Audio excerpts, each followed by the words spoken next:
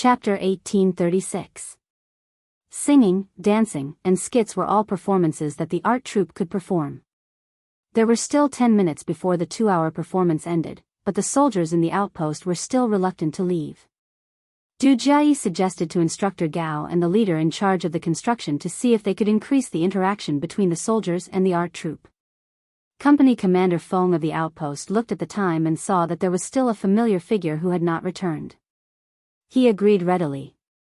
When the soldiers and the art troupe sang together and the atmosphere reached its peak, Company Commander Feng quietly stood up and left. Not back yet? He walked directly to the platoon leader who was standing guard on behalf of the soldiers tonight and whispered, "If he doesn't return in half an hour, quickly send soldiers out to receive him. If something were to happen to a diplomat and a specialist of a certain heavy and powerful weapon right under his nose, he would be a sinner of the country. The place he went to has to avoid being noticed, so it will be a little slow. If he doesn't return in half an hour, I will immediately send someone to receive him." The platoon leader nodded lightly with his windbreaker mask covered in white frost. He looked around the barracks vigilantly and said, "Half an hour ago, a soldier reported to me that the female soldier with the rank of captain in the art troupe asked him which outpost a military officer named Xia Jinyuan was at. He graduated from the National Science and Technology University." Graduates from the National Science and Technology University all had military ranks, so he was definitely not an ordinary soldier. When Company Commander Feng heard this, his eagle-like eyes shone brightly. Although he did not know who Xia Jinyuan was, it was a little abnormal for him to come to the outpost to ask about a military officer who graduated from the National Science and Technology University who might be assigned to the border.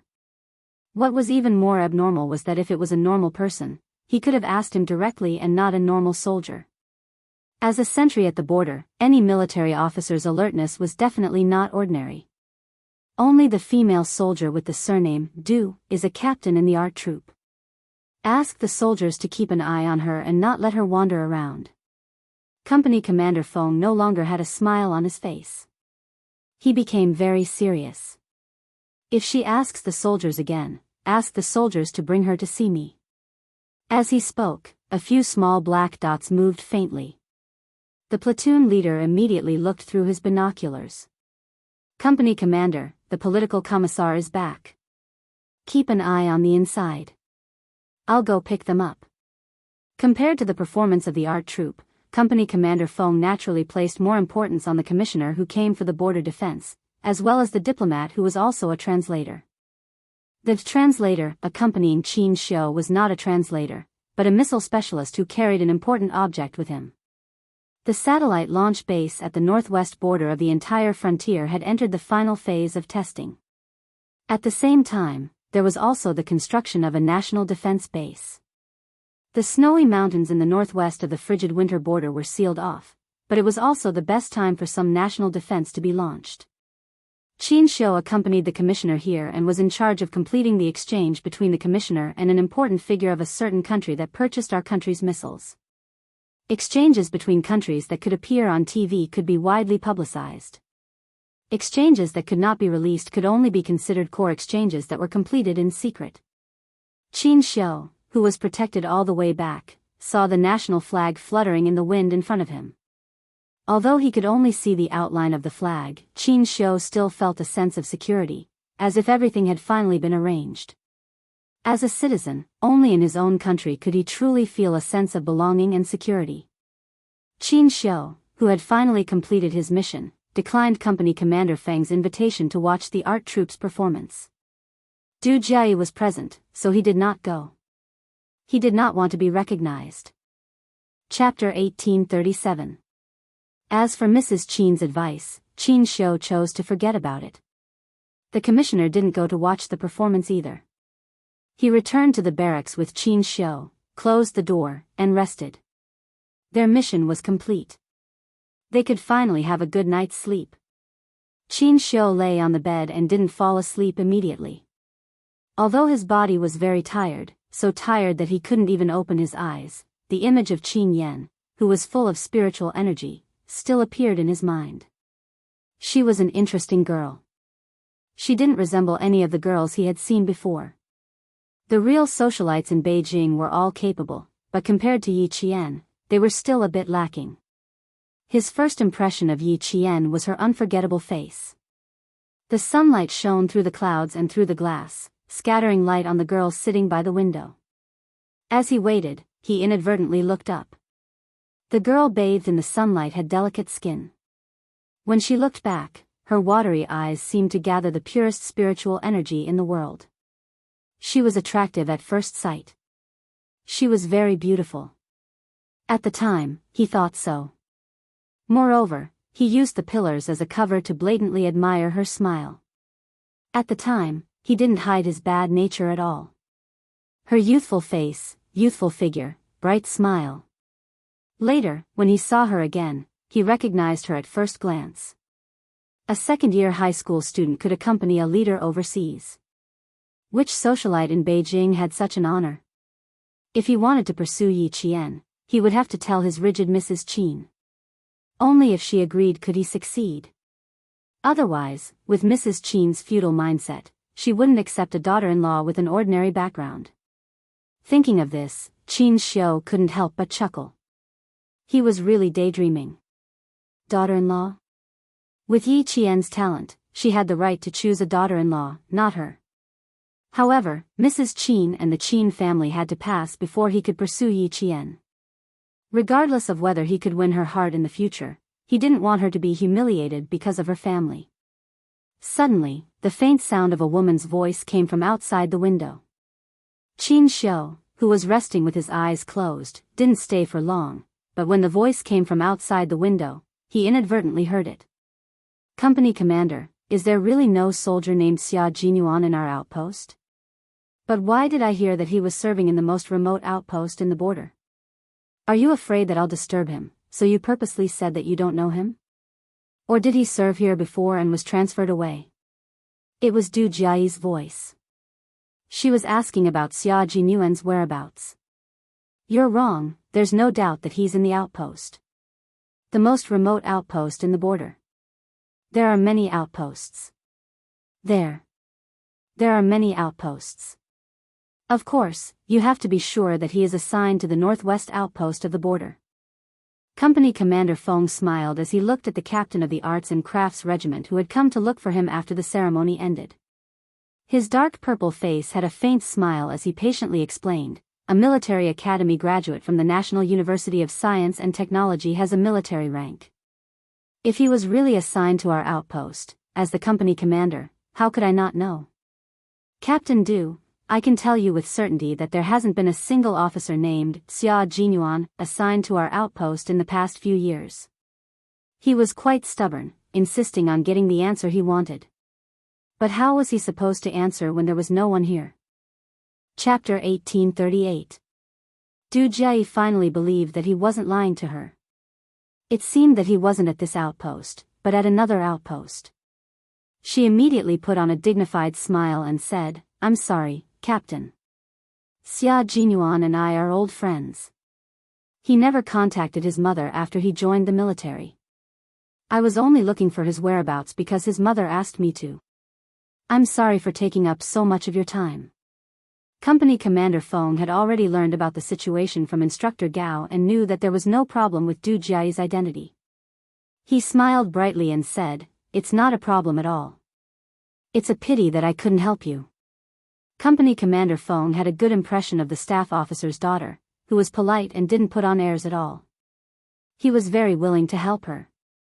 How about this, Captain Du, you write a letter, and I'll ask around at each outpost.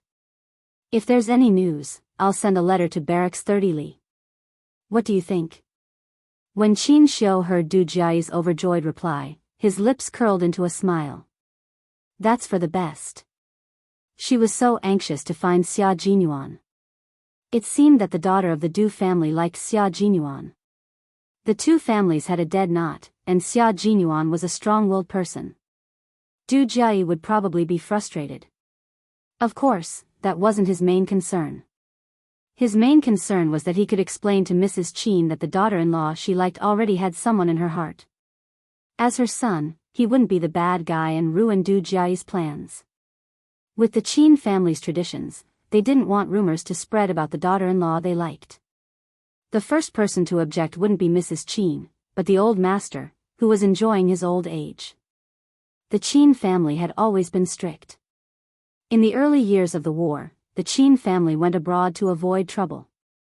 After they returned, the old master Qin restrained the younger generation of the family from doing anything rash in order to prevent them from ruining the foundation of the Qin family. When it came to the grandchildren's generation, the Qin family was considered stable.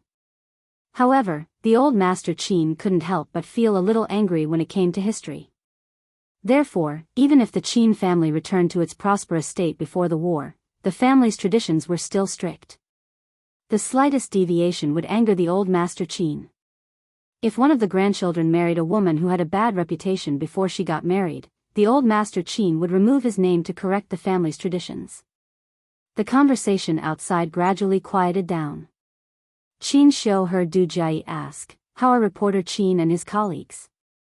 Only then did he know that Company Commander Feng and the others' excuse. He didn't know if he would tell Du Jiayi the truth or not. As a company commander of the outpost, he couldn't possibly make such a big mistake. The sound of footsteps and conversation gradually faded away until the surroundings were quiet again. Qin Xiu, who was lying flat on the bed, closed his eyes again.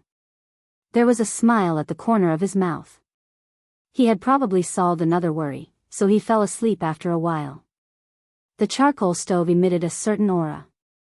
Smelling the unpleasant smell, Qin Xiu slept until dawn. The next day, Qin Xiu began to do what he was supposed to do as a reporter. He interviewed the company commander, platoon leader, and comrades. Then, he followed the company commander up to the high-altitude outpost. It took Qin Xiu 2 days to finish. During this time, Du Jiayi made excuses several times to come and read his manuscript, but she was rejected. In the end, Du Jiayi's face was livid. She didn't calm down even when they returned to the 30-mile camp together. Xia Jinyuan, who was about 300 kilometers away from the 30-mile camp, found out that Du Jiayi was asking about his whereabouts on the 4th day after Qin Xiu and the others returned to Beijing. At the same time, she also inquired about which army Yi Qian belonged to, what the number of the army was, and other information about his identity. Chapter 1839. In response to her inquiry, the leader of Camp 30 Li said, "This is what a soldier should do and also a soldier's duty. You don't need to repay me to avoid ruining the atmosphere." His words directly blocked Du Jiayi's words, making it impossible for her to ask other leaders.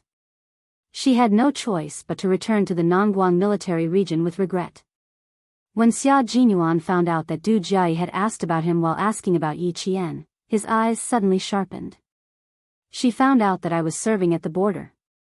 She didn't know that he was training at the border, but she found out that he had been serving there since he graduated from the National University of Science and Technology.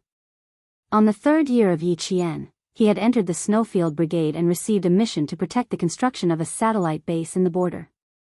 His comrades in the Snowfield Brigade, such as J5, G3, Z7, and so on, had accompanied him. Because of some unknown reasons, this group of comrades had to travel to the border of a certain country to meet with the military there. In addition, the two sides had to exchange information. Only a few of them, who only had military ranks and no military information, had information about their military service at the border.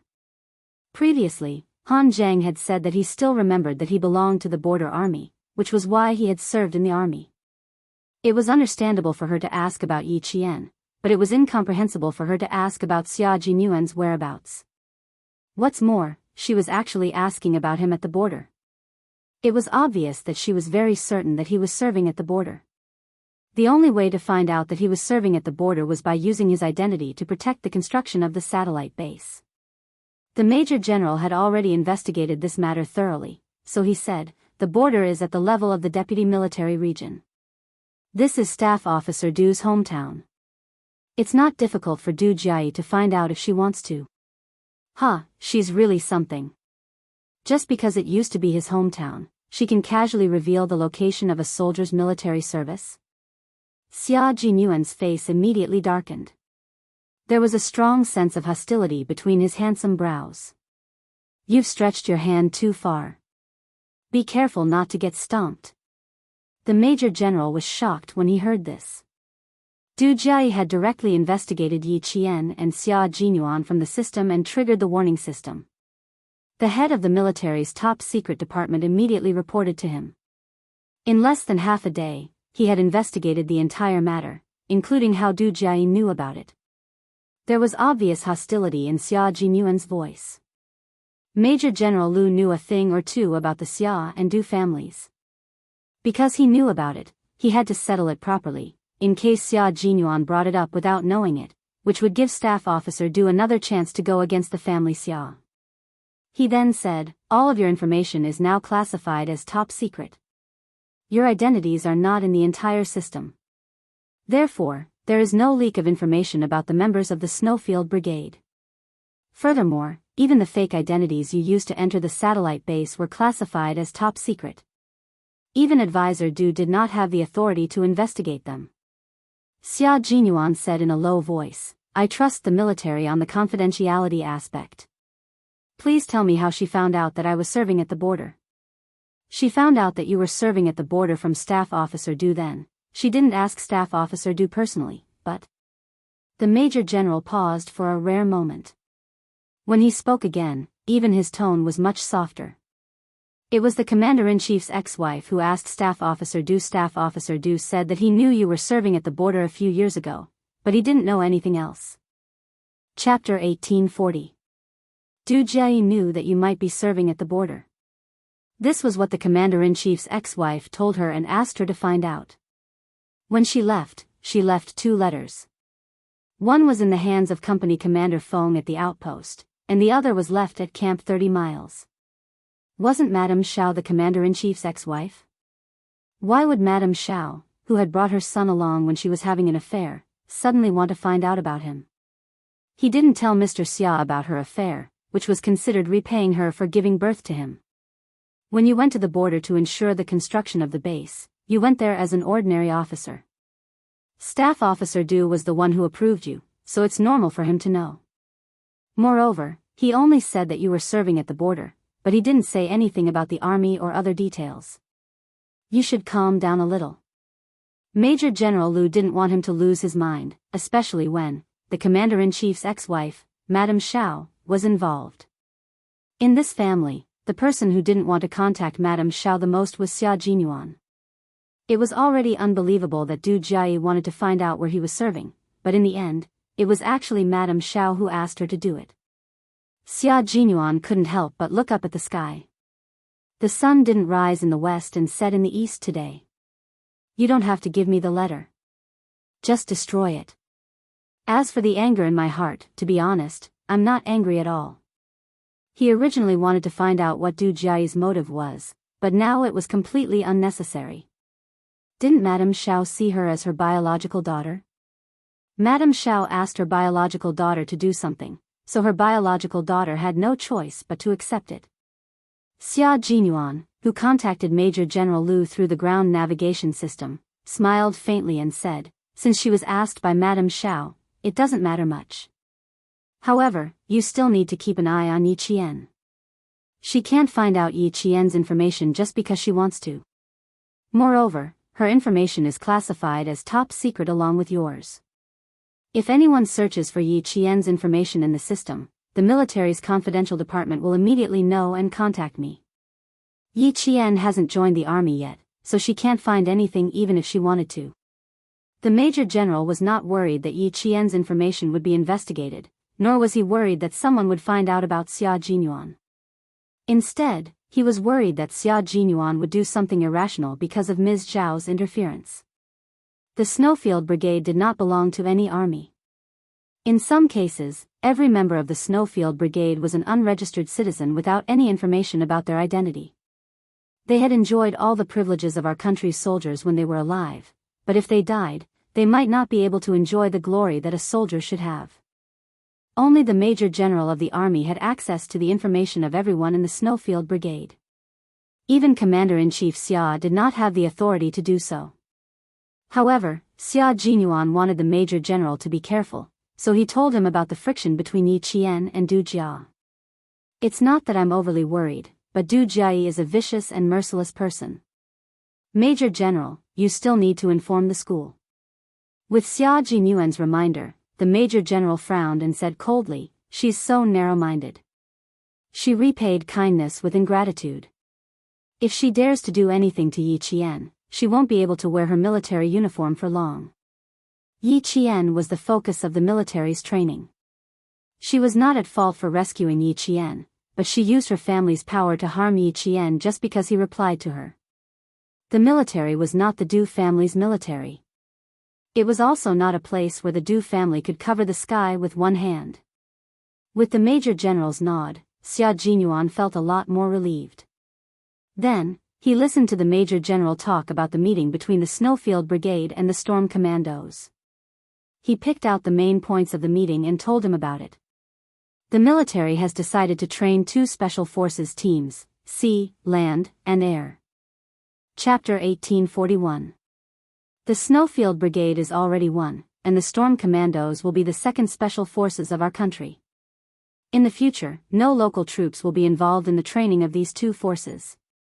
This decision was made because, with the development of the internet, all kinds of eavesdropping and stealing methods were directly related to high technology. In addition, China's self-developed high-tech weapons were unveiled during the Great Celebration, and all the developed countries had already turned their attention to them. Since the Great Celebration until now, the various countries had already caught countless spies who had tried to get close to the troops and bribe military personnel. The Snowfield Brigade was not only the top special forces of our country, but also the most mysterious special forces of our country. In the future, as the country's military strength increased, this mysterious special forces would receive more and more difficult missions. Therefore, the Snowfield Brigade would also usher in a brand new reform. We will discuss the reform proposal you proposed 3 years ago again in the meeting. We agree that the Snowfield Brigade will be divided into 2 teams, and we will use Chinese and English as a substitute for each other. We agree that each team will have 2 combat commanders, but you still have to be the overall commander. Regarding the reform of the Snowfield Brigade, Xia Jinyuan had already mentioned it to the military in the form of a document 3 years ago. However, because the changes were too big, the military did not make any moves. After the Great Celebration, the spies in the country suddenly became rampant, and there were even a few cases of intelligence leaks. The military immediately attached importance to the reform plan proposed by Q King. One of the reports mentioned that in the future, the stolen intelligence would mainly be high technology. The Snowfield Brigade would have to cut off cooperation with the local troops, which was a big disadvantage. They would have to exist in an absolutely confidential form and become a true independent force, a true secret special forces. Whenever the Snowfield Brigade arranged for training in the country, if they needed the cooperation of the local troops, the military would directly give the order to the person in charge of the local troops. They would not mention the number or the name of the person, but would only report the number to the person in charge of the local troops. No one would know what kind of troop had trained here before, and no one would know what kind of troop they had cooperated with before. It was like a ghost troop that suddenly appeared and suddenly disappeared. Just like the training this time, there was still the cooperation of the local troops, which was precisely what Xia Jinyuan could not accept the most. In the end, he ran into Yi Qian's junior high school classmate. Even though he wasn't sure if that boy was Yi Qian, it still made him suspicious. After the confrontation, he immediately reported it to the military. With this incident, coupled with the increasingly rampant illegal activities, the military finally agreed to Xia Jinyuan's reform policy. 3 years ago, Xia Jinyuan had already seen it. 3 years later, he had even focused on analyzing the reserves of special forces in various developed countries. He had also clearly pointed out that there were too few special forces in China for tri-terrain combat and that they had to be nurtured. The Storm Commando team was originally an amphibious frogman assault team, but because of Xia Jinyuan's document, they directly became a reserve amphibious assault team, and all their training programs would be improved. Li Jinyan was a little stunned when he learned that they had become a reserve amphibious assault team. He immediately asked the Navy commander, "Why did you suddenly make such a decision?" There was no news at all before this. He didn't receive any news at all. When it was first established, it was positioned as an amphibious unit. How did it become a reserve, try-to-reign unit without him knowing anything? It made him feel that it was too rushed. Chapter 1842. He also didn't know how the storm commandos he led had suddenly become a preparatory, tri-amphibious, special forces. Indeed, Demon Kingly was a major who could withstand the storm and the test of surprises. He didn't panic or be surprised. He only asked calmly. Naturally, he had to ask clearly. It was impossible for him to lead his men into a tri-amphibious, special forces in a daze. Not only was this irresponsible to himself, but it was also irresponsible to all his team members. It can't be considered sudden. The military already had a plan 3 years ago. The meeting ended at around 2:00 in the morning last night. The Navy commander had been waiting for Li Jinyan to call to report on the progress of the training. He was very happy in his heart, and his tone was rather calm. He didn't show it. I didn't expect to choose the storm commandos led by you in the end. After all, our team hasn't even been established for 2 years. The military decided to put another, tri-amphibious, team on the agenda after the celebration. They chose from several special forces in various military regions, and in the end, they chose the storm commandos led by you. Jinyan, your ability is obvious to all. Although I'm surprised, I also think that this is the responsibility you should bear. You have to shoulder this responsibility that has been given to you. I'll hand the storm commandos over to you. I hope that you can achieve something. Chase after your goal, and one day, you will truly surpass that SEAL team in the West. As a member of the Navy, Li Jinyan had set the Western SEAL team as his goal from the very beginning. He had led all his team members to train day and night. In less than a year, he had submitted an outstanding result to the Navy and the military. The SEAL team was the top tri-amphibious force in a certain Western country. If the storm commandos could surpass it one day, it would definitely be something that would shock the entire world. However, Li Jinyan knew how big it was to achieve this goal. However, no matter how big it was, he would not give up. If he couldn't do it, he believed that the captain of the storm commandos could do it. As long as he didn't give up, hope would always exist. After listening quietly, Li Jinyan's eyes darkened. When he looked at the blue sky, he was even more determined. He said calmly, "Okay." Only the word "good" meant that he already knew, and that he would definitely shoulder the responsibility given to him by the country. No excuses, no concessions, no hesitation, and no timidity. As a Marine, Li Jinyan knew his mission and responsibilities. He was a soldier. In the face of challenges, he would be calm and collected. He would never allow himself to panic. Instead, he would challenge and win. He would never admit defeat and sacrifice himself. He was already prepared to welcome a brand new future.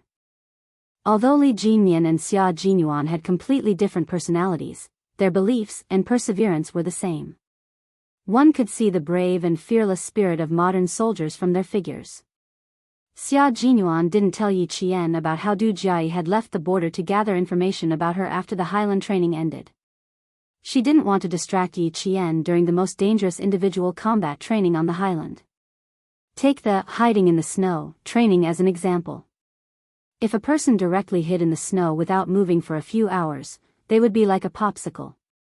He really couldn't bear to let someone like Du Jiayi distract Yi Qian. She not only gathered information about you in the border, but also about me. Now that the Major General is keeping a close eye on her, she hasn't made any moves yet after returning to the Nongguang military district. Chapter 1843. Xia Jinyuan didn't hide anything. He even told Yi Qian everything that Du Jiayi had asked about him. I reminded the Major General. Now that the Major General is helping us keep an eye on her, if she dares to do anything, she won't be the only one who will suffer. Staff Officer Du will suffer too. Ask about Captain Xia. Why is she asking about you? This was Yi Qian's main concern. Even his tone was much colder. Why would she come to the border to ask about you? Where did she get the news that you're in the border? Is it from her father's place? Captain Xia didn't show up that night. If she knew that he was in the border, it would be a very serious matter. It was an important matter regarding Captain Xia's safety in the country. Xia Jinyuan had already seen Yi Qian's sharp senses. Now that she had grasped the main point and asked directly, he wasn't surprised at all. He gently brushed off the frost that had gathered on her eyebrows and explained, "She didn't know that I was training here. Do you still remember that year when we fought together in the snowy highlands? I was on a mission at that time. For some reason, I became an ordinary platoon leader in the border. The border was where Staff Officer Du had worked his way up. At that time, he only knew that I graduated from the National University of Science and Technology and was serving in the border. Madame Xiao found out from Staff Officer Du that I was serving in the border, so she asked Du Jiayi to ask about me. As for why she asked about me, I don't want to know. It couldn't be anything good. Moreover, he didn't want to have anything to do with Madame Xiao." Yi Qian was relieved. He was afraid that she knew that Captain Xia was training in the border, so she directly asked about him. She also noticed that his tone was especially cold when he mentioned Madame Xiao, even with a hint of disgust. Yi Qian knew who Madame Xiao was. Although she didn't know why he had such an expression, she was definitely on his side. Just ignore her. It's not worth getting angry over someone you don't like, she advised him with some heartache. During this period of time, he had been planning the training. Sometimes, he didn't even have time to give her homework at night. If you're tired, don't let someone you don't like affect your mood. Xia Jinyuan wasn't someone who would get angry over Madame Xiao. He just simply discussed. Affect his mood? She really didn't have that right. As it was a private matter between the two of them, they chose a place where no one else was around.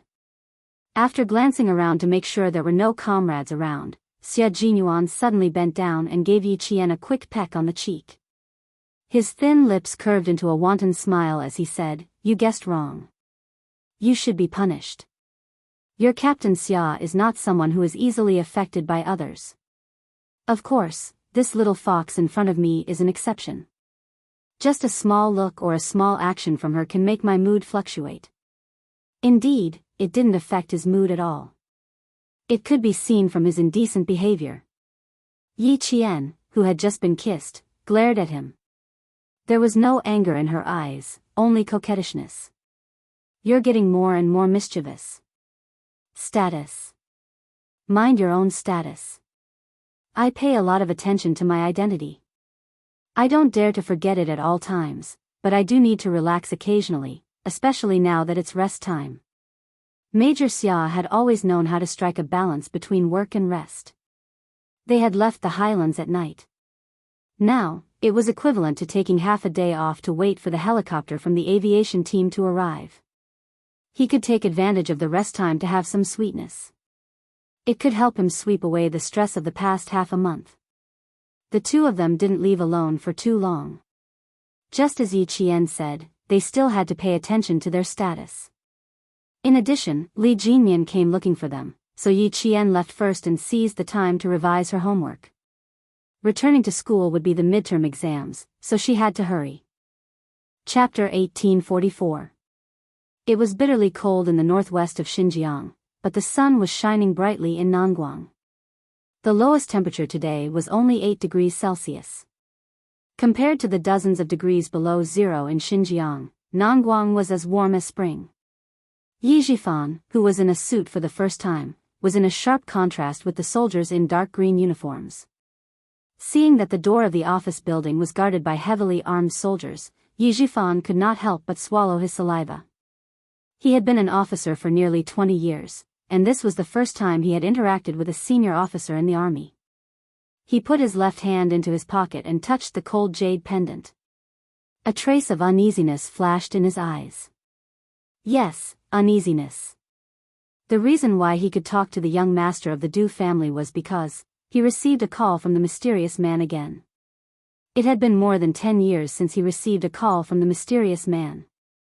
When he received the call again, the disguised voice did not change much. Probably because he was older, the voice was not as impetuous as it used to be. When the voice came from the phone, he almost thought that he was going to take back the jade pendant, because, he didn't let Yi Jian become useless at all.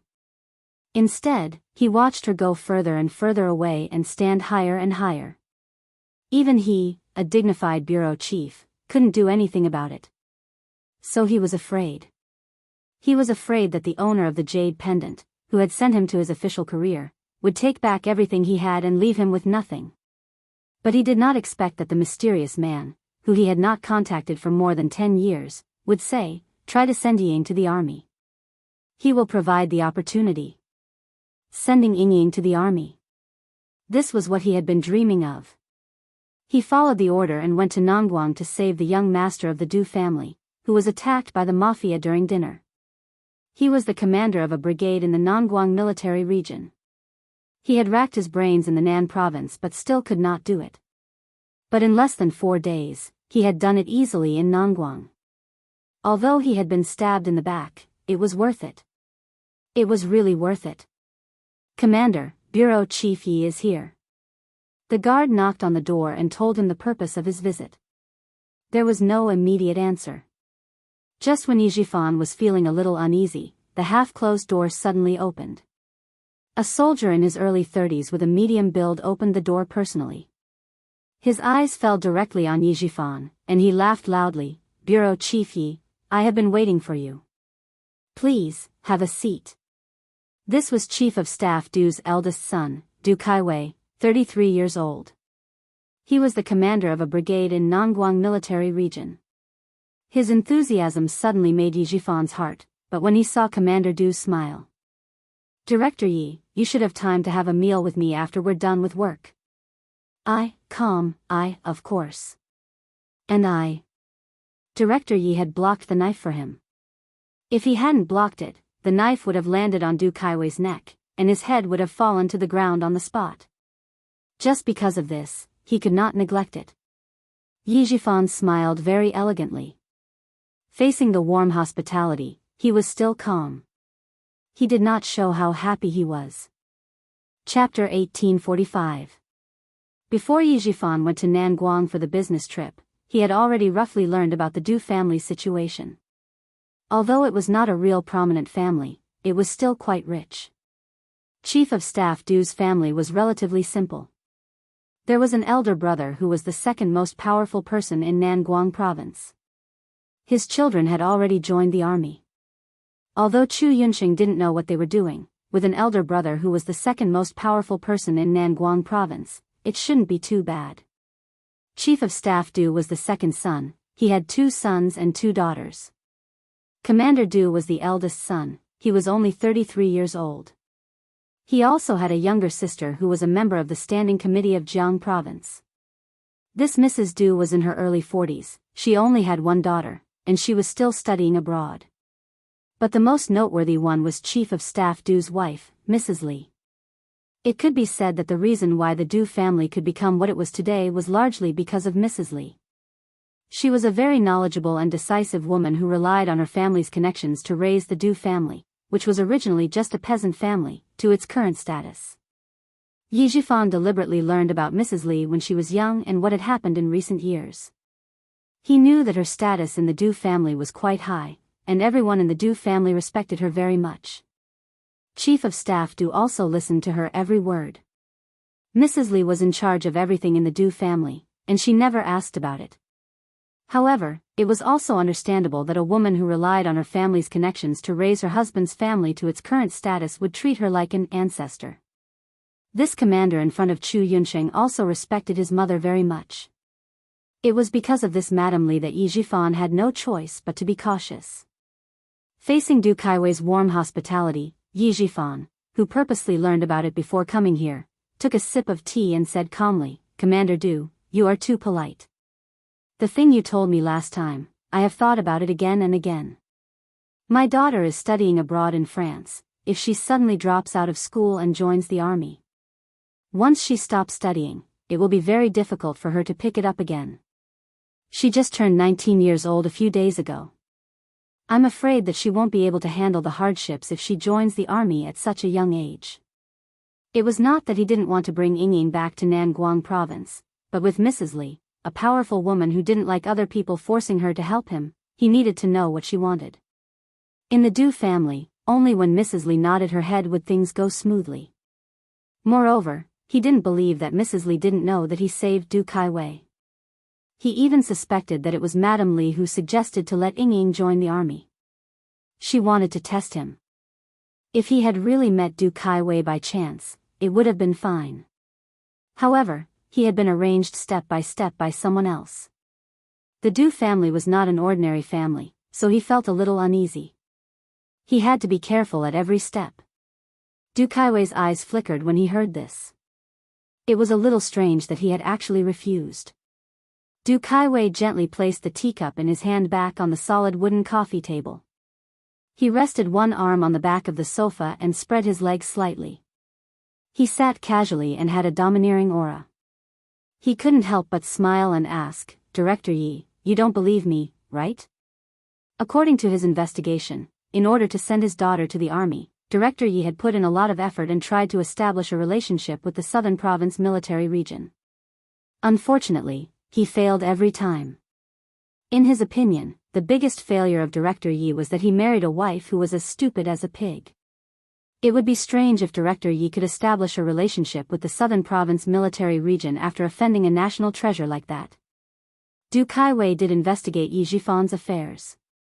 When he learned that the person who saved him was the director of the construction bureau of the Southern Province, he was a little relieved. He originally suspected that it was a trap. Chapter 1846. She also found out that Yi Jifan's political achievements were excellent, but he didn't have any connections with the military. She wanted to build a relationship with the military, but he was always rejected. So she completely believed that saving him was not a trap. But Mrs. Li was right. No matter what the result of the investigation was, seeing was believing. After he finished speaking, Du Kaiwei, who had been very polite the whole time, stared at him without blinking, patiently waiting for him to answer his question. "Commander Du, this is not a matter of whether I believe you or not. I just don't want my daughter to stop studying. Also, my daughter is still young and naughty. She made a big mistake in the college entrance examination, so she can't take the college entrance examination for the next 5 years." Yi Jifan said very slowly. He told Commander Du the truth about Yi Ying's situation. He didn't believe that Commander Du didn't send someone to investigate these things. Since he couldn't hide it, he might as well tell him everything. At least, he could leave a good impression. "At that time, I thought that I couldn't let my daughter go to the military. Since she can't take the college entrance examination, then she should go to the military. But I didn't know, sigh, because of some things in my family, my daughter also fainted in junior high school. When she went to the People's Hospital for a checkup, they found out that she had a heart problem. All these reasons made it even more impossible for her to go to the military. Although I wanted to, I had no choice but to accept the fact. After thinking for a while, I finally decided to send my daughter to study abroad." Yi Jifan let out a long sigh and said, "It's all because I didn't teach her well when she was young. Fortunately, she is not a bad girl. Otherwise, I would have a headache." After he told Commander Du the truth, the smile in Commander Du's eyes deepened. What he said was not different from his investigation. It was reasonable that Director Yi didn't want to talk about his family's problems. If she has a heart problem, she can go for a more detailed checkup. Other things are not important. It's just my daughter's little mind. Du Kaiwei had a little sister who was even more troublesome, so he didn't think that Yi Ying's things were out of line. "Director Yi, you can think about it carefully. You don't need to answer me in a hurry. Director Yi is now in a high position, I can't help you with other things. Only if your daughter goes to the military, I can say something. Also, when my family found out that it was Director Yi who saved me, my parents really wanted to come to Southern Province to thank Director Yi in person. Unfortunately, both my parents were busy and couldn't get away. They could only wait for an opportunity to express their gratitude to Director Yi." When Yi Jifan heard this, he knew that he had made the right move. The Du family was indeed trying to rope him in. Thank goodness, thank goodness. Fortunately, he knew about Madame Li's past, so he did not rush to agree. When the Du family was investigating Yi Jifan had already investigated the Du family. However, he had always been cautious. When he found out that Madame Li was actually in charge of the Du family, he hurriedly investigated Madame Li's character. As a result, he found out that Madame Li had done something back then, which made him break out in a cold sweat. The old madam of the Du family had a cousin who had once lent half a liter of rice to the Du family during their most difficult time.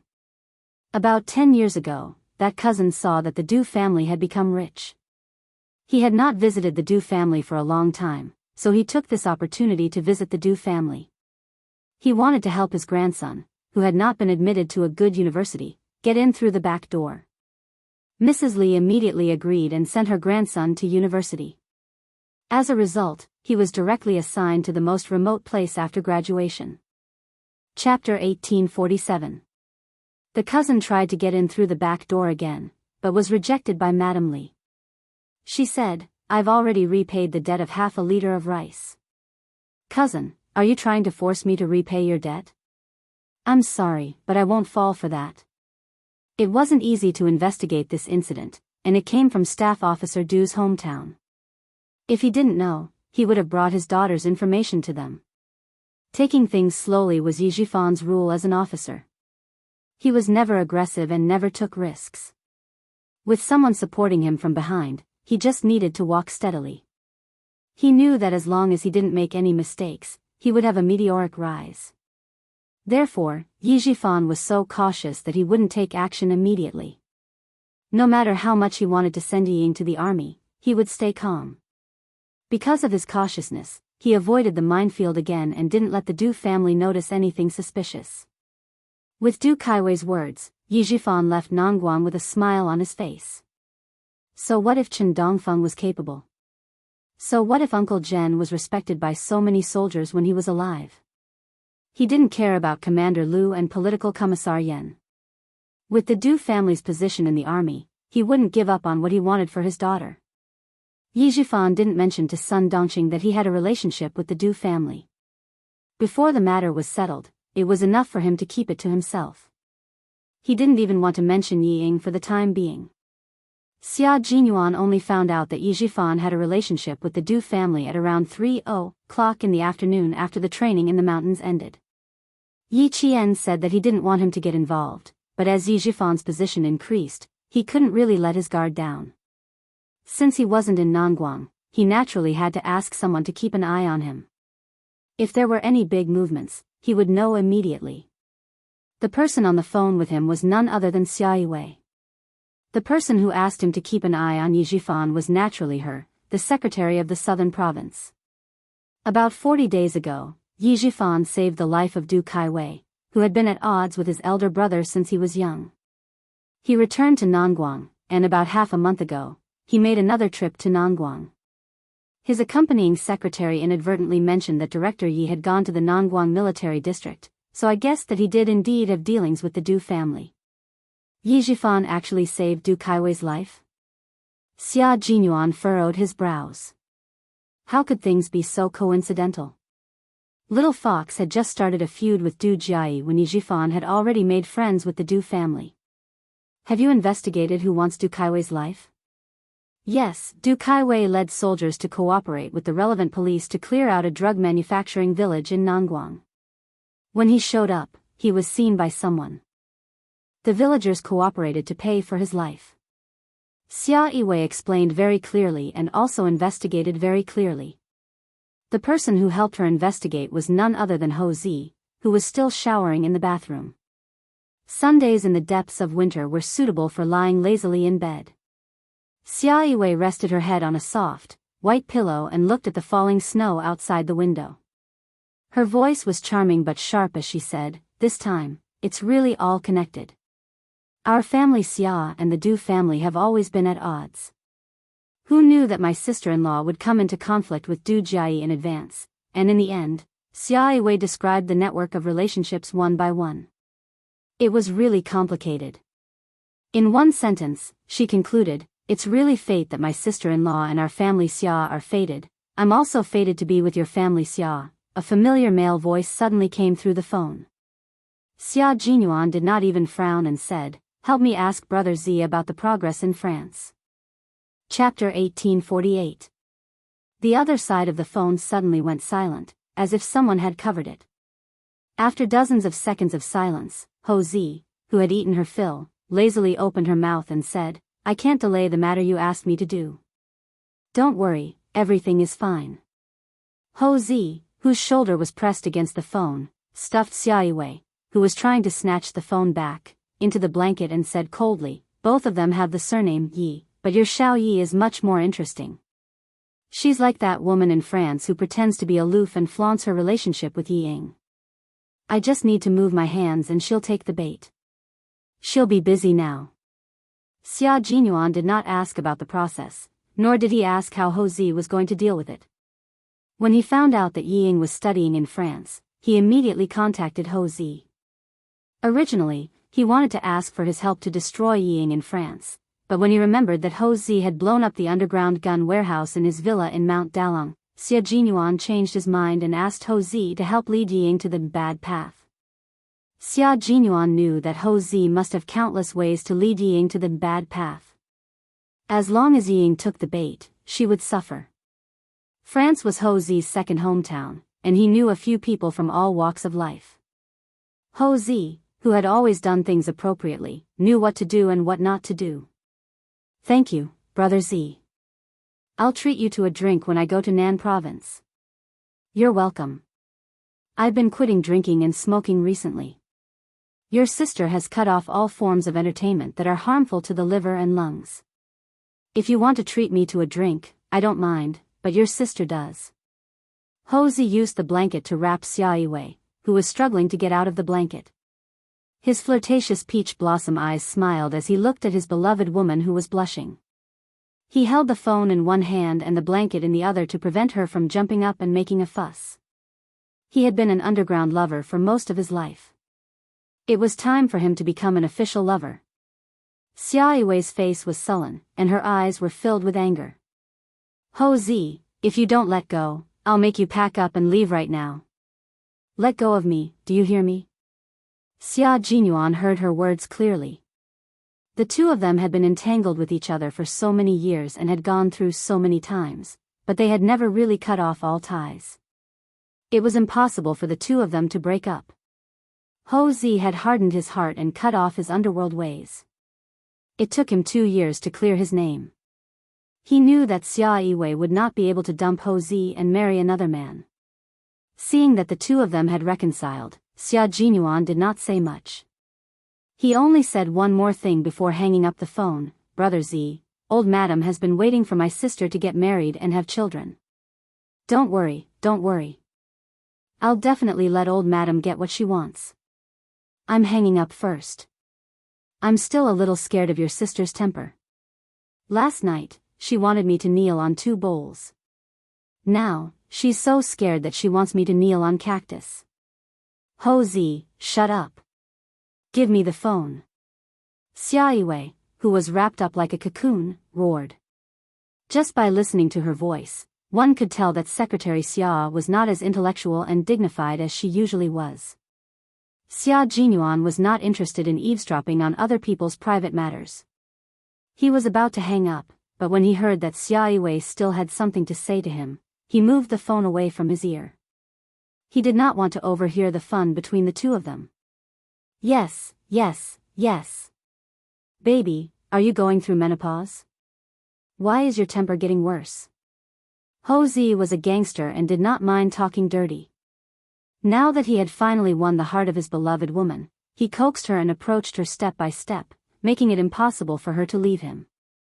Chapter 1849. Xia Yiwei, who struggled out of the blanket, was choked by the word menopause. If it weren't for the fact that she had something to discuss with Xia Jinyuan, Xia Yiwei would have rushed into the bathroom and poured a glass of cold water on his face. Since she had something important to discuss, she only gave him a cold stare. Her snow-white arm came out of the blanket, revealing the kiss marks on the inside of her arm, adding to the ambiguous atmosphere. "Old 6, tell Xiao Yi to be careful.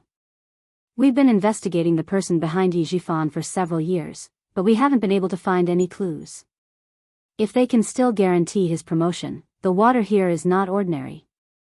She could see how much old 6 cared about Xiao Yi, and Xiao Yi was indeed not bad. It was old Sixth's blessing to be able to marry her. She only hoped that the two of them could be safe and sound and not have any twists and turns. I tried to ask the governor, but I didn't get anything. Yi Jifan's resume was clean, and his political achievements were excellent. It could be said that he could achieve some political achievements no matter what position he was in. It was as if he was born to be an official. The more he was like this, the more suspicious it was. Xia Yiwei treated Yi Qian as her family. Otherwise, she would have completely ignored him.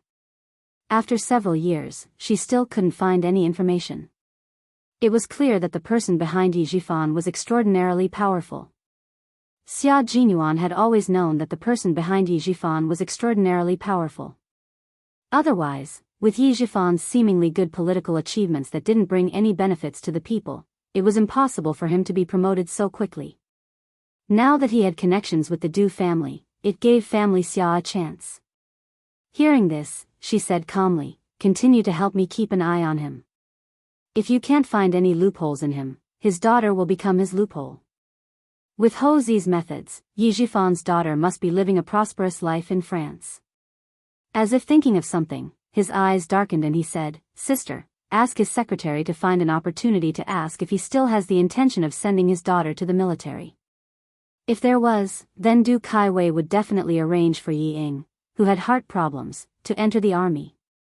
Her reputation in the country was ruined, and she had a bad record abroad. Regiment Commander Du, if you really want to repay that stab, then please arrange for Director Ye's daughter to join the army." Xia Yiwei was the secretary of the leader of the southern province. It was much more convenient for her to keep an eye on Yi Jifan. Moreover, Yi Jifan's secretary was friends with Xia Yiwei. It was not suspicious for her to ask some non-work-related questions.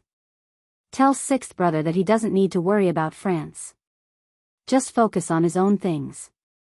I'm not capable of handling the matters in the army, but I can still contribute to the matters outside. Ho Zi, who was about to get dressed, leaned over and kissed Xia Yiwei on the cheek, leaving the two siblings alone. He had to go downstairs to prepare lunch for his wife. If he didn't prepare lunch now, dinner would be ready. Xia Jinyuan didn't talk for a long time.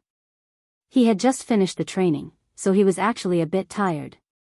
When he took out his phone and saw Xia Yiwei had sent him a few text messages, "Call me back as soon as you see me." In front of him, Yi Qian was still standing quietly in the same place. There was a smile in his dark eyes. He slightly moved his ankle that he sprained last night, and then strode straight towards Yi Qian. Everyone was wearing a jungle combat uniform. The paint on their faces was smeared with sweat, making them look even more unrecognizable. There were still a few comrades who hadn't come back yet.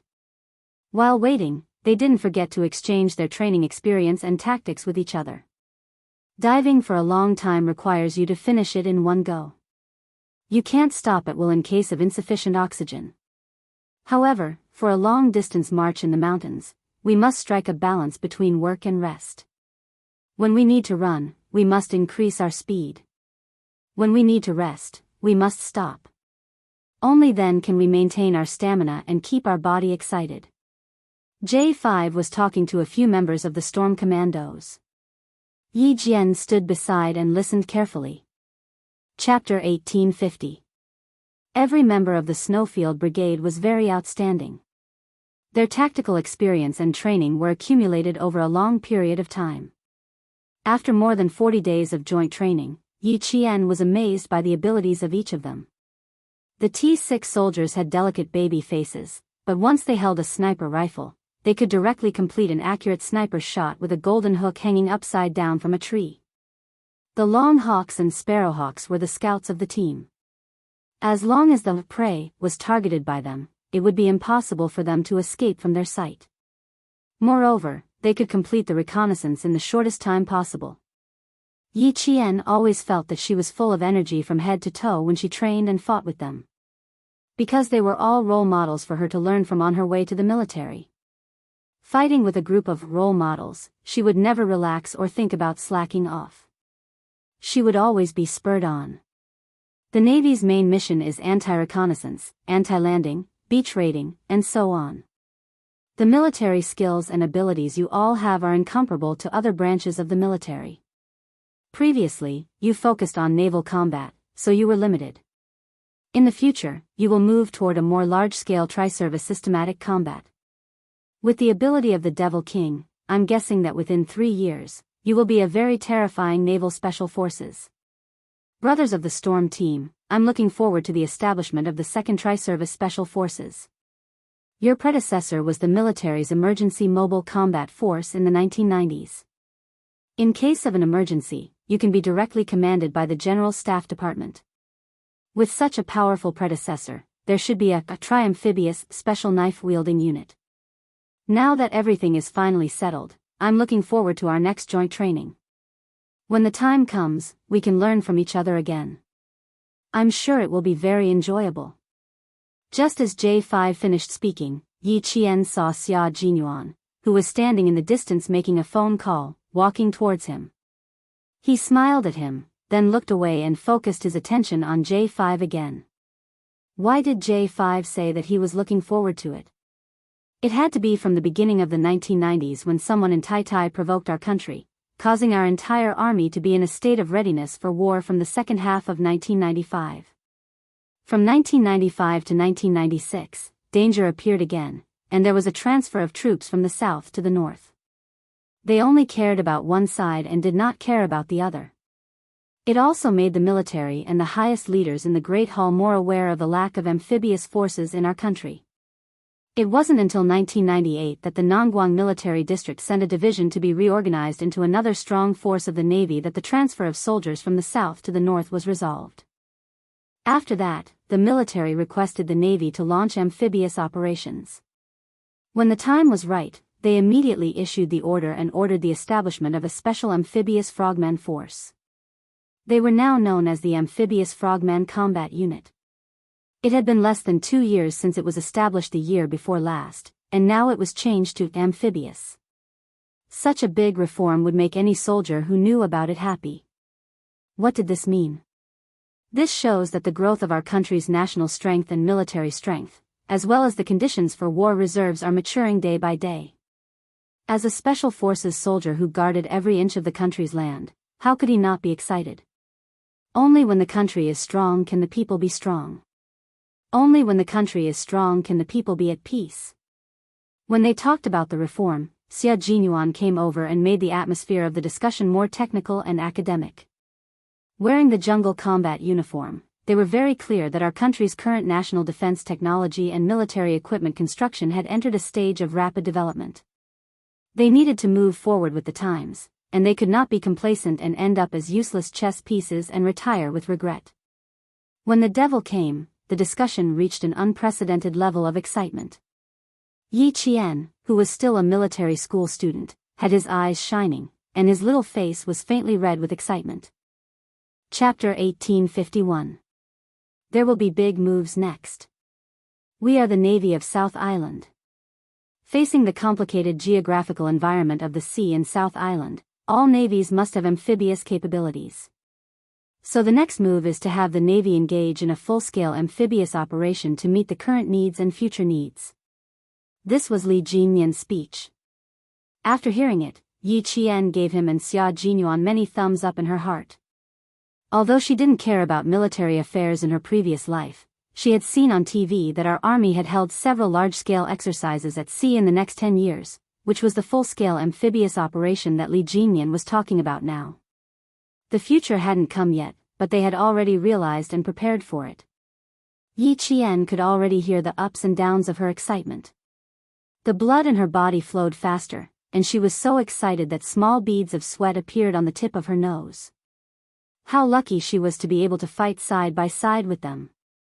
When we move from mechanization to digitalization, there will definitely be a full-scale 3-army drill. Those who sail on the sea, fly in the sky, and run on the ground will all gather. Brothers, when we meet again at that time, how delightful it will be. How delightful, how delightful. As a female soldier, Yi Qian was even more ambitious when she heard this, and she couldn't calm down for a long time. Life was like a white steed passing through a crack, and in the blink of an eye, she disappeared between heaven and earth. In her previous life, she died an ordinary and cowardly death, so in this life, she must not waste her time. She must live a vigorous life. Those insidious villains were nothing. They spent their lives calculating, but they didn't know that they miscalculated their own lives. Whether it was Yi Ying or Du Jiai, their world didn't have magnificent scenery, only darkness like a trench. Yi Qian's world was vast and boundless, and the army was her life stage. She would dance the most beautiful dance and live the most brilliant life. Come on, stack one. Stack one for the many times we will train and exercise together in the future. When the time comes, no one can be left out. In the depths of the dense forest, dozens of big hands were stacked. As there were too many people, some of the brothers stepped on another brother's knee and sat directly on his comrade's shoulder.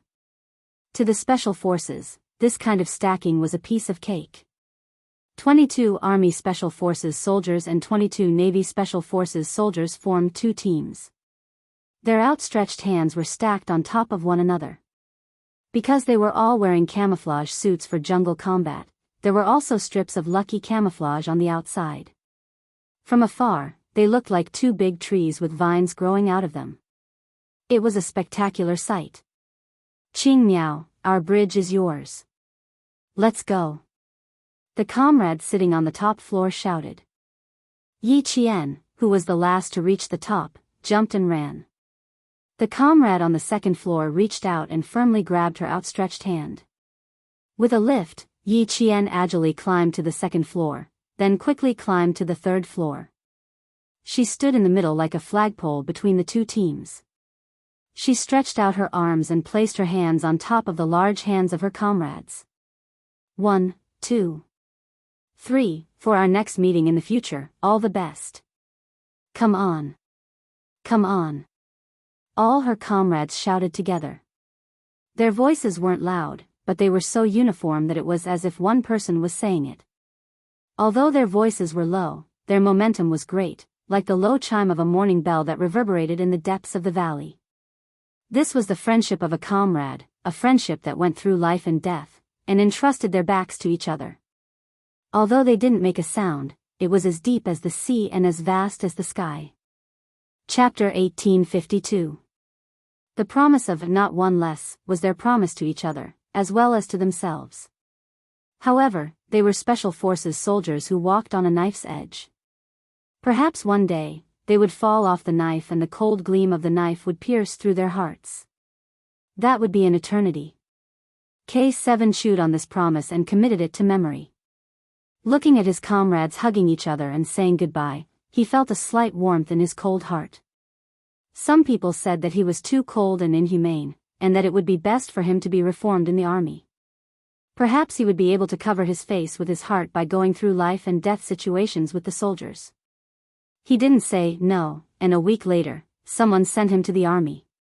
How many years had it been? It had been 8 years since he graduated from medical school when he was 19 years old, and now he was 27 years old. It had been so many years, but he had never thought of leaving the army. He had never thought of going home. The figure in front of him was so lively, so loyal, so why should he leave? This was his comrade. His comrade who had gone through life and death with him. After folding his arms, K7 stood far away. Looking at his comrades hugging each other, there was a smile in his eyes. Then, there was a smile on his pale face. In the end, his lips, which were rarely curved, were raised high. He walked very quickly, as if he was chasing after something. When he walked in front of a member of the Storm Commandos, he suddenly reached out and hugged him tightly. See you next time, brother.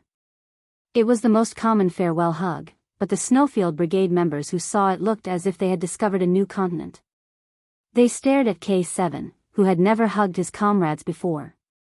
The one who was hugged was Whale. He didn't know about K7's personal situation and habits, so he hugged him back and said, "Of course, of course." When he let go, the big smile on his face really blinded the eyes of his teammates in the Snowfield Brigade. His bad habit was gone. He could even hug his comrade. Fuck. When did it get better? Why didn't they know? Yi Qian didn't know either, but he noticed that Xia Jinyuan and the others' expressions were a little strange, so he asked softly, "Why are you guys so shocked when K7 hugged Whale? Isn't that normal?" "It's not normal." K7, who graduated from medical school at the age of 19, never hugged anyone. It was the same in the army before, and it was the same in the Snowfield Brigade. He has a psychological trauma, so everything is normal except for hugging, Xia Jinyuan explained in a low voice with a smile. He took this step, which means that he has overcome his psychological trauma. Hearing that, Yi Qian thought about it carefully and realized that K7 had never hugged his comrades before. Then, he saw him hug his comrades from Storm Commandos one by one. Yi Qian was very happy. Overcoming psychological trauma was not an easy task.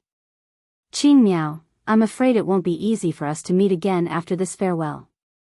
You're a female soldier and the female soldier I admire the most." The great whale walked over. He couldn't give the female soldier a solid hug, so he just hugged her lightly before letting go. He looked at her with his bright eyes and smiled gently but reluctantly. "Our team is also your team. You are welcome to come and train with us often. The Demon King will also be very happy to have you here." Xia Jinyuan heard the first part of the sentence very well, but the last part made him raise his eyebrows. Why did it sound like there was another layer of meaning? Yi Qian answered seriously, "You guys still have a lot of skills that I haven't learned yet.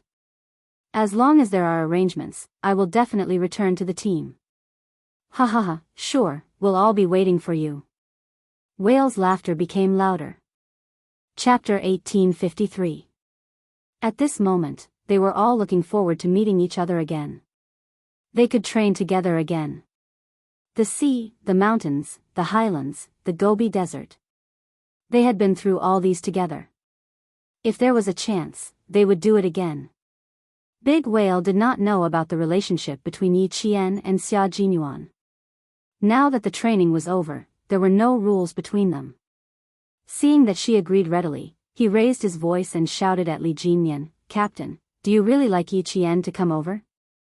His voice was loud and penetrating. With Big Whale as the center point, it spread in all directions. Basically, the members of both teams could hear him clearly. Big Shark, who knew a little about the situation, raised his hand and rubbed his forehead. "Big Whale, you're trying to steal Qing Miao away in front of Q King. You're really bold." When the members of the Storm Commandos heard this, they immediately laughed and continued to tease him. "Of course our captain likes her. Big Whale, do you still need to ask? Look at how well they complete their cooperative training every time. Look at how good their chemistry is. How much do you like her to be able to cooperate so well?" Meanwhile, Major Xia finally understood that these water ghosts had the same thoughts. They were trying to matchmake his little fox and the Devil King. When the members of the Snowfield Brigade heard this, they could not take it lying down. "Brother, you're not being very nice. This is a female soldier in our team. One moment you were reluctant to let her go, and now you want to steal the beauty of our team. Brother, let's have a good chat." Who was the loudest just now? I can't tell that you guys have such thoughts. Let's go, let's find a quieter place to have a good chat. The people who said this were the members of the Snowfield Brigade who were unaware of the situation. The few who knew, such as G3, J5, Z7, and the scout, young Sparrow Hawk, were already looking at their Q King sympathetically. How pitiful. His girlfriend was stolen from him, but Q King could not do anything about it. Z7 was different from the others. He loved to watch the drama unfold. At this moment, he was enjoying the change in Q King's expression. That's right, he was enjoying it because he was jealous that Q King could see his girlfriend every day. How could Xia Jinyuan not know what his bad friend was like? He glanced at him, raised his eyebrows, and looked at Yi Qian. After a few seconds, he looked at Han Zheng again. This time, his gaze was somewhat provocative. His thin lips curled up slightly. Even his smile was so provocative. That smile really made one's heart itch. It was as if she was directly telling Han Zheng, don't think that you can see a good show from me just because of this. Give up. He must have suffered a huge blow. It's a little abnormal. After being provoked, Z7 muttered to himself. Then, his gaze landed on Yi Qian. Q King was so calm and could even reply to them with a provocative look. Could it be that he was not angry because of Yi Qian? Because Yi Qian would do something to make him happy, so he did not mind? Not angry at all? Z7 knew Xia Jinyuan well. After sorting out his thoughts, he immediately put on a straight face and pretended that he had not seen anything. J5 immediately walked over and said in a low voice, "Calm down. They don't know about your relationship with Qing Miao. It's okay if they don't know. Don't get angry. Maintain your composure. Don't make things unpleasant." As a man, watching his girlfriend being paired with another outstanding man, as a man, he felt very embarrassed and aggrieved. Chapter 1854. It was indeed embarrassing to encounter such a situation, but Major Xia Jinyuan was not an ordinary person. Nothing that could make him feel awkward had ever happened before. If his girlfriend was to be mixed up with another man, it would depend on whether that man was interested or not. Li Jinyan did not have feelings for Yi Qian. Since he knew that, why should he jump out? Of course, the most important point was that his girlfriend did not have feelings for another man. All in all, there was no need for him to jump out. He would only feel awkward if he jumped out. He would make everyone feel awkward and Little Fox would not be able to get out of this embarrassing situation. It did not matter if he was embarrassed. He was a thick-skinned man after all. However, this matter had to be resolved properly. He did not want to make things difficult for Little Fox. As for himself, he was not angry. Other than feeling a little stifled, he was also a little worried. He was worried about when his identity would become open and aboveboard. However, he still had to put on an act. He had to let Little Fox know how aggrieved he was as a boyfriend who could not be exposed to the public. When he heard this, he said, "Don't worry. I still have some manners. The ignorant are innocent. When they find out one day, I will find a way to talk to them about the past. We'll talk about it in the future. Bear with it for now," J5 said and felt like laughing.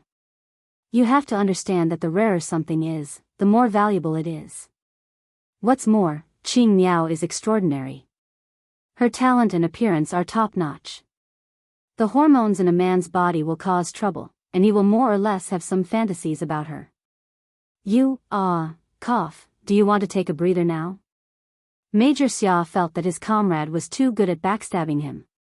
He had not thought of anything else, but his comrade had thought of everything. What did he mean by, more or less fantasize about being with her? You're not here to comfort me so you can stab me a few times, right? Major Xia stared expressionlessly at his comrade who was trying hard to hold back his laughter. Fantasize about being with her? If you said, fantasize about being with a girlfriend like Qing Miao, I might be able to accept it. When J5 heard this, he laughed and patted Xia Jinyuan on the shoulder. He laughed so hard that his shoulders shook. I'm honest. I'm not lying. Please forgive me. An honest man can't go against his conscience and lie. It was good that she was not angry. He was really worried that a dispute would arise because of this. After laughing, J5 said seriously, but this also shows that as long as the two of you don't let the public know about your relationship, something like this will happen again. Q King, in my opinion, if you want to solve this problem, you should just ban the jokes between comrades. It doesn't matter to us guys. We're thick-skinned and flirty. She's a female soldier. If such jokes are made frequently, not only will it affect her mood, but it will also ruin her reputation. Yes, I'll make a statement after they leave. Xia Jinyuan, who had the same intention, nodded lightly. His gaze had already landed on Yi Qian. She still had to solve this problem herself. Due to his status, he had to wait for Demon King Li to make a statement first before he could stand up.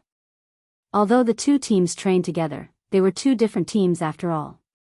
They had their own captains, so Li Jinyan had to be the one to stand up for the Storm Commandos. Xia Jinyuan, who was born in a military family, knew how to get along with his colleagues. He would not let himself make the mistake of overstepping his authority. Major Xia was also someone who would not let himself be taken advantage of. Since he wanted to let Yi Qian know that he was upset, his expression in the blink of an eye was so pretentious that even J5 silently distanced himself. As expected of a soldier king, he really knew how to act. Chapter 1855. Yi Qian, on the other hand, did not realize what Big Whale meant at first. It was only when she heard their banter that she realized what Big Whale was implying. She was not embarrassed. They were just joking, and no one took it seriously. She did not take it to heart, but what about her boyfriend? Yi Qian, who understood what was going on, immediately went to look at her boyfriend. When she turned her head, she saw her boyfriend, Major Xia, looking at her with an extremely resentful gaze. When he saw her looking at him, he even sighed heavily, looking like a resentful husband in his boudoir. Yi Qian felt her scalp go numb. Captain Xia, you are really not suitable to be a resentful husband. She still needed to comfort him. If she put herself in his shoes and someone else used him to make fun of other women, she would also feel uncomfortable. Although she did not have any experience in love, she knew that love was about mutual respect, putting each other in the heart, and always being considerate of each other. Moreover, although the members of the Storm Commandos were joking, this kind of joke should be prohibited. She did not like this. You guys are really bold. You even dare to make fun of your own captain. Your captain is not just anyone, he is the Demon King. I can already foresee that when you guys return, you won't be able to escape from dozens of nautical miles of armed swimming. As soon as Yi Qian finished speaking, all the members of the Storm Commandos immediately looked over. It can't be, right? It was just a joke. With one look, the bolder members were so scared that their hearts trembled. Their Demon King captain already had a cold face, but now he was so cold that his face was expressionless. Everyone knew that the expressionless Demon King was the scariest. Xia Jinyuan was already laughing. Dozens of nautical miles of armed swimming was not an easy task. They only knew about Little Fox's abilities and character, but they did not know that Little Fox did not like to make such jokes, especially when it came to relationships. Li Jinyan's expression had already become extremely cold. He was a little lawless. There should be a limit to making fun of others. He walked to Big Whale's side coldly. Big Whale knew that he was in trouble. He lowered his head and immediately admitted his mistake. I'm sorry, Captain. I was wrong. He had to admit his mistake immediately. Moreover, his attitude must be sincere. None of the members of the Storm Commandos saw this and immediately grabbed the neck of the comrade who had made a joke. We're in trouble because of your foul mouths. I still had a few days off when I went back, but now, it's all gone. Just as he finished speaking, the Demon King said coldly, I originally planned to give you 3 days off to rest. Now it seems that there's no need for that. Go back and challenge the 30 nautical miles of armed swimming. He couldn't say too much, but the punishment was very clear. Whoever dared to make such a joke again would be severely punished. All the members of the Storm Commandos stood straight and accepted their punishment without any objections. Xia Jinyuan walked to his side and fought side by side.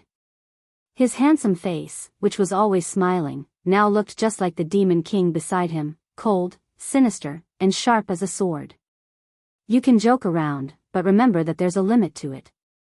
Normally, us men can sit together and chat. We're men and have thick skin, so it doesn't matter.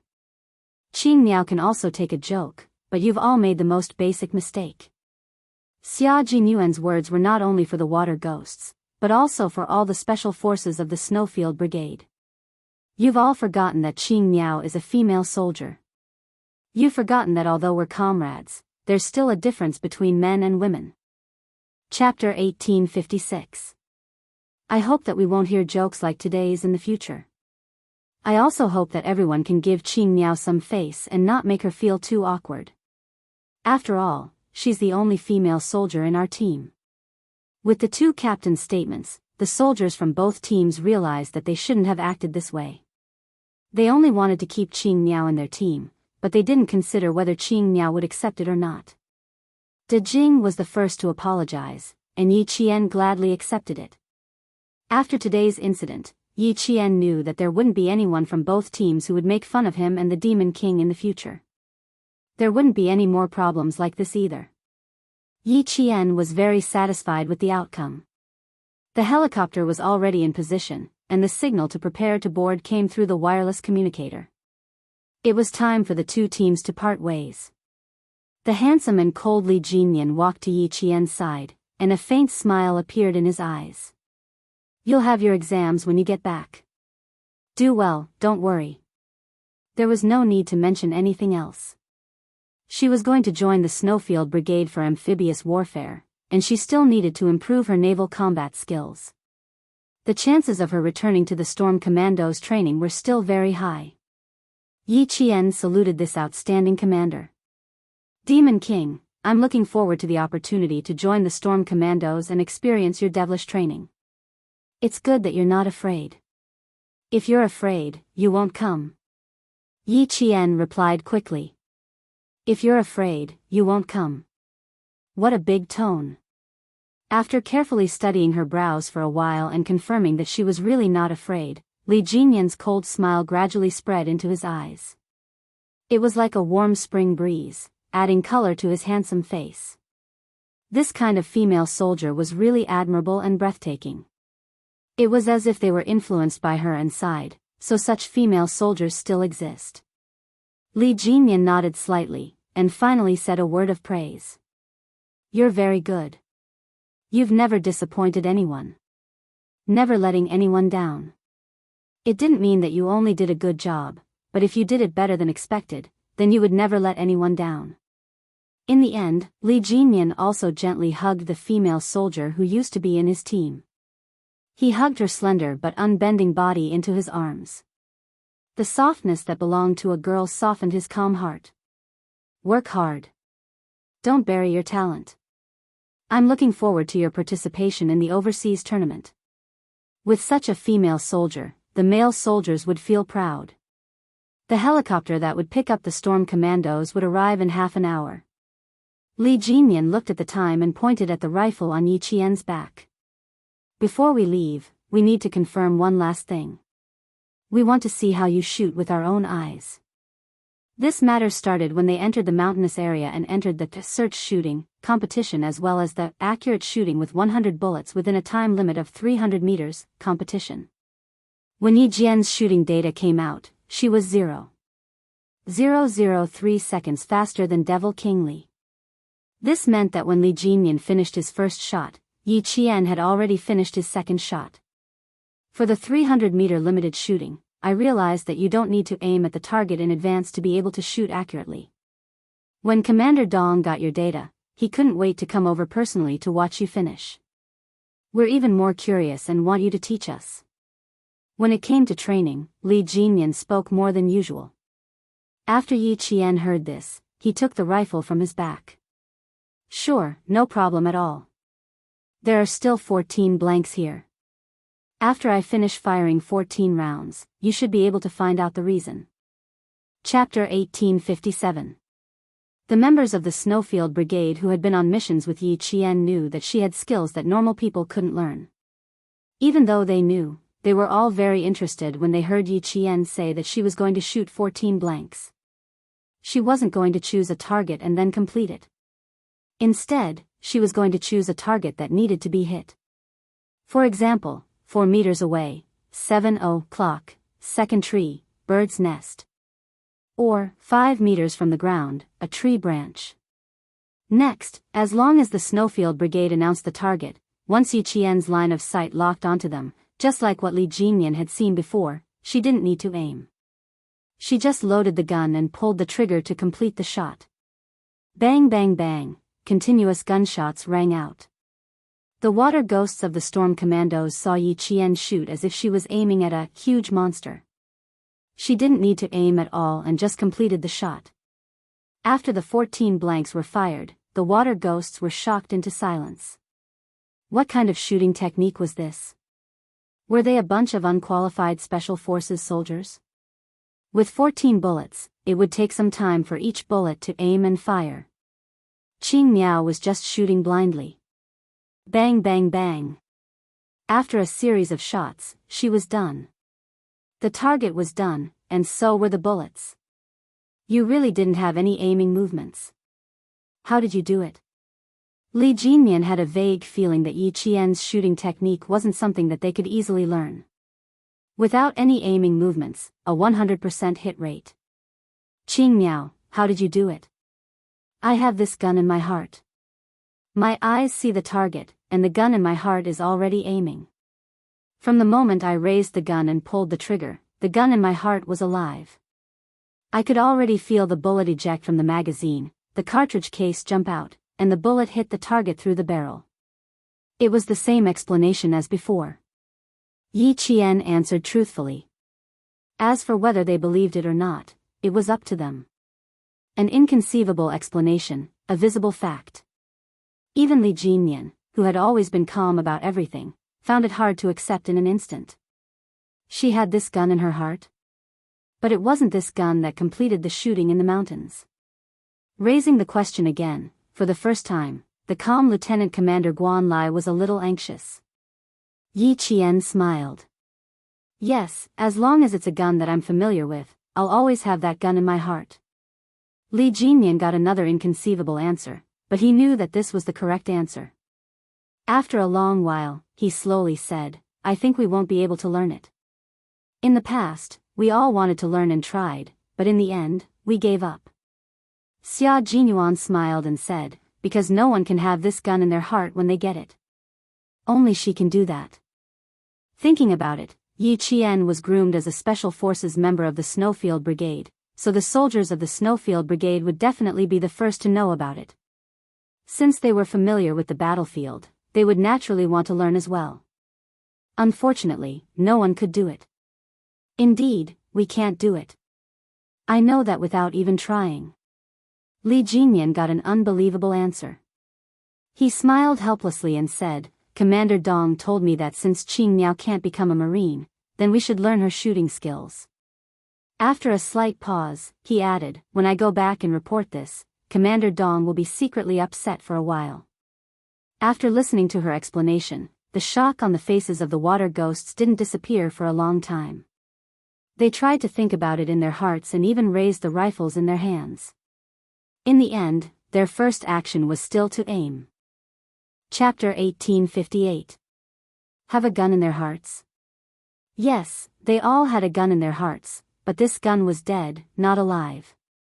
Unlike what Qing Miao said, the gun in her heart could still be aimed and fired. They couldn't learn this ability. Li Jinmian, who originally wanted to ask about how to quickly change the magazine, felt that it was unnecessary. He was afraid that he would get another unbelievable answer. However, Yi Qian said, because I have this gun in my heart, I know how many bullets have been fired and how many bullets are left in the magazine. When there are 3 to 4 bullets left in the magazine, I can change the magazine with one hand. During the process of changing the magazine, all 3 to 4 bullets have been fired, and I can just remove the old magazine and reload it with a new one.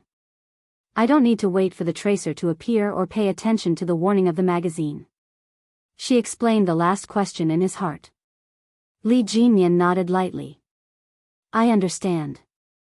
It's all based on the fact that you have a living gun in your heart. As he spoke, he looked at Xia Jinyuan and lowered his voice slightly. Fortunately, you joined the army and didn't get buried.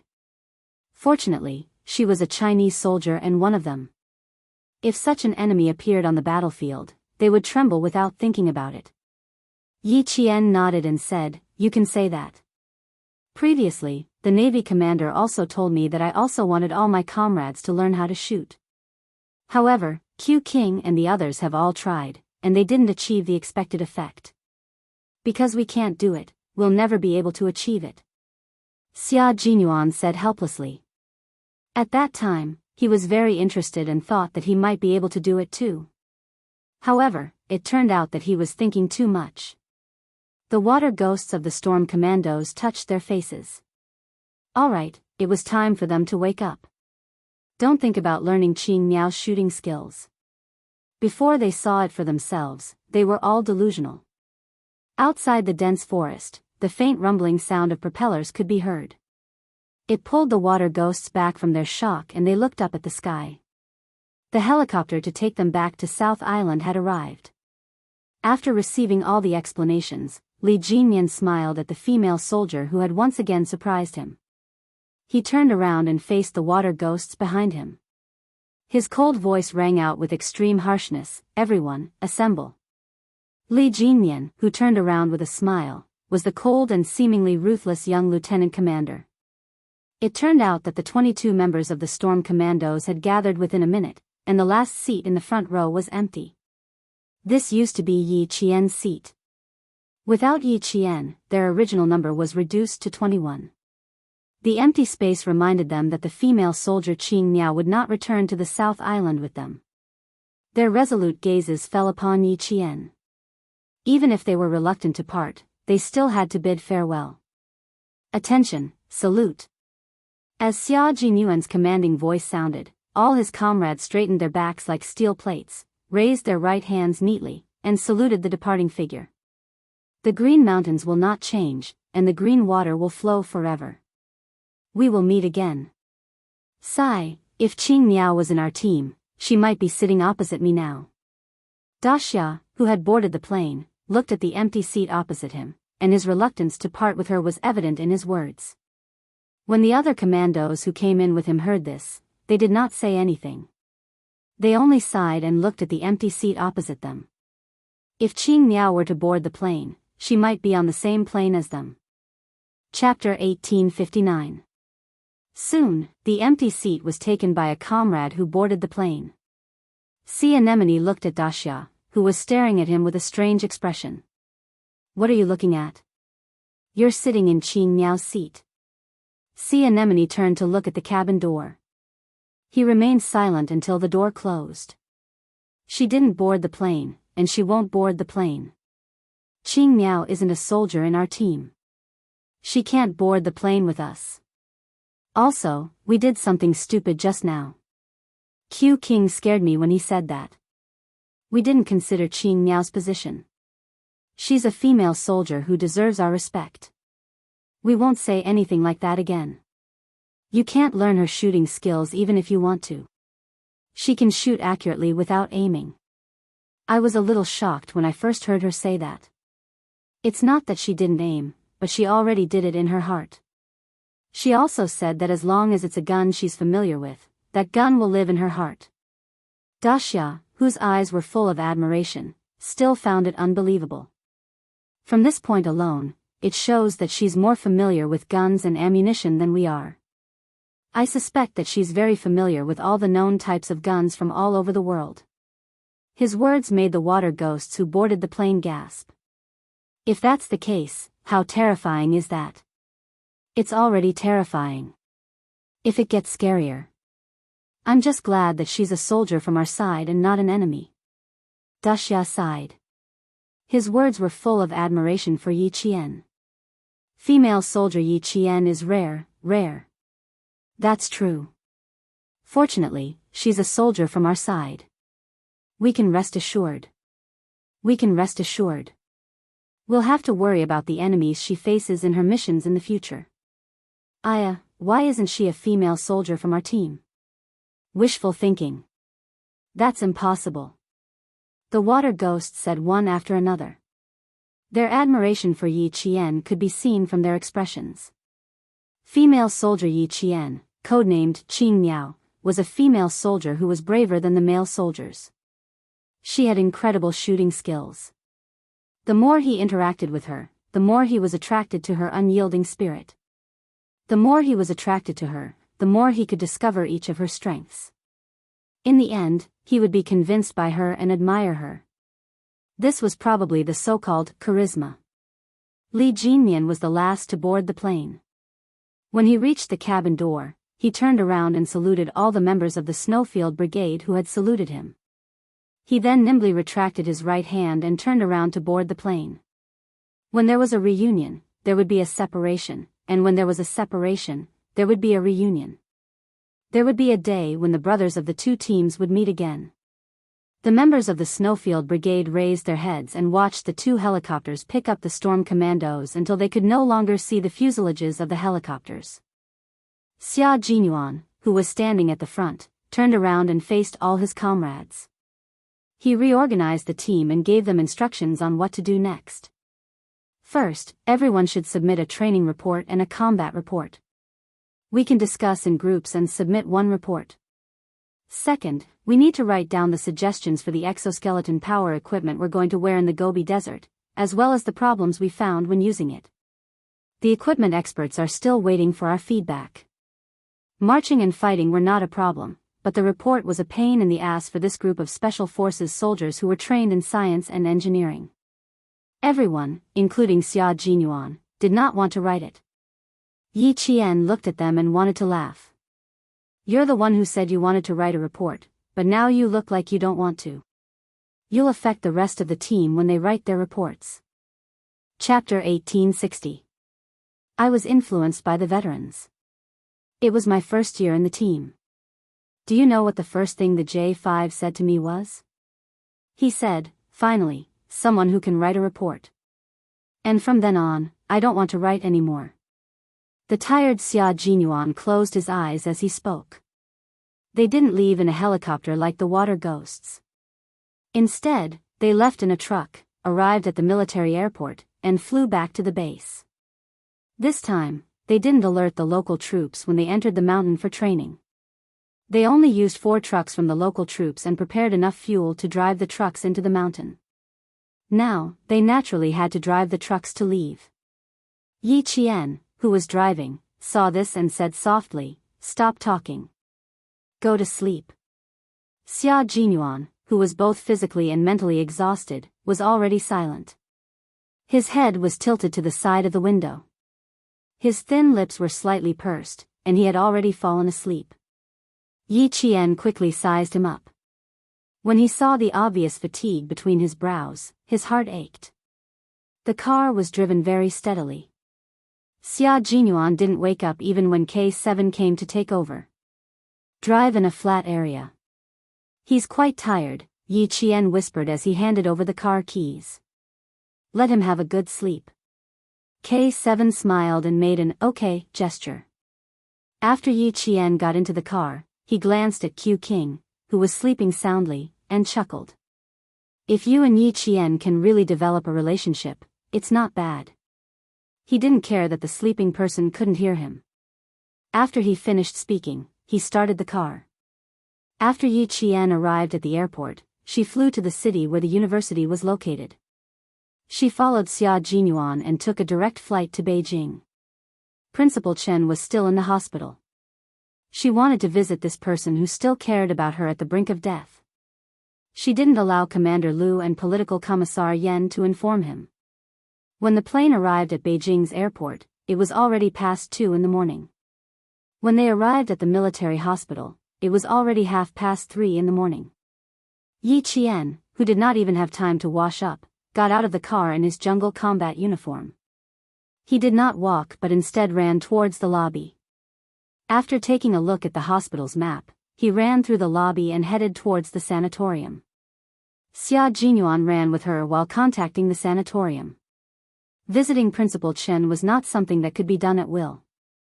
The guards had to be ordered to let them in. Even though the Southern Province People's Hospital found out that it was indeed the nurse's mistake, the military did not let down their guard because of this. A world-class sniper had almost died due to a medical accident, so the Southern Province People's Hospital should be punished. Yi Jian ran all the way. It took her less than 5 minutes to get out of the car and reach Headmaster Chen's ward. The old squad leader is already resting. After recuperation, he slept quite well this week. His meals are also up to standard. All his bodily functions are up to standard for discharge. He can be discharged after another half a month of treatment. The guard already knew that the female soldier in front of him was the squad leader's only relative. He didn't even need Yi Qian to ask before he told her everything. The squad leader wanted to leave the hospital half a month ago, but was stopped by the commander-in-chief. After that, the squad leader never mentioned it again. But what? Through the glass in the ward, Yi Qian looked at Principal Chen, whose arm was still hooked up to an 4 drip. His face was much thinner than before. Yi Qian did not realize that she had already shed a lot of tears. The guard paused for a moment before she felt the saltiness of the tears in her mouth. The guard quickly looked at the teary female soldier and lowered his voice. The squad leader agreed, but one night, he wanted to sneak out. After he was discovered, the commander-in-chief sent 6 guards to keep an eye on him. This was indeed Uncle Chen's style. Yi Qian smiled with tears in her eyes. Chapter 1861.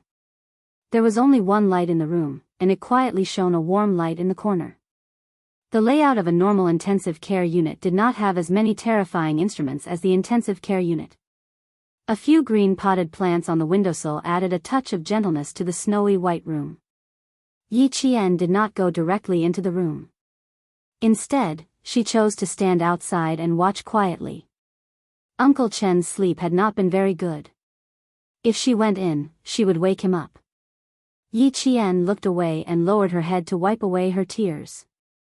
She thanked the responsible guards. "Thank you very much for your hard work during this period. You and your comrades can go back to your room to rest. I'll keep watch here. It's our duty to take care of the old squad leader. You don't have to be so polite." The guard was also very young. He was about 23 or 24 years old. He was a little embarrassed by Yi Qian's politeness. He said shyly, "We have 3 shifts.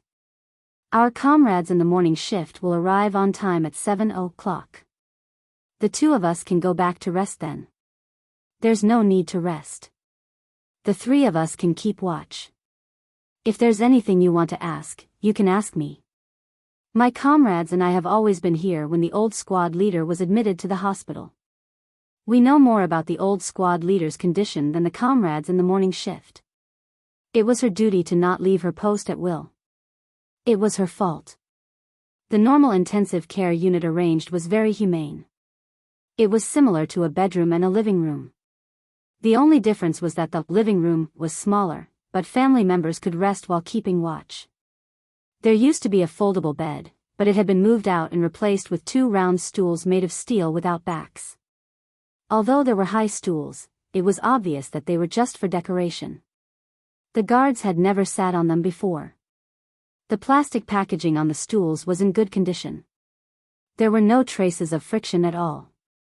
Yi Qian moved the plastic stools out and began to ask Principal Chen about his condition during his stay. Another guard stood outside the corridor. The first day he was transferred from Nan province was indeed dangerous. All of his organs showed signs of failure. The first thing we did when we received the old squad leader was to send him to the emergency room. Yi Qian's heart clenched as soon as he heard the beginning of the story. His hands on his knees clenched into fists. His life could be in danger at any time due to organ failure. While she was gone, her family was experiencing life and death. The old squad leader's will to live is very tenacious. He survived 2 big risks. The experts later said that it was a miracle that he survived. After surviving the most dangerous week, the old squad leader will be able to speak a few words to us. Previously, when the old squad leader woke up during the day, he would only open his eyes slightly and would not be able to say a single word. Yi Qian's eyes reddened again, but he did not cry. This was because Uncle Chen had once said, as a soldier, would rather bleed than cry. She didn't want Uncle Chen to see her crying when he woke up. In this life, she could not disappoint those who wished her well. Although it was said that people lived for themselves, she understood that living for yourself meant being responsible for yourself. However, you still needed to take care of your family and live for those who wished you well. The old squad leader survived the most dangerous week. His organs were damaged. There was still a possibility of complications, but the risk was low. To be on the safe side, he stayed in the intensive care unit for another week before the experts confirmed that he could be transferred to normal intensive care. Chapter 1862. The guard was a male soldier with a sharp tongue. During the 1 month that Principal Chen had been in the military hospital, he finished speaking in less than 10 sentences. Even so, Yi Qian's nails dug into his palms as he listened. How was it just 1 week of resuscitation? It was clearly 2 weeks of resuscitation. If the wrong medicine was used during the 4-drip, the serious cases would go into shock and die on the spot. Uncle Chen discovered the wrong medicine within 3 minutes of the 4-drip and fell into a coma. What if the 4-drip lasted for another 3 minutes? Even though Principal Chen had made it through safely, Yi Qian's body trembled uncontrollably whenever he thought about it. Yi Qian clenched his fists even tighter to control his trembling body. He didn't show it on his face as he gently closed his eyes. Thank goodness, thank goodness. Thank goodness nothing happened to Uncle Chen. Otherwise, she didn't know what kind of destructive things she would have done. Grandpa Zhen had already left her and Uncle Chen was the only family she had left. She only hoped that Uncle Chen would be healthy and live a long life. Outside, Xia Jinyuan had already obtained the detailed medical records of Principal Chen's hospitalization. He also received the results of the investigation by the Southern Province Police and the punishment by the Southern Province People's Hospital. The nurse was chatting and accidentally injected the intravenous medicine from a heart patient into Uncle Chen's 4-drip. The side effects of this medicine were vasodilatory headache, arterial spasm, respiratory paralysis, and death by asphyxia. Because Uncle Chen's medicine was not mixed with this medicine, even though it was discovered in time, there were still serious side effects. If the guards from the military hadn't discovered it in time, at this very moment, his little fox would have lost her last family member. Xia Jinyuan didn't go in immediately. Instead, he called Commander-in-Chief Xia's personal cell phone. He needed to clarify the situation. Commander-in-Chief Xia was awakened by the ringing of his cell phone at 3:40 a.m. When he saw who was calling, he answered the call and asked, "Are you at the airport or the hospital?" "Hospital. I'm sorry to disturb your rest, Dad." Xia Jinyuan, who was standing by the window in the corridor, glanced around and said in a low voice, "Dad, I just received 2 investigation reports. The military suspects that Uncle Chen may have been murdered." Did the military find something? When he received the investigation report from the Southern Province Police and the military, he found out that the first thing the military thought of when something happened to Uncle Chen was murder. Only then did he realize that although Uncle Chen had been sacrificed for more than 10 years, he was still in danger. Otherwise, the army would not have immediately thought of a murder, and not medical malpractice. Commander-in-Chief Xia put on a coat and got out of bed. He walked to the desk in the bedroom and sat down. Yes, that's what the military suspected at first, but after investigation, it was determined that it was a medical accident. What? Do you still have questions? Dad, my main point is that the military suspects murder. Is there any movement abroad? I've seen Uncle Chen's information. There's an organization abroad that hasn't given up looking for Uncle Chen. Xia Jinyuan said in a low voice as he looked around to prevent anyone from eavesdropping. His gaze was as cold as a sword as he slowly and naturally glanced around. Has Uncle Chen's whereabouts been exposed? No, you're thinking too much. Chen Dongfeng's whereabouts have not been exposed yet. While the Southern Province Police are investigating, the military is also investigating. There's no movement abroad. Commander-in-Chief Xia's tone was a little serious. He was sitting by the desk in his pajamas. The light from the desk lamp illuminated a corner. He warned his son, "It's fine as long as you know about this organization. I don't want to hear it from you again before the military mentions it. You need to keep Xiao Ye's side a secret. This is the military's idea and Chen Dongfeng's personal idea." Chapter 1863. Xia Jinyuan was relieved. But no matter what kind of accident it was, Little Fox would not let it go so easily. She could not let it go. As her boyfriend, he naturally supported her in her investigation. "Okay, I got it. Dad, get some rest. I'll come back to see you tomorrow." Come back tomorrow? Commander-in-Chief Xia did not think he needed him to take the time to come back to see him, but he said seriously, "You don't have to come back. If you bring little Yi back, I'll welcome you. Then you should go to the military. Sorry to disturb you." Major Xia smiled and said goodbye, then took the initiative to hang up the phone. He couldn't meet Old Man Xia alone.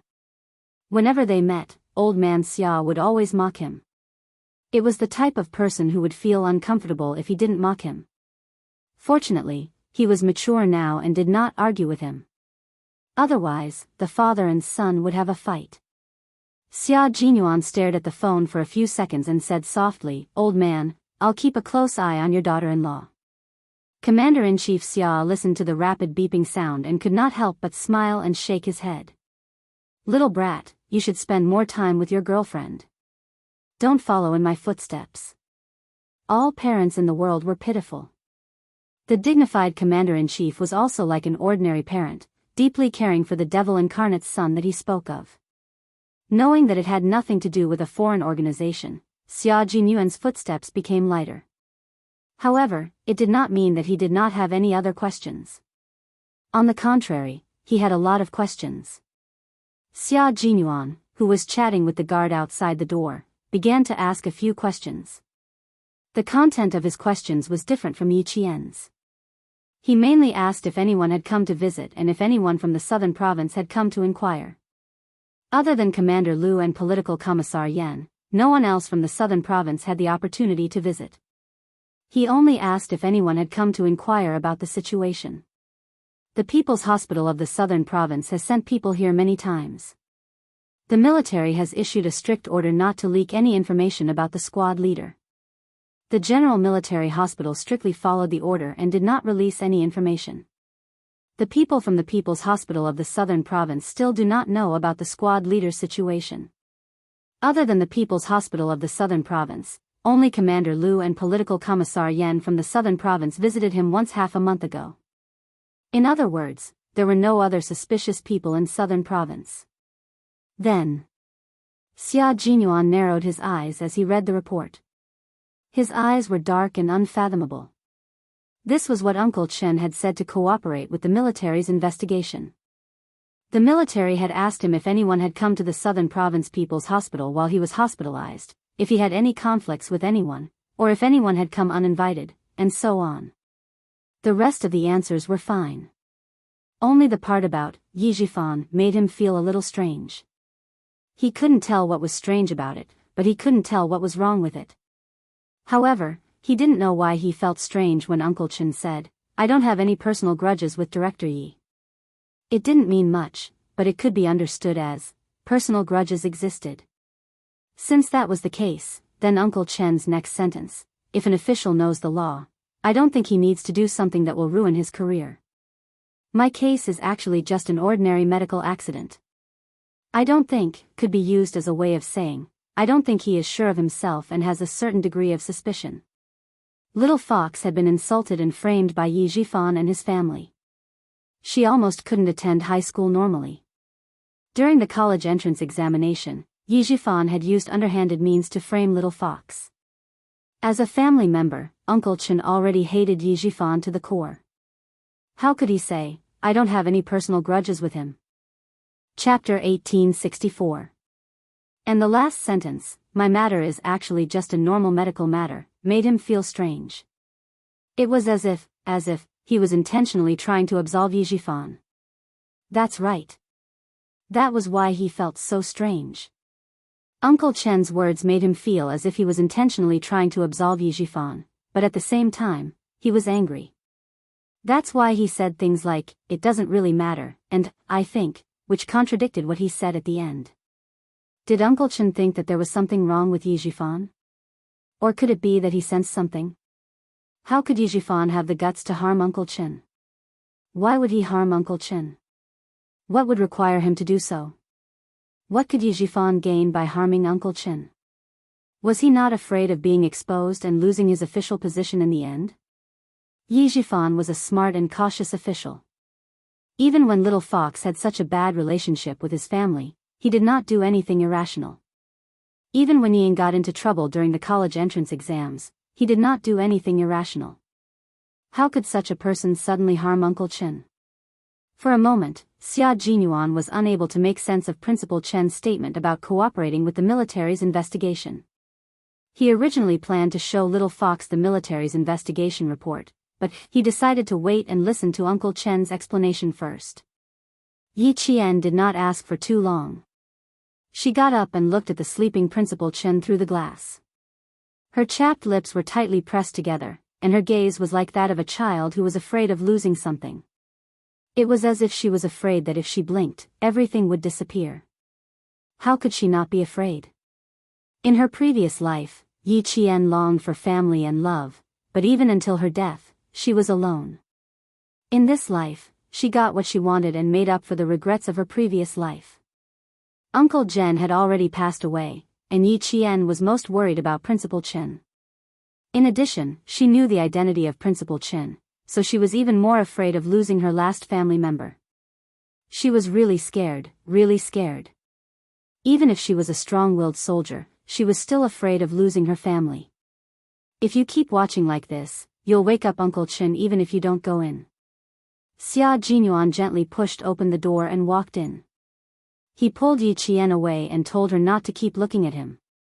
Seeing her looking at him like that, the sadness in her background made him feel as if there was something stuck in his heart, making him feel very uncomfortable. Her sadness made his heart ache the most. He really wanted to ask her why she would occasionally feel the sadness of the twilight. It was like a thick ink that couldn't be dissolved, isolating the entire world. He couldn't help but feel flustered. He had to ask. He had to ask. Uncle Chen was still lying in the hospital. If he asked her now, she would definitely say that she was worried about Uncle Chen. It's all in the past. Little Fox, Uncle Chen is still fine. Why are you sad? You should be happy. Xia Jinyuan patted her shoulder and said to the guard, the two of us will keep watch here. We'll trouble you if we need anything. Yes. The guard saluted, opened the door, and left. Yi Qian, who was pulled back to reality, knew that something was wrong with her. She lowered her head and took a deep breath before turning around. Captain Xia was right. If she continued watching, Uncle Chen would definitely wake up. She turned around and saw the folder in his hand. Her eyes flashed with a hint of sternness. She asked in a low voice, "Did you get everything?" "Yes, they're all here. You can take a look first." After entering the hospital, he went straight to get the backup of the medical records and the investigation report from the Southern Province Police. Yi Qian went straight to the recuperation building. Looking at Yi Qian, who looked normal and didn't look sad at all, Xia Jinyuan looked at her with pity and said gently, "Sit down and watch. If you're tired, lean against the wall and rest for a while." Chapter 1865. The two guards stood outside and he placed two round stools against the wall. When Yi Qian sat down, he lifted her legs and placed them on his thighs. His slender fingers massaged her with moderate strength. "I took a look at him just now. Uncle Chen's condition is recovering well. He can be discharged in a week." The medical record was written in great detail, including the daily changes in Principal Chen's condition. The previous week, when he was in critical condition, the doctor kept watch over him. There was a detailed record every half an hour. After hearing from the guards, Yi Qian felt much calmer after reading the medical record. When she saw the suggestion written on the last page, Yi Qian smiled. "Yes, he can be discharged. I calculated the time. I'll be able to pick up Uncle Chen after my exams. 2 days earlier than you. The exams in military academies are slightly longer than those in normal high schools."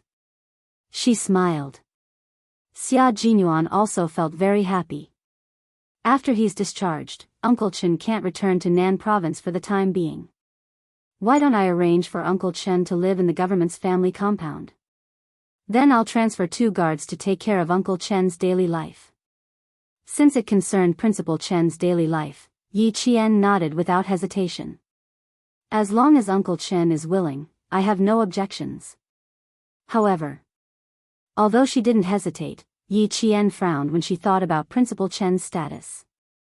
She thought for a while before continuing. With Uncle Chen's status, it doesn't seem appropriate for him to live in a crowded place, especially in a government agency's family compound. Do you think they'll recognize Uncle Chen? What she said made sense. Xia Jinyuan fell silent for a moment. When Uncle Chen wakes up, we'll ask him for his opinion. Also, let's take a look at the military's arrangements. Yi Qian flipped to the Nan Province Police Investigation Report. As soon as her gaze landed on it, the smile on her beautiful face disappeared. Her indifferent expression suddenly became sharp. The results of the investigation were, the nurse made mistakes in her work, and murder was ruled out. The word murder was like 2 bullets hitting her heart with a bang. Her brain and nerves immediately caused a thick fog of blood to appear before her eyes. She looked up and stared at Xia Jinyuan with her red eyes. She asked angrily, "Murder? Why did the military suspect murder at first?" At that time, Captain Xia had told him that Uncle Chen's accident was due to a problem with his foredrip. He did not mention that it was suspected of being a murder. Like you, I only found out after receiving the 2 reports. The military first suspected murder, then asked the Southern Province Police to investigate thoroughly. After 20 days of investigation, the Southern Province Police concluded that it was indeed a medical accident and ruled out murder. The military also concluded the investigation and confirmed that it was a medical accident and not a murder. Yi Qian looked at him as she spoke in a low voice. She flipped to the military investigation report. Her side profile was thin and sharp, and her chin was tense the whole time. When she saw the military's question about Yi Jifan, Xia Jinyuan clearly felt that her entire body's hostility had suddenly multiplied. He could see a strong murderous intent on her face. "Calm down and read slowly," Xia Jinyuan calmly reminded her. His hands kept massaging her tense thighs and calves. After finishing the mountain training, everyone's legs were so sore that every step they took hurt their muscles. When Yi Qian rushed to the hospital and jumped out of the car, the muscles in her legs went out of control. She staggered a few steps before stabilizing herself and not falling. She was a girl who could endure. No matter how tough or tiring it was, she could grit her teeth and endure it. Chapter 1866. She was so good at controlling herself that it made him a little worried. He was afraid that if he held back too much, he would end up hurting her. Therefore, whenever he had the chance, he would help her loosen her muscles and bones and check if there were any bone injuries. There was an old saying in the army, recruits are more trustworthy, veterans are more sick, and there are more problems that are neither old nor new. The phrase, veterans are more sick, meant that after being in the army for a long time, they would have problems all over their bodies, especially their knees. If they didn't take good care of them, they would be plagued with illnesses and it would affect their future battles. He increased the strength of his massage, and Yi Jianjian felt the pain. The red in her eyes that were staring at him gradually faded, and she slowly regained her calm. Yi Jifan's mother has been recuperating at the People's Hospital of Nan Province. Uncle Chen had gastric bleeding and was sent to the hospital for emergency treatment. Regiment Commander Lu and Political Commissar Yan were running up and down with their men, so it was inevitable that they would run into Yi Jifan. The report contained a conversation between Regiment Commander Lu and Political Commissar Yan. Yi Jifan did run into them by accident. The military also questioned Uncle Chen privately. Uncle Chen said that it had nothing to do with Yi Jifan. "Yi Qian, even if you're angry now, it's useless. Sometimes, things are just so coincidental that it seems like a case of murder." Xia Jinyuan looked at Yi Qian coldly. Even his voice was cold. "The things in the report have already been investigated. What's there to be angry about? Yi Jifan only came to visit Uncle Chen once. How could you lose control of your emotions so easily? If he really had bad intentions, he would be happier if you lost control of your emotions. You can only handle things calmly. Anger will only make things worse. Yi Qian, you need to calm down right now." With that said, Xia Jinyuan took the file without hesitation. "You need to calm down right now. Get some sleep and wait for Uncle Chen to wake up." Yi Qian knew that he was in a bad mood, so he didn't refute Xia Jinyuan's words. He took a few deep breaths to suppress the anger in his heart. "Okay, I'll rest for a while. I'll look at it after I calm down." I'll ask the guards to bring a folding bed over. You can rest here. In her current situation, it was better not to look at it anymore. If she also noticed the strangeness of Uncle Chen's words, her emotions would only fluctuate even more. It seemed that Yi Jifan's influence on Yi Qian was still quite big, even bigger than Yi Ying's appearance. The guard brought the foldable bed over, not forgetting to bring 2 quilts that reeked of disinfectant. Let's each take half a side. There was only one folding bed. Yi Qian, who was hugging the quilt, suggested, I'll sleep on this side, and you can sleep on the other side. Let's rest together. It was tiring enough to accompany her. She couldn't let him suffer. Upon hearing this, Xia Jinyuan gestured to the small foldable bed. I'm afraid that if I lie down, the foot of the bed will break. I don't choose a place to sleep. You should rest. Last week, her period had just ended. She had to train twice in a row and didn't rest in bed for a single day. It was said that girls must pay attention to keeping warm once a month, otherwise there would be endless trouble. She had run in the rain and rolled in the snow for 2 months in a row. Now that she was back and had a place to sleep, how could he let her suffer? She was afraid that he would suffer, and he was afraid that she would suffer. In the end, the major's domineering personality kicked in. He carried Yi Qian and placed him directly on the long table. You're so dishonest. You have to insist on arguing with me. Don't you know that I'm actually more stubborn than anyone else? Who can argue with me? Don't move, don't talk. Uncle Chen is still sleeping inside. The domineering major was in high spirits. He bent down and personally took off Yi Qian's military boots and jacket. Chapter 1867. Yi Qian really couldn't move. If she moved, the long table she was sitting on would creak. Not only was she afraid of waking Uncle Chen up, she was also afraid of alerting the 2 guards standing outside. After taking off his jacket, Yi Qian hurriedly covered his belt with her hands. You can't take off your pants. It'll make it easier for me to get up in the morning. She felt a little unnatural, afraid that he would really take off her pants. No, I'm not thinking of taking them off. Seeing her unnatural expression, Xia Jinyuan lowered his head to hold back his laughter and carried her to the foldable bed. Go to sleep. Have a good night's sleep. We can still sleep for 3 hours after the shift changes at 7. We've overworked our brains during this period of time, so we need to rest well.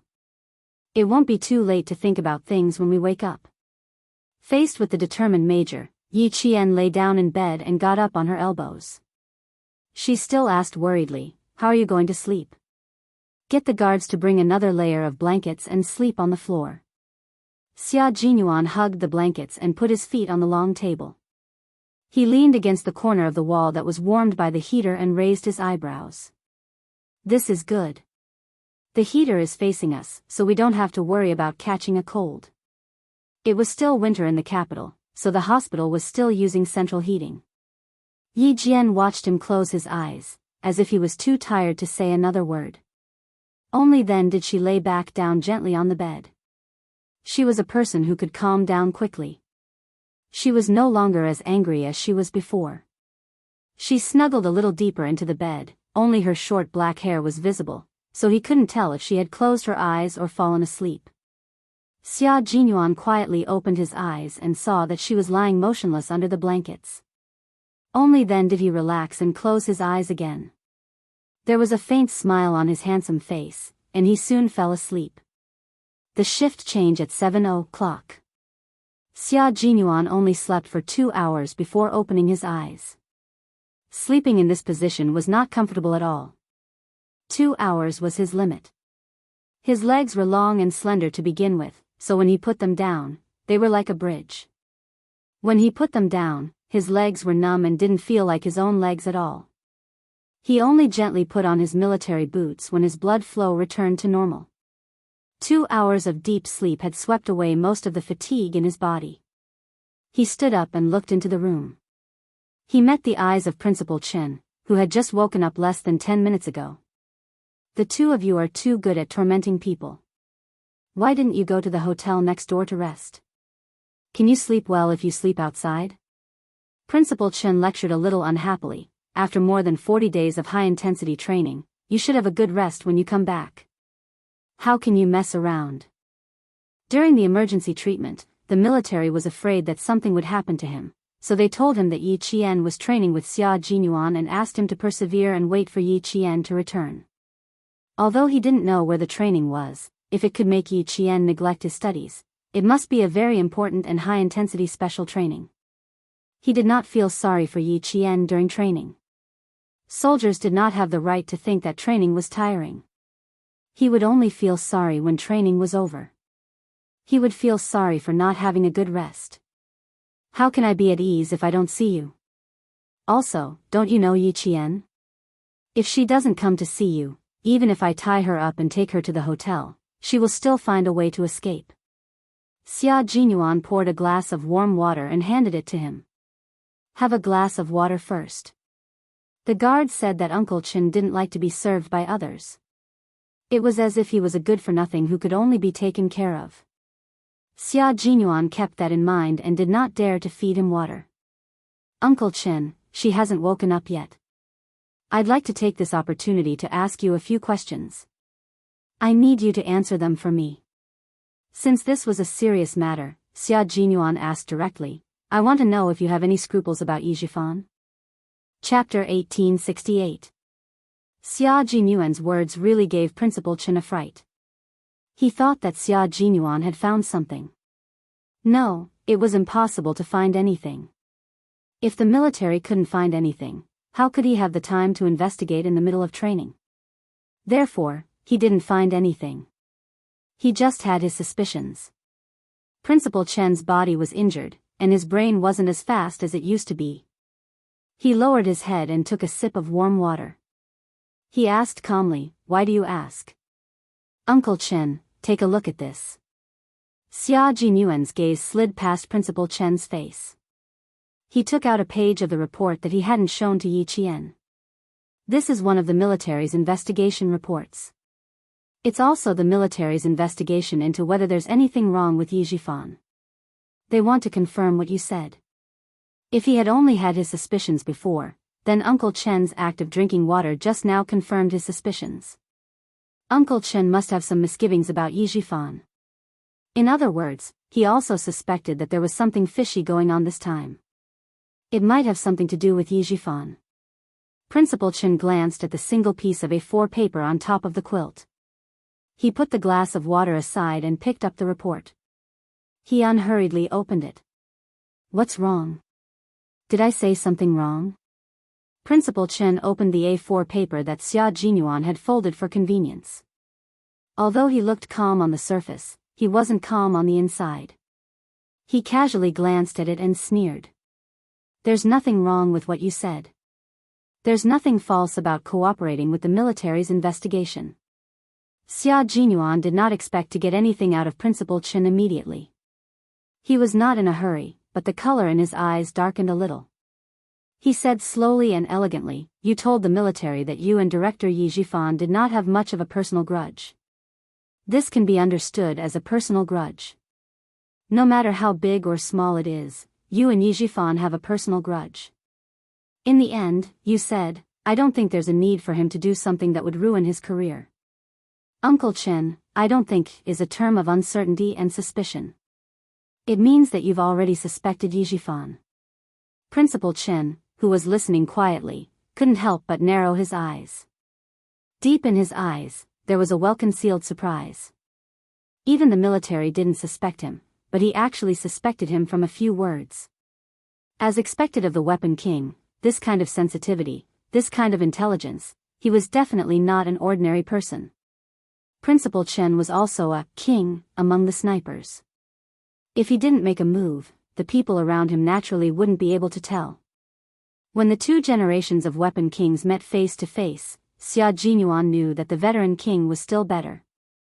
This was because the veteran king had fooled the military investigators and made the military think that Yi Zhifan really had nothing to do with the incident. If he didn't know how much Uncle Chen loved Yi Qian and how much he hated Yi Zhifan's family, he would also have been fooled by Uncle Chen like the military. In the end, you said, my incident was actually just a normal medical accident. It seemed more like you were deliberately trying to cover up the truth and defend Yijifan. Uncle Chen, at first, I didn't quite understand why you said such contradictory things, but when you drank the water just now, it made me certain that you were indeed suspecting Yijifan. Although he spoke slowly, there were no pauses in between. This meant that he didn't give Principal Chen a chance to interrupt him midway. He controlled the entire rhythm of the conversation in his own hands. Uncle Chen, I just want to know why you did this. Is it because of Yi Qian? If it's because of her, you should have told me. Chapter 1869. Because. Xia Jinyuan paused. His dark eyes were filled with respect as he looked at Principal Chen. Because, like you, I only want Yi Qian to be safe and sound. I can't bear to see her get hurt because of Yijifan. Principal Chen was very sure of this. He had seen how much the young major in front of him protected Yi Qian over the years. When old uncle was still alive, he once said, "In this world, only Major Xia is worthy of our Yi girl." The worthy that old uncle was talking about was not a good match, in terms of family background. He was referring to Major Xia's love and care for Yi Qian. Yi Qian could rely on him for the rest of his life. If something were to happen to Yi Qian, this young major would be the only person that Yi girl could trust. Even if they could not become husband and wife in the future, Xia Jinyuan was still a man worthy of Yi girl's trust. That's right. I do suspect that Yi Jifan had something to do with me giving the wrong medicine. However, it's only a suspicion. I don't have any evidence. After thinking for less than 2 minutes, Principal Chen stopped beating around the bush with Xia Jinyuan. Principal Chen, who had walked through the gates of hell countless times, had a cold expression on his thin face. He said calmly, "Go and see if Yi girl has woken up. It's a long story. There are some things that I can't let Yi girl know for the time being." Xia Jinyuan could read the seriousness on Principal Chen's serious face. He couldn't help but feel a chill in his heart as he quickly got up. After confirming that Yi Qian had not woken up, he returned.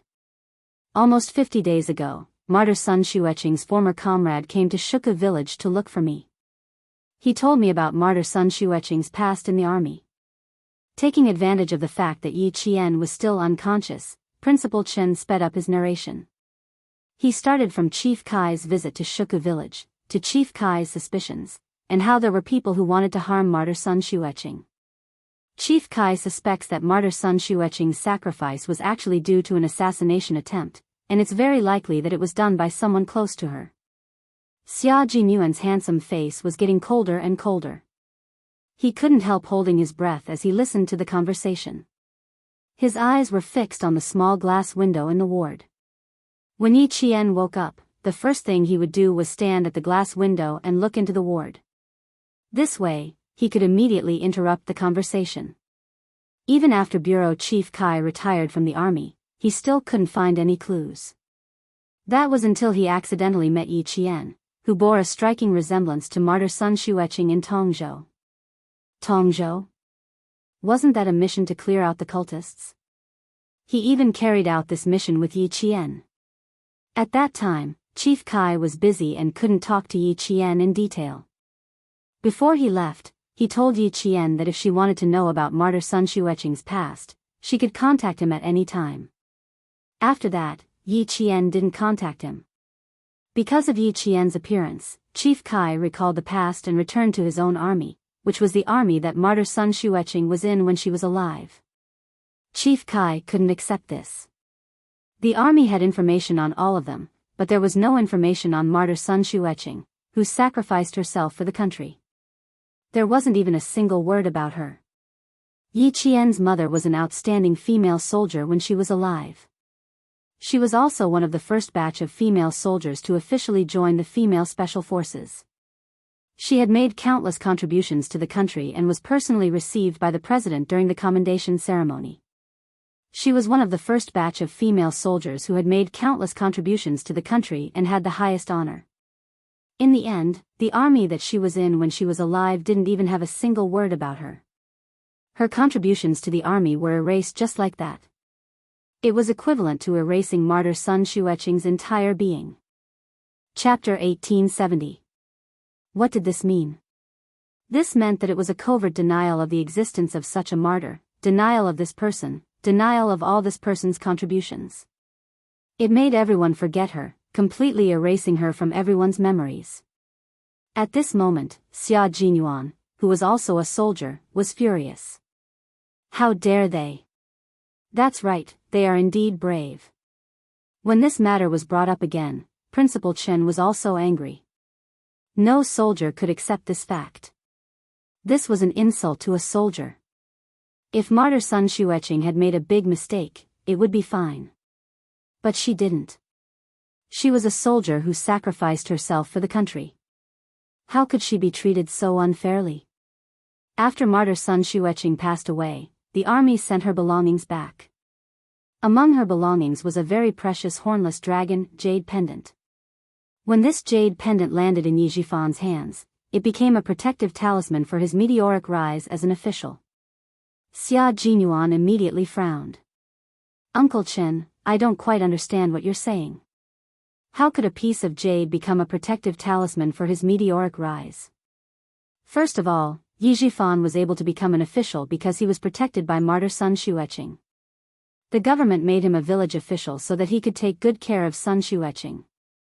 Later, the village official became an official in the town and gradually became an official in the city.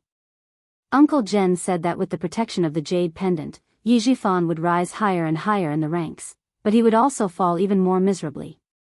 The young major's brows were already furrowed. It was obvious that he didn't believe it.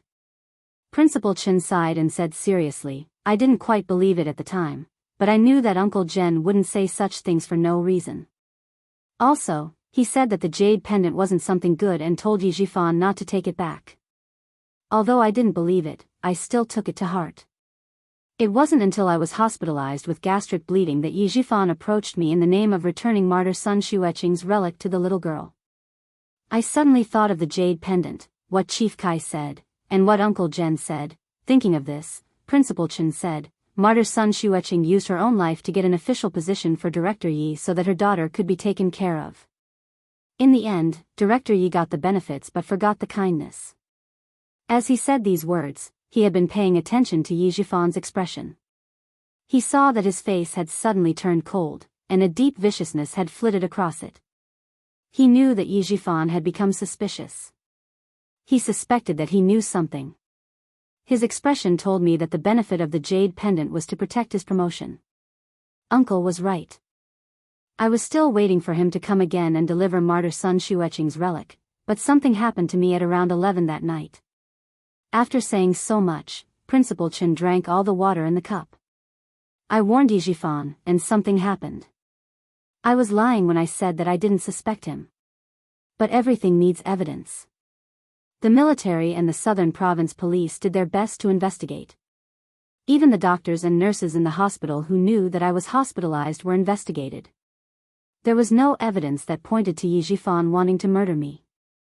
Major Xia, if you were me, you wouldn't insist that Yi Jifan has a problem. I know that there is a high possibility that he has a problem, but I have no evidence. Moreover, if he really did do it, his actions made me happy. What does this mean? It means that the jade pendant is important. Chapter 1871. Headmaster Chen, who was originally angry because of Yi Jian's mother's incident, sneered coldly. His actions are a sign of guilt. It also shows that there is someone behind the jade pendant who is secretly supporting him. Just now, I said that Chief Kai of the Tongzhou police station suspected that martyr Sun Xueqing was sacrificed. He also said that he erased all of her deeds in the army. Major Xia, with your intelligence, you should know why I didn't directly say that I was actually suspecting Yi Jifan. Xia Jinyuan, whose face was already cold, answered in a deep voice, because you wanted to help Yi Qian lure out the murderer who killed his mother. Because at this point, you know that the murderer's identity is definitely not simple. Because he has the ability to protect Yi Jifan from a village official to a provincial official. At the mention of Yi Jifan, the young major's dark eyes rippled.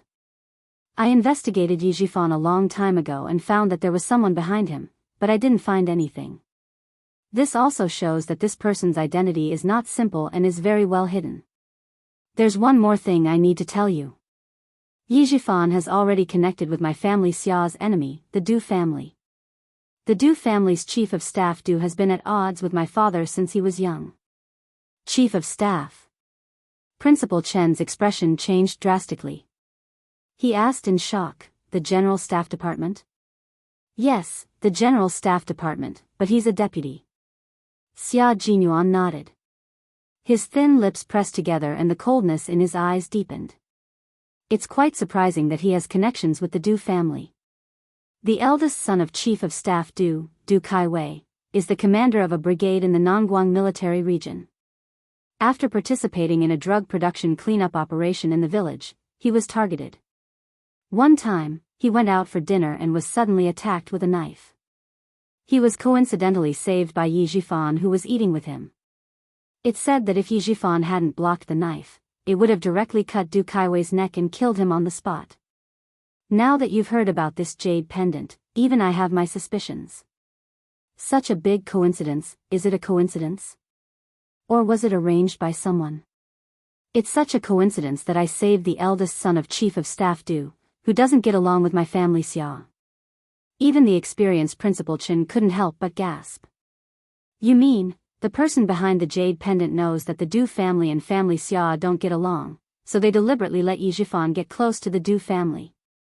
Well, it turns out that I didn't think about it. It was you who mentioned the jade pendant that made me suspicious. When Yi Qian was adopted by Yi Jifan's family, they didn't beat her or scold her. They raised a smart girl into a good-for-nothing. Uncle Chen, what does this mean? This means that someone instigated Yi Jifan to raise Yi Qian into a cripple.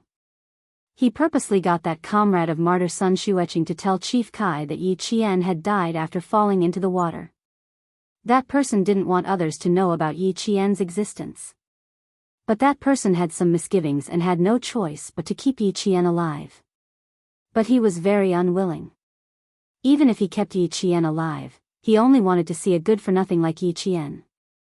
That's why he instigated Yi Jifan to turn Yi Jifan into a cripple. Xia Jinyuan was terrifying. His logical thinking and analytical skills were as rigorous as a net. As long as he caught everything in his net, as long as he could string everything together, he wouldn't miss anything. It was just a combination of what Headmaster Chen and Chief Kai had said, combined with Yi Jifan's various guesses, one after another, popping out from his mouth. It wasn't a whimsical thought, but a logical and well-founded one after another, cutting into the facts and analyzing them one by one. Chapter 1872. Xia Jinyuan's analysis was like a clap of thunder, one after another. Principal Chen was originally leaning against the headboard of the bed, but after Xia Jinyuan's in-depth analysis, he couldn't help but sit up straight. Although he was thin, his expression was still firm. The more he listened, the more serious his expression became.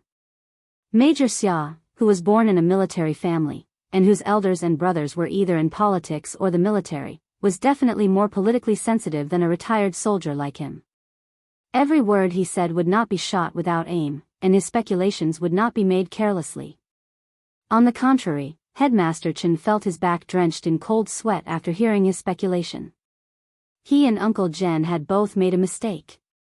Uncle Jen and I have both made a very serious mistake. Principal Chen, who had a serious expression, punched the bed with one hand and said in annoyance, "All this time, Uncle Jen and I have only thought that Yi Jifan's family treated Yi Qian this way because they didn't want the little Yi girl to be too outstanding and overshadow Yi Ying. That's why Sun Dongqing always made things difficult for the little Yi girl. She either hit or scolded her because she was afraid that the little Yi girl would steal Yi Ying's limelight." It wasn't just Principal Chen and Uncle Jen who thought this way, but everyone in the village thought this way. Sun Dongqing couldn't bear to see other people doing better than her, and other people's children being stronger than her own, so she would definitely do this.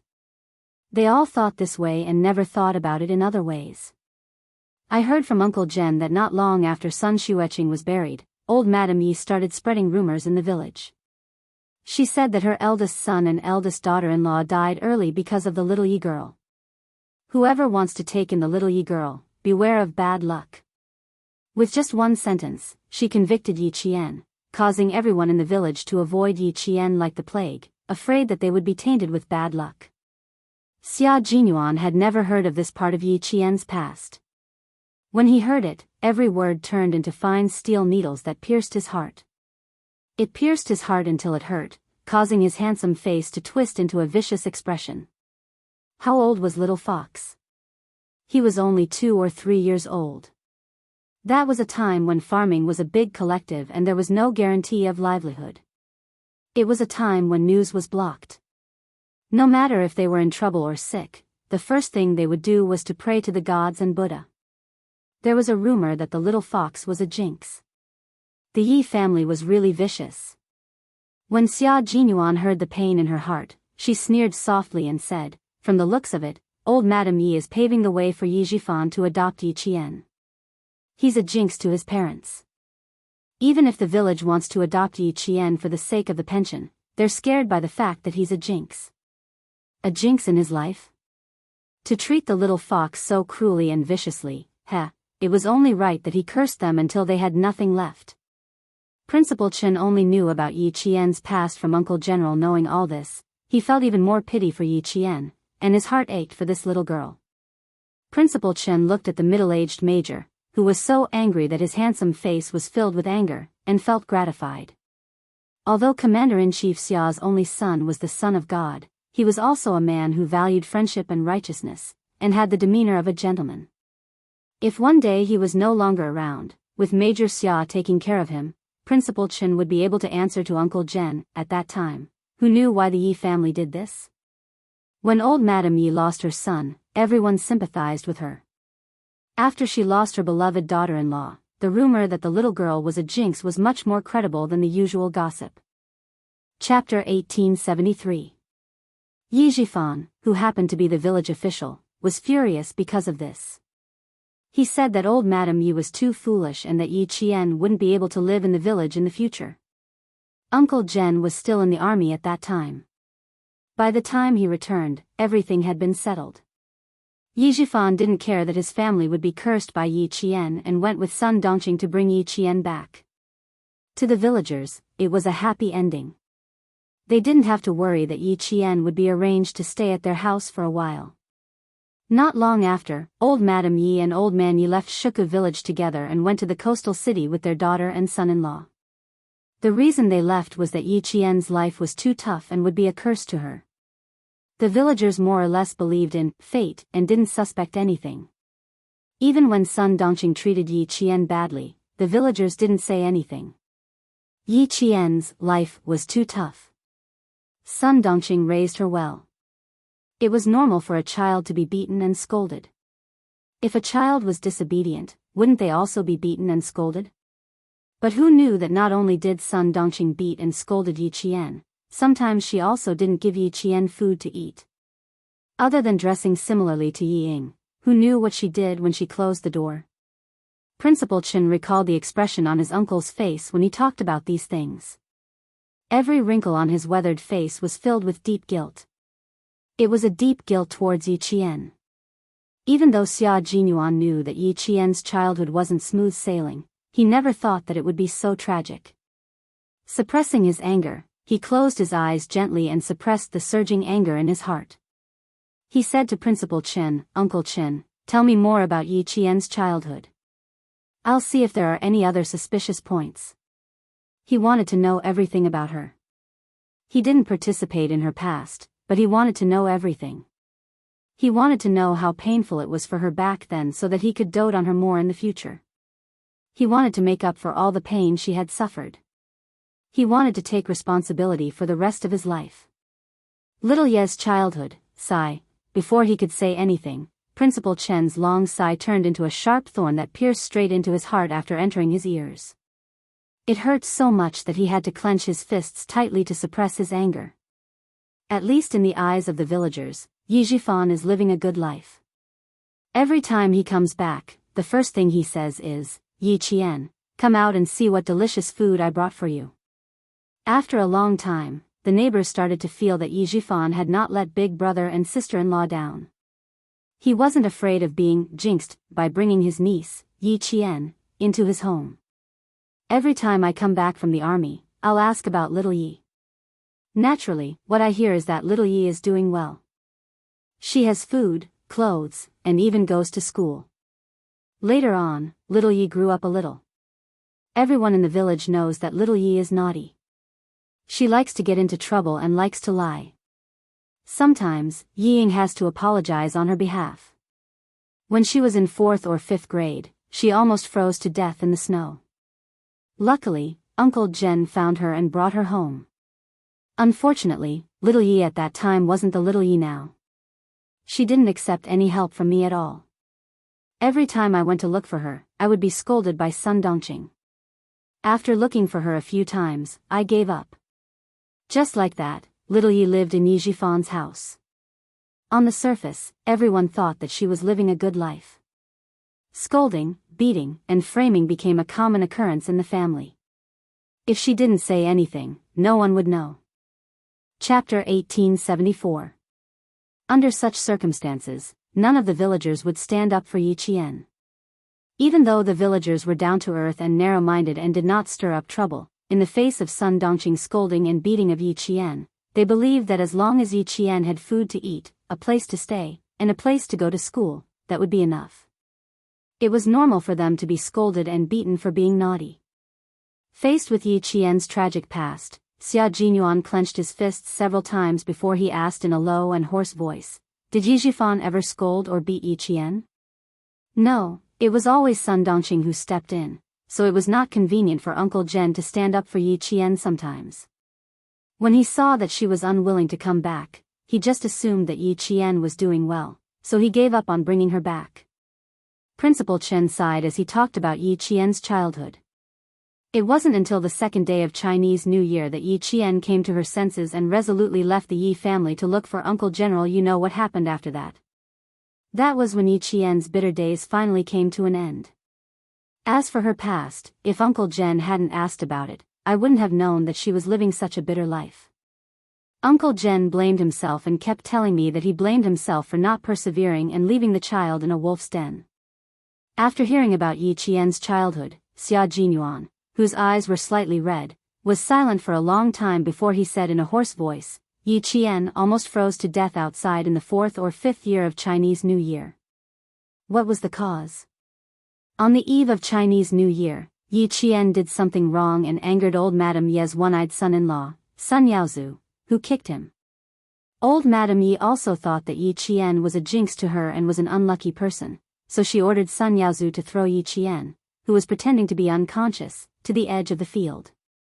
Just like that, Sun Yaozu's name was engraved in Xia Jinyuan's heart. He would settle the score with him and old Madame Yi. Life had given his little fox so many trials and tribulations, but she had never bowed her head and admitted defeat. Once she woke up, it was as if she had been reborn from the ashes. No matter how difficult the road ahead was, she had persevered and walked on with gratitude. Principal Chen told Xia Jinyuan everything he knew. Xia Jinyuan not only felt distressed, but also found all kinds of suspicious points while digesting all the past events. Yi Jifan never hit or scolded Yi Qian. He never asked Yi Qian what trouble he got into or what lies he told. He also never cared about Yi Qian's studies. Even when Sun Dongqing hit or scolded Yi Qian, he didn't ask. It wasn't until the incident on the second day of Chinese New Year when Yi Qian was forced to drop out of school that Yi Jifan stood up for the first time. He said that Yi Qian got into trouble because of him as her uncle. In order to prevent her from continuing to affect the school, he asked Yi Qian to drop out of school and go home. This was the only time Yi Jifan came to school for Yi Qian. It was for no other reason than to ask Yi Qian to drop out of school. After connecting the previous analysis with Yi Qian's childhood, Xia Jinyuan's eyes turned cold. He said in a low voice, Yi Jifan didn't get involved in Yi Qian's matters because he wanted to protect himself. If anything happened, he could push all the blame to Sun Dongqing. The incident on the second day of Chinese New Year made Yi Jifan think that the time was right. He could directly ruin Yi Qian's studies and make her drop out of school because of her reputation. As the mayor, he didn't use his power for personal gain, which showed that he was a fair person. "Uncle Chen, you still have to hide our conversation from Yi Qian." I need to investigate a few more things. I'll let you know if I have any leads. Chapter 1875. What he could be sure of now was that firstly, someone had indeed killed Sun Xueqing. Second, this person was no ordinary person. He already had a certain amount of power back then. To be able to support Yi Zhifan all the way to the top, he must be even more powerful now. Third, why did this person kill martyr Sun Xueqing? Why did he want to cripple Yi Qian? What was the big secret behind all of this? He actually involved the next generation and caused Yi Qian to suffer so much. Fourth, did old Madame Yi and Yi Zhifan know anything? Fifth, why did Sun Yaozu want to kill Yi Qian, a child? Sixth, Yi Zhifan was now in contact with the Du family. Was this person the one who pulled the strings? Was it so that Yi Zhifan could contact the Du family to deal with the family Xia and Yi Qian? Everything needed to be investigated, and he had to start from the death of martyr Sun Xueqing. He had to use this as a breakthrough point to slowly tear apart the case. At the same time, he would tell old man Xia everything and have him pay attention to the Du family's recent movements. He would see if he could find any clues about the person behind the hornless dragon jade pendant. What do you want to investigate? Principal Chen's expression immediately darkened. No matter what you're investigating, it's very dangerous. There are too many things to investigate, Uncle Chen. I don't understand why someone would want to make things difficult for Yi Qian. I don't understand why they would want to cripple Yi Qian. The matter was too complicated. Even the intelligent and meticulous Xia Jinyuan couldn't straighten everything out in one go. Seeing Principal Chen's expression suddenly turn cold and worried that he would act rashly, Xia Jinyuan couldn't help but smile. Don't worry, I won't investigate rashly. That's good. But you've always been steady, so I'm not worried. Although Principal Chen said this, the courage on his face slowly disappeared into his eyes. He glanced at the young major who was wholeheartedly concerned about Yi Qingtang and sighed softly. It seemed that he still had something to say, but was hesitating whether to say it or not. Xia Jinyuan poured a glass of warm water for Principal Chen and himself. Holding the glass, he stared at Principal Chen's thin face. His clear and dark eyes held a faint smile as he looked into Principal Chen's eyes. You don't have to worry about anything when it comes to me. Yi Qian isn't just my girlfriend, she's also my comrade. In the future, she'll be the love of my life. Uncle Chen, before he passed away, he told me to take good care of Yi Qian, to protect my wife like a real man, to protect her, to love her. I promised Uncle that I'd use my entire life to treat Yi Qian well. His last words moved Principal Chen. He knew that Xia Jinyuan could tell that he was hesitating because of Yi Qian. If you want to say it, you can say it now. If you're still hesitant or have any misgivings, you can say it the next time we meet. I'll listen. Xia Jinyuan had always been very patient when it came to Yi Qian. He could tell that Principal Chen was in a difficult position, so he didn't press him. He only smiled and said, whatever happened to her in the past or in the future, I'll accept it unconditionally. Principal Chen, who was already moved, laughed. Major Xia, that night at the snowy highlands, you played mind games with me. Now you're much more skilled at it. You can say what I want to hear the moment you open your mouth. Actually, Yi Qian herself isn't too clear about this. She only knows that her father isn't old Madame Ye's biological son, but she doesn't know that her father isn't Yi Xinfan. Chapter 1876. What did he mean? Xia Jinyuan narrowed his eyes and looked at Principal Chen. I need you to explain it more clearly. I can't explain it clearly. Uncle Zhen only told me that Yi Xinfan's father isn't Yi Xinfan. If you have time, go back to Shuku village. Chief Kai sent over a diary written by martyr Sun Xueqing. I didn't read it, and neither did Chief Kai. Maybe there's an answer in it. Xia Jinyuan nodded. He definitely had to get the diary. He would take Yi Qian with him. If you want to investigate Yi Xinfan's mother, I can give you the contact of a person. Before Principal Chen could finish his sentence, Xia Jinyuan suddenly stood up. Principal Chen realized something and immediately turned to look at the door of the ward. he saw Yi Qian. Yi Jian seemed to have not woken up yet. She stared at Headmaster Chen, who was leaning against the bed, with her dark eyes. Her look made Headmaster Chen very worried. He turned his head and quickly asked Xia Jinyuan, "This girl, did she hear anything?" "Don't worry." Just as Xia Jinyuan was speaking, Yi Qian seemed to wake up. The moment the door was pushed open, a figure rushed to the bedside like lightning. "Ayaya, you little girl. My old bones are about to be crushed by you." Principal Chen didn't know whether to laugh or cry when Yi Qian hugged him tightly. This girl rushed over in such a hurry and still managed to avoid his hand that was holding the syringe. Sigh, he had made her worry. It was not that Yi Jian had not woken up, but she was so surprised that she was stunned. She hugged Headmaster Chen's shoulders with both hands and did not want to let go. She said in a muffled voice, "You're so skinny that only your bones are left. At that time, you promised me that you would take good care of yourself, but now, you see. Uncle Chen, you went back on your words." She didn't cry because she knew that her family didn't like to see her cry. She didn't feel sad because she was afraid that her emotions would affect Principal Chen. It's good to be thinner. Thinner people are more energetic and healthy when they get older. You, on the other hand, have lost a lot of weight. You've lost so much weight that there isn't much flesh on your face. Principal Chen gently patted Yi Qian, who was trembling slightly. This child was so obedient that it made one's heart ache. She knew that he didn't like her and would cry at the slightest thing, but she had been holding it in, afraid that she would make him unhappy. He couldn't understand why someone would want to make things difficult for such a well-behaved and obedient child, who had no parents. Xia Jinyuan moved a chair to the side of the ward, put his arm around Yi Qian's shoulder and asked her to sit down. "Uncle Chen just woke up. Stay here and chat with him. I'll go get breakfast." His original plan was to return to the military base after sending Yi Qian back to school, but now he had to change his plan. He had to go to Shuku village first, so Yi Qian could only go back to school alone.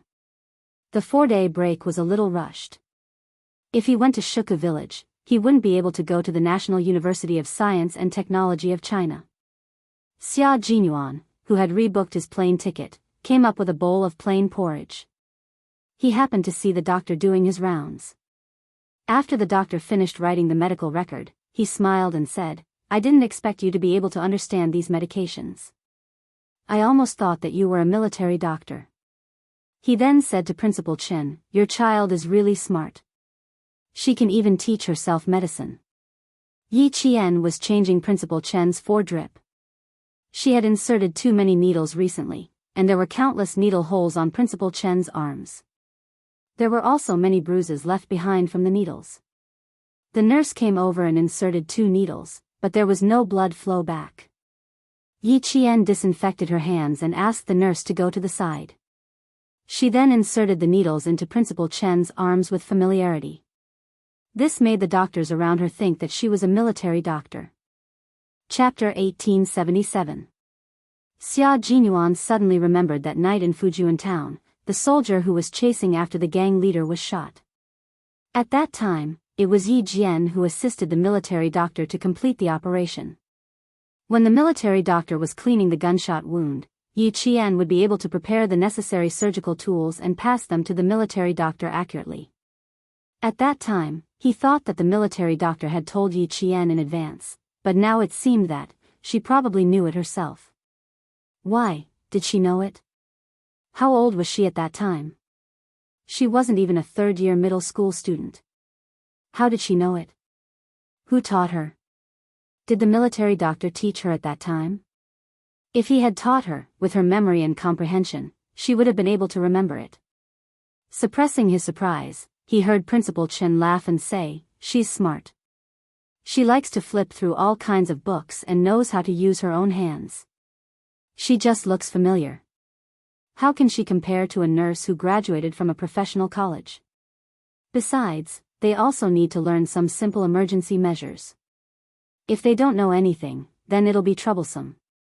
Xia Jinyuan couldn't help but laugh. She was indeed eager to learn. As long as she thought it was useful, she would take the initiative to learn. Things like bandaging and inserting needles were basic emergency measures that they had to learn on the battlefield. It was normal that she would insert needles into Uncle Chen. Our nurses also need to learn more.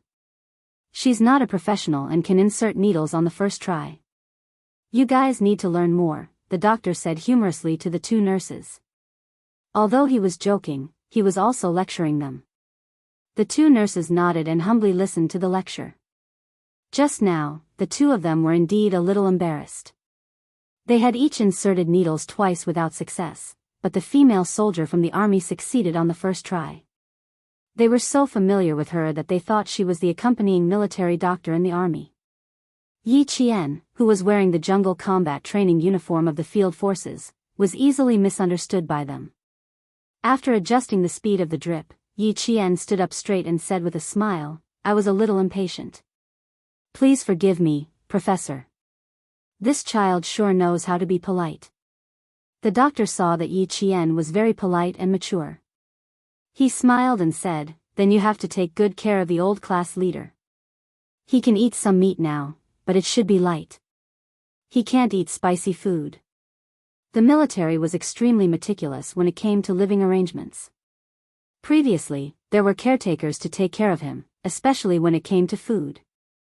Every day, there would be nutritious meals, and there would be a list of what to eat and what nutrients to add.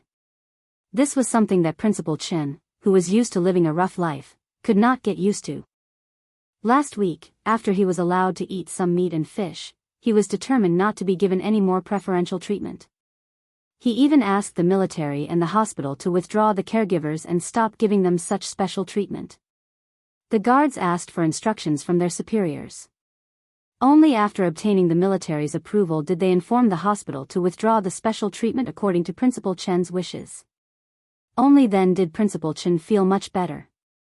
"Uncle Chen, listen carefully. In the future, you have to quit drinking alcohol and spicy food." Although there were no caretakers, Yi Qian could supervise him better. Hearing this, Yi Qian immediately asked the doctor what he could and could not eat. He asked so carefully that Principal Chen could only feel helpless. When the doctor left, he even joked, "Looks like your nemesis is here. Our nurses will have an easier time in the future." The old class leader was very cooperative in other aspects, but he was not cooperative when it came to his daily life. He was afraid that the hospital would give him special treatment. Every time the caretakers delivered food, they would explain it in detail. Sometimes, they would even ask the nurses. This caused everyone in the department to collectively tell them that the food was from the cafeteria every day. Chapter 1878. To Principal Chen, the food in the cafeteria was more than enough. He did not need to be served like an empress dowager. To him, the food in the cafeteria was more delicious and appetizing. Abstaining from alcohol and spicy food is not a problem. Just don't arrange for any caregivers. I already feel that it's too troublesome to arrange 3 shifts of guards to watch over me. I feel like I'm going to become a useless person if you arrange for more.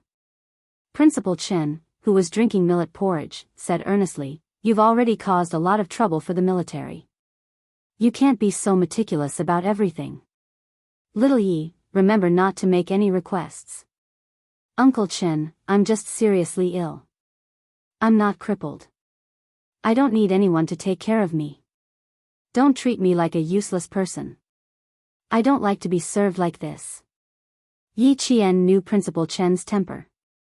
He had the same temperament as Uncle General. If the military needed them, they would be duty-bound to join the military. But when they returned to their daily lives, they would have to solve any problems on their own. They would never trouble the military. Uncle Chen was a strong-willed person and was once a world-class sniper. How could he accept a life of being taken care of everywhere? This kind of life might be good for others, but for Uncle Chen, it was denying his ability to continue contributing to the military. This was what Uncle Chen could not accept the most. Hearing this, Yi Qian smiled and said, "I'll remember what you said. I won't make any requests to the military." "But when you say return to the military, do you mean your second military service?" Otherwise, Uncle Chen would not say that he would return to the military directly. Instead, he would say that he would visit the military occasionally. Return to the military directly? Xia Jinyuan, who was putting a steamed bun on Yi Qian's plate, could not help but look over. If you stay in the military all the time, you can. You'll be happier too. According to China's military service law, retired soldiers could not return to the military in principle. However, if the military specially recruited them, they could still return to the military. However, they were not considered veterans. They were only specially recruited. It was like a university inviting an old expert to teach a class. Yes, I'm re-employed as a special recruit, so I can't be considered an official soldier. But when I return to the army, there will be no one at home. If you want to go home. Principal Chen hesitated. He was worried that when Yi Qian returned to the village, the house would be too empty and cold. Uncle Chen, I think it's pretty good. In the future, as my training and studies become more intense, I'm afraid that I won't be able to return to the village often. When I enter the army, it will be even more difficult for me to return. I think it's good that you've been specially hired to return to the army. Yi Qian interrupted him somewhat anxiously. She knew what Principal Chen was thinking, but to put it bluntly, she really didn't have much affection for Shuku village. It was probably because she had been hurt too badly by the rumors and slanders in the village in her previous life, and it was also probably because she had weak feelings for other people other than her family. So much so that even though she had lived 2 lives, she could not bear to part with the village that had raised her. If Uncle Chen was specially hired to stay in the army in the future, that would be perfect. In the future, during the holidays, she could directly return to the army to look for Uncle Chen. She could also train with the soldiers during the holidays. Yi Qian only needed to think about this kind of life for a moment, and the corners of her mouth curled up slightly. It seems like you really want me to return to the army. All right, as long as you don't have any objections, then I've decided. In the future, I'll stay at the sniper base in the southern province. Shuku village. Yi girl, I'm afraid I won't be returning to the village in the future. Chapter 1879. Principal Chen was not a local resident of Shuku village. Being far away from his hometown, he was used to traveling around the world and was less homesick than others. He had been the principal of Fujian Town Middle School for more than 10 years, and even his house was arranged by the school. If you don't want to go back, then so be it. I'll go wherever you go in the future. Yi Qian spoke so quickly and confidently that Xia Jinyuan couldn't help but raise his eyebrows. He coughed lightly and waited for her gaze to fall on him before he said calmly, I heard that the sniper training base in Southern Province is very convenient to get to the airport. If you're free, you can actually come to Beijing for a short stay. My dad and grandparents will be very happy to have you here. I called my dad in the wee hours of the morning and told him that I planned to go back in the afternoon to visit him. Who knew that he would tell me directly that I didn't need to go back alone and that he would be happy to bring you back? Yi Qian, who was chewing on a steamed bun, blushed a little. She stuttered, Who told you to tell the commander-in-chief that I was coming to Beijing? You deserve to be despised. Was it a bad idea not to go? But going didn't seem right either. Yi Qian had a headache. She was most afraid of this kind of thing. It's time to pay him a visit. During this period of time, as long as Commander Xia has time, he will take the time to visit me in the hospital. He will send people to take care of things in the hospital. Little Yi, you will go with Major Xia to visit the commander-in-chief in the afternoon. Principal Chen was naturally happy to see that the relationship between the parent and the representative was stable. As he spoke, he signaled Xia Jinyuan with his eyes. The major, who was well-liked for his work, immediately said, Then we'll listen to Uncle Chen. We'll go home together in the afternoon. Yi Qian was so scared that she didn't even chew the steamed bun in her mouth and swallowed it.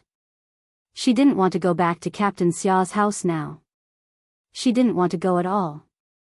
Principal Chen glanced at the way she swallowed the steamed bun in fright. Before she could catch her breath, he quickly nodded. Go earlier. Don't come back too early. I need to catch up on my sleep in the afternoon. Commander-in-Chief Xia liked Yuanwan very much. Every time he came back, he couldn't help but talk about her. His words implied that he wanted Yuanwan to visit his home. But this girl was thin-skinned. She definitely wouldn't agree if Major Xia invited her to his house. It was only possible if he opened his mouth. Then I'll call my dad now and tell him. It just so happens that it's Sunday today. If he's free, he usually plays chess and fish with his old comrades. It's easy to arrange the time. All right, then call the commander-in-chief. I have something to discuss with little Yi. Without needing Yi Qian to say anything, Principal Chen made the decision and instructed Major Xia, who had wanted to bring her home for a long time, to quickly make the arrangements so that Yi Qian wouldn't have a chance to recover from his shock. Yi Qian couldn't get a word in edgewise. By the time he caught his breath, everything had already been decided. Seeing Xia Jinyuan get up, she rushed over and tried to grab his arm. Don't, Little Yi, look at this medicine. Isn't it a little too fast? Why do I feel a swelling pain in my arm? She wanted to stop him, but she had to see if Principal Chen would agree. Yi Qian immediately withdrew his hand and turned off the drip. He asked anxiously, other than the swelling pain, do you feel anything else? Does your heart beat faster? Do you feel any pressure when you breathe? Has something similar happened in the past? Today's medicine was the same as a few days ago. However, with the same medicine, she didn't feel any discomfort at first, but later on, she felt uncomfortable. Similar situations had happened before. Yi Qian was a little nervous. Chapter 1880. Xia Jinyuan had already stood up gracefully and left the ward to call Commander-in-Chief Xia. Principal Chen, who was pretending to be unwell, saw that Xia Jinyuan had already left the ward. He instructed Yi Qian to sit down and said earnestly, why are you panicking? Sit down and finish your breakfast. Yi Qian, who knew that Principal Chen had done it on purpose, heaved a sigh of relief and said, Uncle Chen, I can't stand being scared like that. He did not give up and turned to look outside. He quickly calculated in his mind. Don't look anymore. It was my idea and my intention. Headmaster Chen's face was full of smiles. Relationships that don't aim for marriage are all hooligans. He had to keep an eye on them. So far, the Commander-in-Chief's son was indeed impeccable. Yi Qian did not have any other long-term plans. He only wanted to bring Yi Qian home. Not bad. Yi Qian was a dependable and responsible man. Even though Principal Chen had always been satisfied with Xia Jinyuan, he still had to observe him. He was quite satisfied with Yi Qian's performance today. Yi Jian had lost her appetite for breakfast. At this moment, her heart was filled with anxiety. Uncle Chen, I'm not prepared at all. It's too rash of me to visit you all of a sudden. I was also afraid that I would be rude. You know that I really don't know much about relationships. There are some things that I don't dare to face. What should I do if I were to be rude? Yi Qian was very anxious and nervous. She did not have her usual calmness. Her little face was so tense that even the expression in her eyes was very unnatural. Seeing this, Principal Chen could not help but sigh softly. They had taught Yi Qian how to be strong, independent and work hard, but they had not taught her how to deal with complicated relationships. Fortunately, Major Xia saw through Yi Qian's resistance to the outside world and had a deep conversation with him. After that, Yi Qian did not stay in a narrow circle. Major Xia personally led her. In about half a year, Yi Qian was able to get along well with the sergeants in the army. It was the same in school. She was no longer alone and had a few good friends. The little girl in the past had grown up day by day. Now, she was a female soldier who could shoulder responsibilities. In a few years, she would be at the age to talk about marriage. Looking at her fearful and uneasy appearance, Headmaster Chen gently patted her arm and said earnestly, Girl, don't be too nervous. Don't be afraid of being rude. In Uncle Chen's eyes, you have always been an honest, trustworthy, and well-mannered child. How can you think that you will be rude? Even if you do something wrong, don't you have Major Xia? With him around, what are you afraid of? Or are you saying that you don't want to go because you've never considered that your relationship with Major Xia will last a long time? No, I just wasn't prepared. She had lived for 2 lifetimes before encountering something like this, so there was always a sense of fear in her heart. She did not have the confidence and was afraid that she would not do a good job. Do you think that if I suddenly go over, Commander-in-Chief Xia will think that I'm not very sensible? The more she spoke, the more nervous she became. Seeing that she was about to twist her fingers into pieces, Principal Chen did not know whether to laugh or cry. Why are you so worried? You are not afraid of anything. Why are you afraid of going to the Commander-in-Chief's house? Besides, this time you are going there to thank the Commander-in-Chief for taking care of me. How can it be rude? If you come and don't go, it will be rude. Chapter 1881. The Commander-in-Chief is also looking forward to you going, which shows how satisfied he is with you. Little girl, although you are still young and Uncle Chen has never been married before and doesn't know how to get along with marriage, Uncle Chen is here to tell you that marriage is definitely not a matter between you and Major Xia, but an important matter between 2 families. If the Commander-in-Chief's family is satisfied with you, then that is a true marriage. If he is not satisfied, no matter how good Major Xia is to you, Uncle Chen will never agree to let you be with him. Go over today and thank the Commander-in-Chief for taking care of me. Tell him that I, Chen Dongfeng, have nothing else but to train a few more excellent snipers and not let the troops down. With this heart-to-heart talk, Yi Qian suddenly felt a lot less burdened. Meeting the parents was a very cautious thing. Although she knew that Commander-in-Chief Xia was satisfied with her, she was still afraid that her relationship with Du Jiayi would implicate the Commander-in-Chief. After all, Du Jiayi's father was Chief of Staff Du of the General Staff Department and was not on good terms with the Commander-in-Chief. If Chief of Staff Du knew about her relationship with Captain Xia and wanted to help his daughter, would he go against the Commander-in-Chief again? Wei Jieyue had said that Chief of Staff Du and his wife, Madame Li, were very protective. Don't feel burdened. Uncle Chen believes that you will do well. If the Commander-in-Chief asks you to stay for dinner, don't refuse, okay? It is not easy for Major Xia to come back to the capital. If you refuse to eat, he will definitely come with you. You want to spend more time with me, but you have to think from Major Xia's point of view. Who doesn't want to spend more time with their family? Especially since both of you are soldiers and you spend very little time at home. What you do is so dangerous. Your family will only be relieved if they see that you are safe. Girl, no matter how nervous you are, you have to go. There were no flowery words or grand principles. Headmaster Chen's words were simple and easy to understand principles of how to deal with people. Yi Qian nodded gently. Okay, I know. It was better not to think about it in her heart. She really couldn't just think that she didn't want to go and not think that if she didn't go, Captain Xia would most likely not go home. Didn't he just say that Commander-in-Chief Xia had said, if he goes home alone, then don't come back either? Although he was very nervous, he didn't care anymore. He gritted his teeth and went ahead. Yi Qian gritted his teeth as he made his way to the entrance of the courtyard. The guard checked their IDs and confirmed that their identities were correct. He saluted the 2 people in the car and immediately let them go. When the car window was rolled up, Yi Qian immediately raised his hand to rub his face, trying to loosen his stiff apple muscles. I'm so nervous, so nervous. I'm even more nervous than the first time I used a gun to kill a target.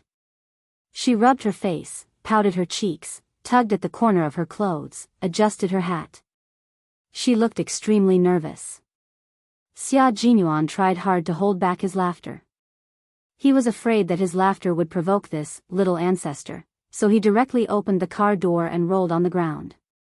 He didn't even wait for Xia Jinyuan to stop the car before he left. Is there really only the Commander-in-Chief at home? Was there really no one else?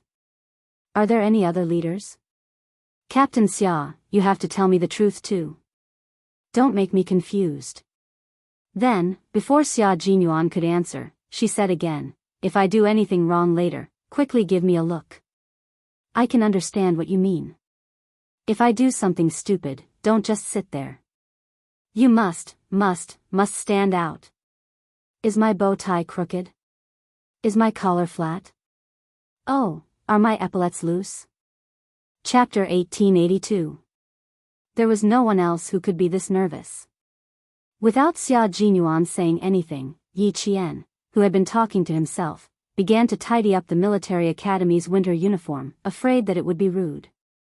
She had spent a long time tidying up the winter uniform in the hospital. Her epaulets, collar, bow tie, and belt were all neatly arranged. Because the clothes had been in her bag all this time and had not been worn before, she had even borrowed an iron from the caregiver to iron them to the point that there were no creases at all. She had already checked them carefully, yet she was still afraid of being rude. It was obvious that she was extremely nervous. After entering the courtyard, Xia Jinyuan slowed down the car. He smiled and looked at her gently. His slender fingers nimbly maneuvered the steering wheel to turn to the left. Everything is fine. There's nothing rude about it. Little fox, you're too nervous. Relax. My dad isn't some evil spirit. Why are you so nervous? Besides, you've already met my dad. It's not like an ugly daughter-in-law meeting her in-laws. My dad was very happy when he heard that you were here. The good news came so suddenly that he wondered if I was deliberately teasing him. He only believed me after confirming it with me. You said you were nervous. Maybe my dad is even more nervous than you are. Yi Qian, who was so nervous that he could not sit still, laughed when he heard this. How can you say that? Why would the commander-in-chief be nervous? After being teased by him, Yi Qian finally felt that he was no longer as nervous as when the car drove into the courtyard. He patted his chest and continued to take deep breaths. Don't be nervous, don't be nervous. If you retract your head, you'll be stabbed. Just grit your teeth and you'll get through it. Xia Jinyuan's forehead twitched when he heard that. He was even distracted from driving. My house is not an execution ground. You won't be stabbed. Don't you usually have psychological training? Why isn't it working now? It's two completely different concepts. Yi Qian glared at him and continued to take deep breaths. Those psychological training are either for combat or for captives. How can it compare to this? Why can't we compare? You're so nervous right now. You're even more scared than going into battle with a spear. Little fox, you have to calm down. Why don't you just imagine my father as a heinous bad guy, and you as a spy whose main purpose is to gain the bad guy's trust so that it'll be easier for our army to infiltrate and steal the enemy's intelligence so that we can win the battle. Faced with Yi Qian's nervousness, Major Xia tried to hold back his laughter as he came up with one bad idea after another. Most of them were based on slandering his old man so that Yi Qian could relax a little. Yi Qian finally understood how Commander-in-Chief Xia and Captain Xia got along. You insult me, I insult you. As long as there was an opportunity, they would roll up their sleeves and fight it out. The first time they met, the Commander-in-Chief had said that he often fought with Captain Xia back then. It seemed like it was true. There was no lie at all. This way of getting along with each other might seem like they didn't have much feelings for each other, but in fact, the relationship between father and son was quite close. They got along like brothers and were on the same level. It was a very relaxed way of getting along with each other. Yi Qian said somewhat enviously, you have a very strong father-son relationship with the Commander-in-Chief. Faced with the sudden praise, the thick-skinned Major Xia actually felt a little uncomfortable. The old man and I used to fight a lot in the past. We didn't like each other. The father-son relationship you mentioned probably came from fighting. But the children in our courtyard are all similar. Take Han Zheng for example. He used to scheme with me about whether to steal his father's gun. Let's make them anxious. Chapter 1883. Xia Jinyuan didn't want to talk about his dark history, but when he saw the excitement in Yi Qian's eyes and how she didn't look as nervous as before, Major Xia was still willing to use his dark history to make her happy.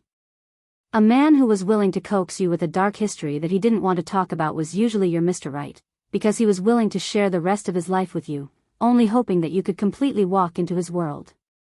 Although I'm a gangster, I can't steal a gun. But since Han Zheng mentioned it, I didn't want to dampen his spirits, so I immediately nodded and agreed. Guess what I did after that? You also stole the commander-in-chief's gun. Xia Jinyuan laughed. Silly fox, how can a gun be stolen so easily? The current gun control law is not a modified version. There were strict regulations back then. Although I'm a gangster, I know that if a soldier loses his gun, he will be fired. Although I don't get along with old man Xia, I won't steal his gun. Then what bad things did you do? Yi Qian really liked hearing about it. Hearing about his childhood made her feel like he was making up for her missing childhood. I don't think it's a bad thing.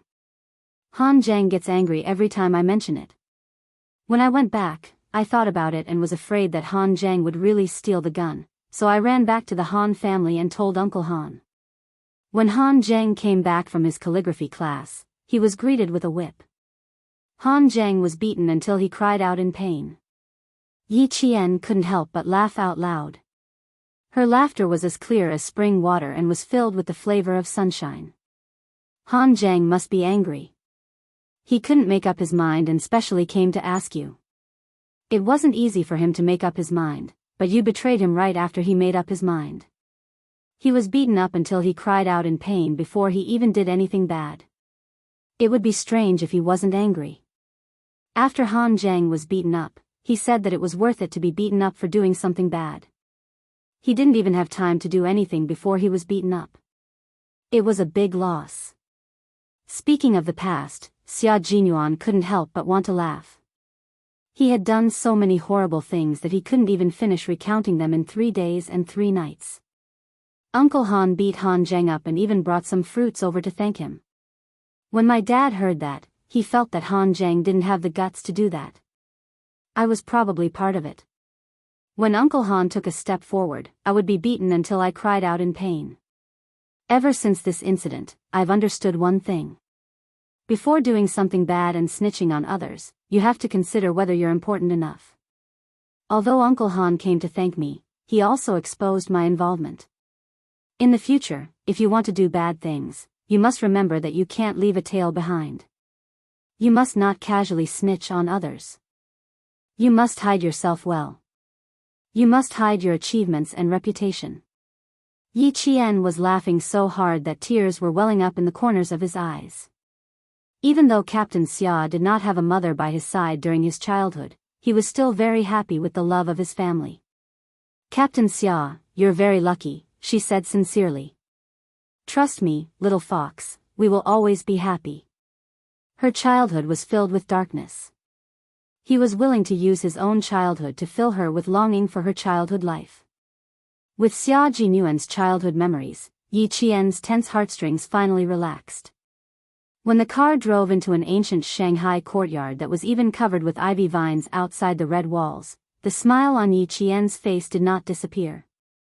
When the security guard saw the car drive into the garage, he immediately went into the room to report.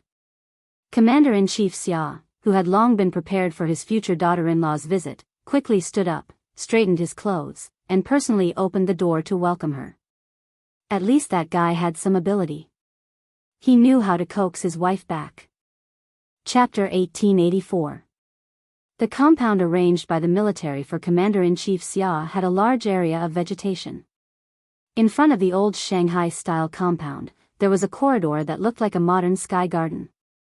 The corridor was made of red bricks and was not painted. The red bricks and white walls had pots of potted plants on them. Even in the middle of winter, there were small red flowers in the potted plants. Yi Qian took a closer look and realized that they were blooming red plum blossoms. The outer walls were covered with vines. Because it was winter, all the green leaves had withered, leaving only brown vines that looked like spider webs clinging to the walls. Yi Qian shifted her gaze to the second floor. The ivory-white old-style window arches looked freshly painted against the red bricks. They were very clean. One of the windows in one of the rooms was pushed open. The light-colored gauze curtains danced gently in the wind. It made Yi Qian feel as if someone was watching her from above. Yi Qian shuddered, and her heart, which had just relaxed, tensed up again. Just as she was about to speak, she saw a dark green figure pass by behind the pillars in the corridor. Yi Qian puffed out her chest and sucked in her stomach. Her expression was so serious that it was as if she was returning to a government office to report on her work. She even muttered, "Walk faster, walk faster, walk faster. The commander-in-chief is already here. Don't let him wait for too long. Walk faster, why are you walking so slowly all of a sudden? You can't even walk properly. Little fox, I have to match your pace to walk faster." Xia Jinyuan wanted to laugh again. At the same time, he felt that his bad habits were a little too deep. It was a little too unkind. His girlfriend was so nervous that she was walking properly, but he just wanted to laugh. Cough, no, he couldn't laugh. Laughing would ruin things. It wouldn't be too late to laugh after he brought her in. It was too interesting. He was used to Little Fox's calmness that was beyond her age. He had never seen her embarrassed before. Today was a fresh experience for him. No matter how he looked at it, it was not enough. Xia Jinyuan, who was usually able to walk properly, held Yi Qian's hand and squeezed it slightly. "Come, follow me." Yi Qian was really embarrassed at this moment. She did not expect herself to take a straight step. Commander-in-Chief Xia, who was standing on the steps, also wanted to laugh, but he held back and maintained a kind smile. He looked gently at Yi Qian, who was led by his son all the way here. "Xiao Yi, treat this place as your own home. Don't be so nervous. I'm not a man-eating tiger. What are you afraid of? Even if I'm a man-eating tiger, with the abilities of the special forces, it's not a problem to get rid of a tiger." This was what Commander-in-Chief Xia said to his future daughter-in-law, who was visiting his house for the first time. His future daughter-in-law, who was originally nervous, almost trembled and fell. "Be careful under your feet, the gravel road is a bit uneven." He held his girlfriend firmly and said softly, "My dad is right. If you're not even afraid of a tiger, my dad has nothing to be afraid of." Yi Qian thought, even 10 tigers are no match for the commander-in-chief. She dared to hit a tiger, but she definitely did not dare to hit the commander-in-chief. The commander-in-chief saw that Yi Qian was so nervous that she did not know where to put her hands and feet. The smile on his face became even more benevolent. "Take a seat first. I'll make you some tea. Drink some hot tea to calm your nerves, then relax and chat. I won't trouble you. I'll go. Yi Qian, whose but had just touched the sofa, suddenly jumped up and looked like she was ready to make tea at any time. Commander-in-Chief Xia could not help but tease her. "Do you know where my kitchen is?" Chapter 1885. Where was Commander-in-Chief Xia's kitchen? He really didn't know. Yi Qian stood up and sat back down silently. He had already despised himself 100 times. When Commander-in-Chief Xia went to the tea room to make tea in a good mood, Xia Jinyuan came up to Yi Qian and said with a smile, "Don't worry. You'll know where my kitchen is after you come here a few more times. I'll also tell you where my room is later and invite you in to have a seat." At that moment, there was a little person dancing happily in the major's heart. When he saw Yi Qian's embarrassed state, he couldn't help but love him even more. He was too cute. How could he be so cute? He was so cute that he really wanted to kiss him. Xia Jinyuan glanced at the corridor leading to the tea room from the corner of his eye. He immediately seized the opportunity and kissed Yi Qian's cheek at lightning speed. "Give me a kiss so you can relax." Yi Qian jumped when he was kissed. He covered his cheek with his hand and quickly glanced in the direction where the commander-in-chief had gone. He glared at the man who still dared to be impudent. "You're even more nervous now. You need to stay away from me. Are you sure you want me to sit away? You don't want me to support you?" Xia Jinyuan raised his eyebrows. There was a deep smile on his elegant face. He pretended to get up and sit on the other side. "Then I'll really go over there. You can have a good chat with the old man while you drink tea." Yi Qian grabbed his arm and pinched it. "Don't you dare." He then asked softly, "How does the commander-in-chief usually settle his meals?" Family Xia didn't have any servants. There weren't even any servants to cook. There was no sign of a mistress in the house. Although the decor was warm, it was full of masculinity. It's easy to settle.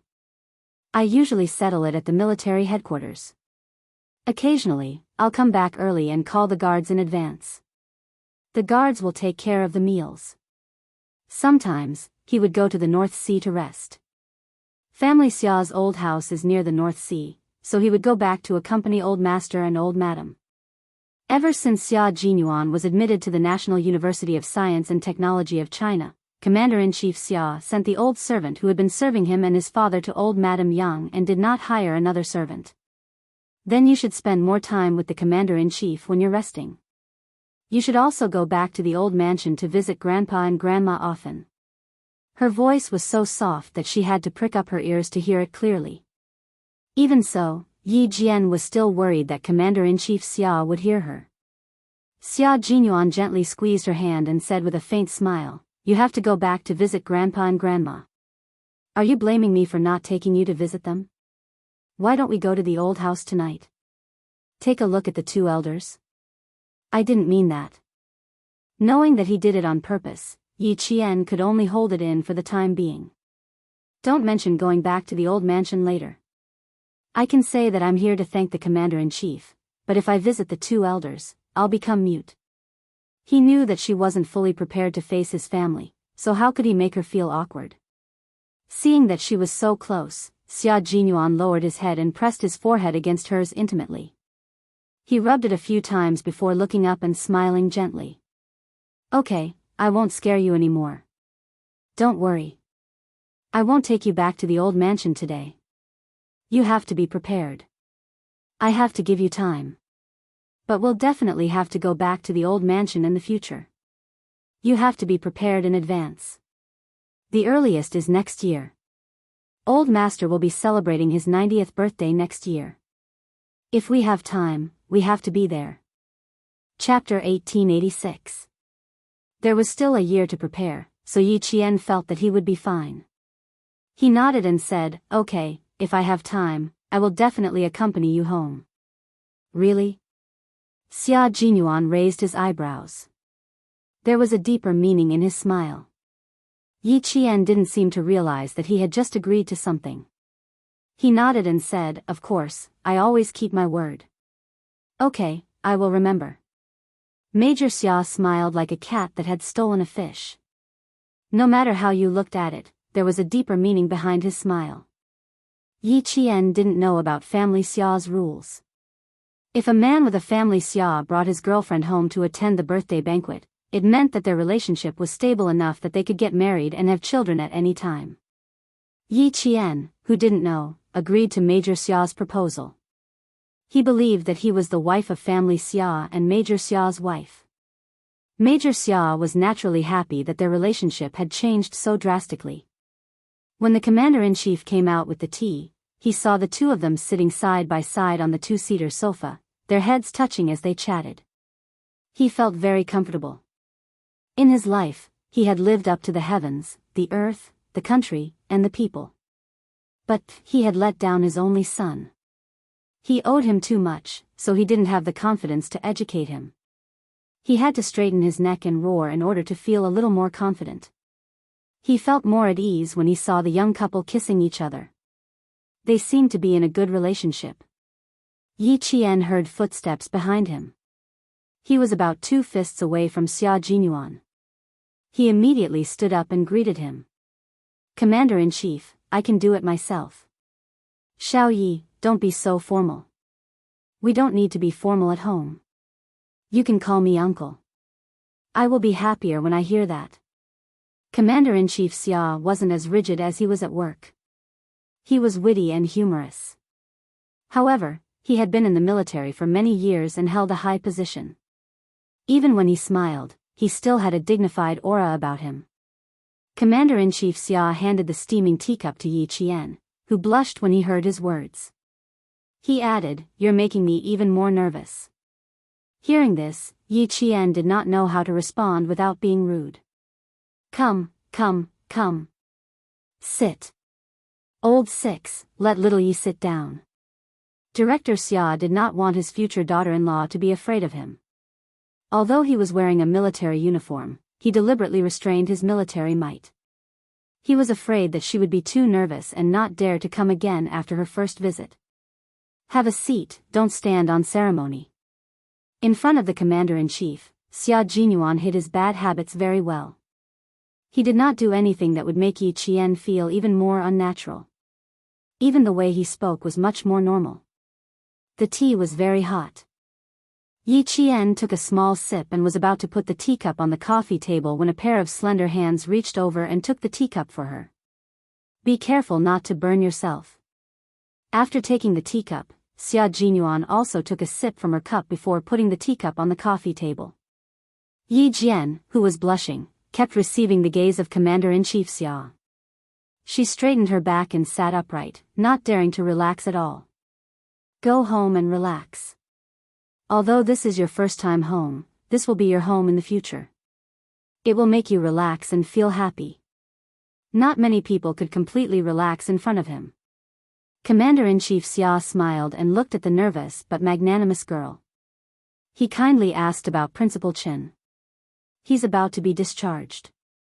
He wanted to be discharged for a long time. He even wanted to run out of the hospital and ask for permission later. In the end, he didn't succeed and was stopped by the guards. I had to reprimand him a few times before he calmed down. It's only a few days until he can be discharged. I don't know if he can stay here for the next few days. Chapter 1887. After taking a few sips of hot tea, Yi Qian gradually relaxed his stiff body and said politely, Commander-in-Chief, Uncle Chen's illness has caused you to worry.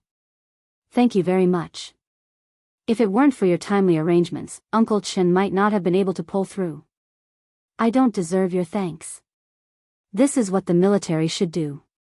He fell in a position to train talents for the army, so it's only right for the military to do its best to save him. Fortunately, he survived the scare without any mishap. Otherwise, it would be the biggest regret of the military. Xia Jinyuan became the guest. He stared at the girl he admired with a soft gaze. He watched her go from nervousness to calmness, and then back to calmness. Her thin and sexy lips were always slightly raised. His girl took this step for him, which meant that she approved of him and was willing to treat his home as her own. In the future, his home would be her home. It would be the home for both of them. We took his situation into consideration and combined it with the actual situation. In the end, we arranged for him to go to the sniper training base in the southern province. He will be specially recruited as a veteran and will enjoy the benefits of being in the army. Of course, his personal information will still be classified. His file will not be transferred to the southern province military region. And you will be able to be at ease. You won't have to worry about your family. You can focus on completing your studies without any burden. Even the guards were standing outside the living room. There was no one else in the living room. Yi Qian, who had relaxed, calmed down and faced the various questions from the commander-in-chief. After talking about Principal Chen, Commander-in-Chief Xia asked about Yi Qian's studies. You won't be staying in Beijing for long this time, right? I remember that the midterm exams for the National University of Science and Technology are coming up. How's your revision going? Did you miss your studies because of training? Commander-in-Chief Xia's intention for Yi Qian to come here this time was to introduce himself to Yi Qian. He didn't have any intention of inspecting Yi Qian. Therefore, he only asked about Yi Qian's current situation. Yi Qian smiled and answered seriously, my revision is going well. During training, Captain Xia tutored me. I've already finished reviewing the important content. We'll rush back to school tomorrow morning and start the exam the day after tomorrow. She had to leave school on December 12 to start a 45-day training. After that, there were only 3 days left before the school's midterm exams. Calculating the time, it would be the day after tomorrow. Therefore, she had to return to school tomorrow morning. Military academies are different from high schools. Academic results are ranked second, while comprehensive physical fitness results are ranked first. Although you have 45 days to train outside, I believe that with your ability, you can do both at the same time and achieve good results in both your specialization and comprehensive physical fitness. Commander-in-Chief Xia couldn't help but nod when he found out that Xia Jinyuan took time out to tutor Yi Qian every day. It seemed that his little rascal knew how to coax his wife better than he had imagined.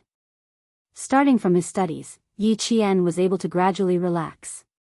Commander-in-Chief Xia was like an elder in the family as he made suggestions. At the same time, he was also concerned if Yi Qian had any difficulties.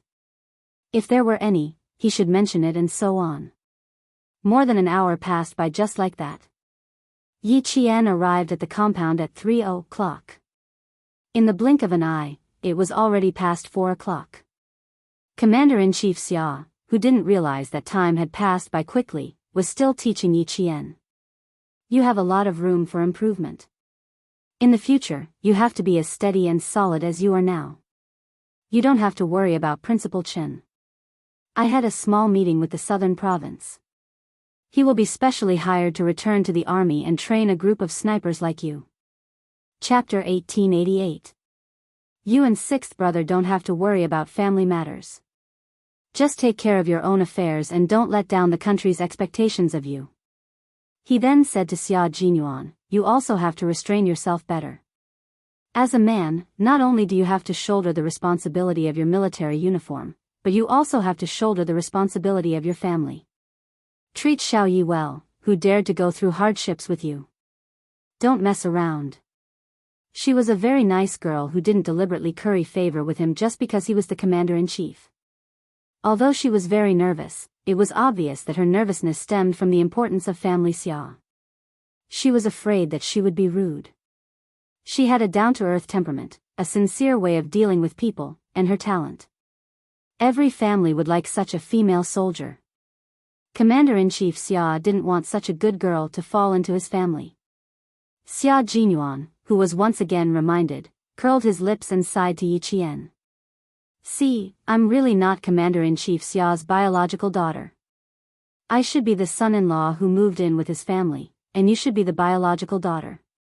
If I had a daughter like Yi Qian, I definitely wouldn't let her marry you. The Commander-in-Chief smiled slightly and attacked his son mercilessly. It's all thanks to our ancestors that you were able to find Xiao Yi now. Faced with the attack from his biological father, Xia Jinyuan, who had always been mentally strong, immediately agreed happily. Yes, you're right. In the future, I will definitely take good care of your biological daughter and won't let her suffer the slightest grievance. You have to do what you say. Don't try to make empty promises.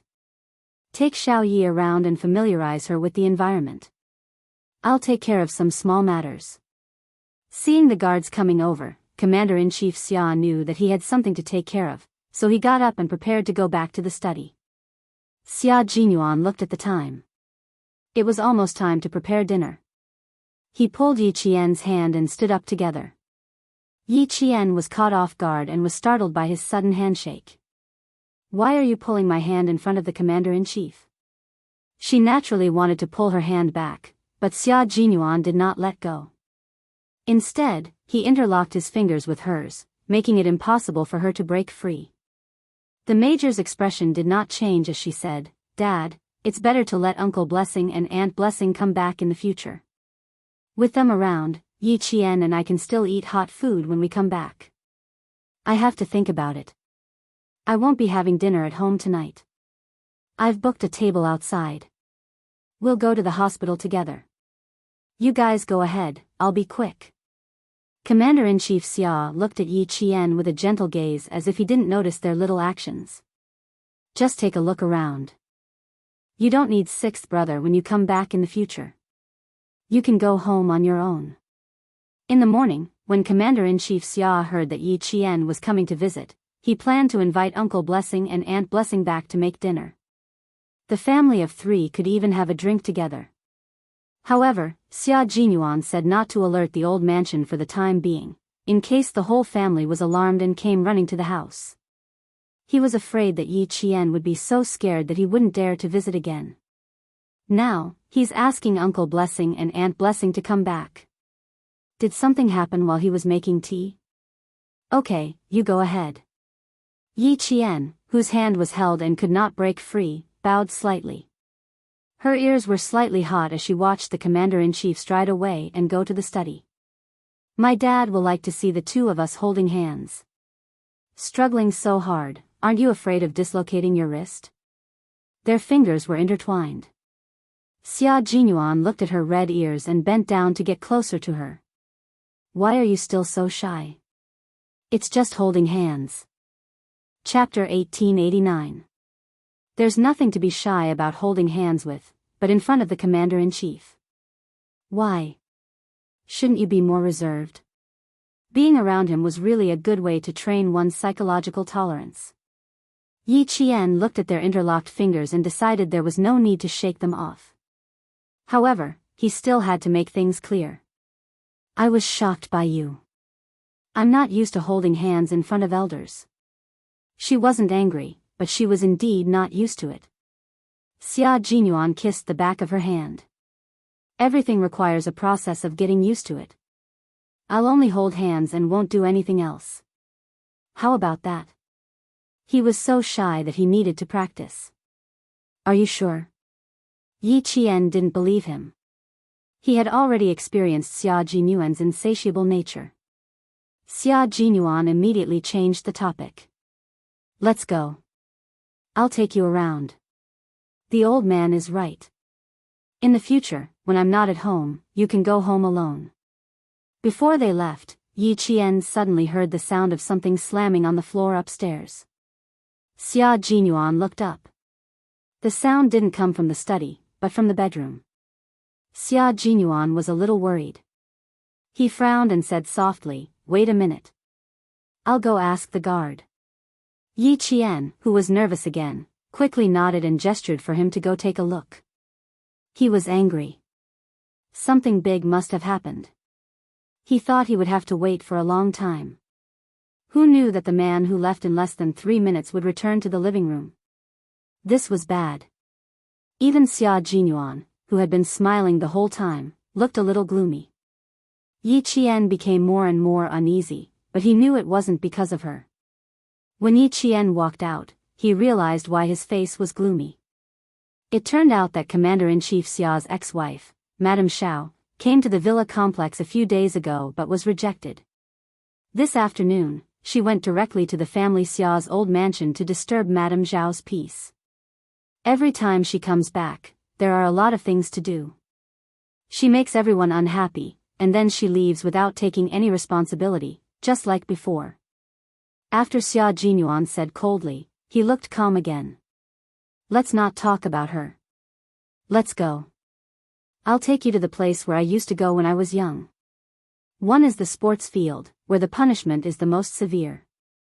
The other is the banyan forest, where a group of people play a game of good guy and bad guy. He didn't mention Madame Xiao again, and Yi Qian didn't ask about it either. She smiled and asked a few more questions as she listened to his childhood. Soon, the man beside her was the handsome, smiling, and elegant young master again. Most of the senior officials and heads of state in Jing City lived in the compound. Most of them were senior generals in the army. Xia Jinyuan didn't take her too far. Because it was a Sunday, they met a few people who knew Xia Jinyuan. Fortunately, the two of them did not hold hands and only chatted as they walked. When they met someone they knew, Xia Jinyuan said that she was his junior from school and came to Beijing for an internship. He did not directly introduce Yi Qian as his girlfriend. Military school students should abide by the rules. They could be more presumptuous at home, but when they were outside, Xia Jinyuan was very careful about Yi Qian's reputation. He didn't want her to be criticized again. I'm not free tonight. My junior brothers and sisters from school are coming over, so I have to be a good host. Let's have a drink. I'll definitely look for you when I come back next time. Xia Jinyuan smiled and declined the invitation. After chatting with them for a while, he took Yi Qian back home. The people who asked him out for a drink were all of the same age. Although they weren't as close as Han Zheng, they got along well. They didn't really grow up in the villa complex. Some of them only moved to the villa complex when they were in their teens with their parents. Although they know each other, they aren't very close. Chapter 1890. There aren't many people who are very close to me. Han Zheng, whom you've met before, is one of them. There are a few others who are involved in satellites, research, business, and even overseas. I'll introduce them to you when we return to Beijing. As they grew up, it was inevitable that they would separate from each other. Although they were separated, their bond for doing bad things together did not diminish. Instead, it deepened. They understood each other, and they liked each other. Naturally, they could be brothers for life. Commander-in-Chief Xia was on the phone with the housekeeper of the old mansion. You don't have to let her in next time. I'll have a good chat with her. I'll come back to visit old madam in a few days. He spoke for 3 to 5 minutes before hanging up. After changing into casual clothes, he asked the guard to call back the two who had gone out for a walk. After walking for a while, the two of them pushed the door open and entered without waiting for the guard to come out. They saw the commander-in-chief, who had changed into casual clothes and was wearing a dark blue coat, standing in the living room. When he saw the two of them enter, he smiled and said, I was just about to ask the guard to look for you when you came back. Although he was smiling, Yi Qian could tell that he did not look too good. He must have been angry just now. There was still anger between his eyebrows. The commander-in-chief was not wearing a military uniform. Even if he was wearing casual clothes, his military aura could not be concealed. In addition, there was still anger between his eyebrows. His aura was so strong that it made people feel pressured. Yi Qian secretly glanced at the man beside him. Seeing his natural expression, he felt a little relieved. Commander-in-Chief Xia, who was originally angry, smiled and said, Lao Lu, go get the car. We won't bring the guard today. It's just the three of us going out as a family. Xia Jinyuan, who acted as if he did not notice anything, sized him up and said, You're already a few decades old. Don't think that you're very young. You still have to pay attention to what you should.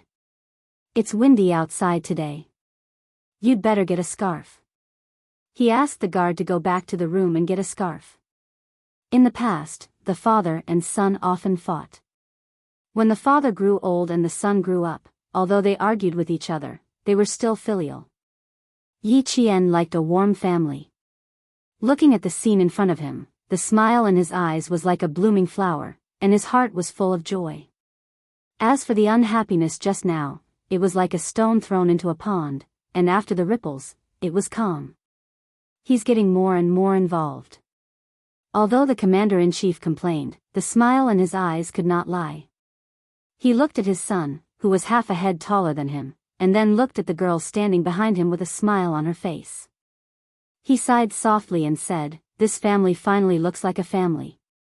It wasn't good to lose a mistress. It was too cold. Xia Jinyuan took the scarf from the guard and wrapped it around his father's neck. It's always looked like a home.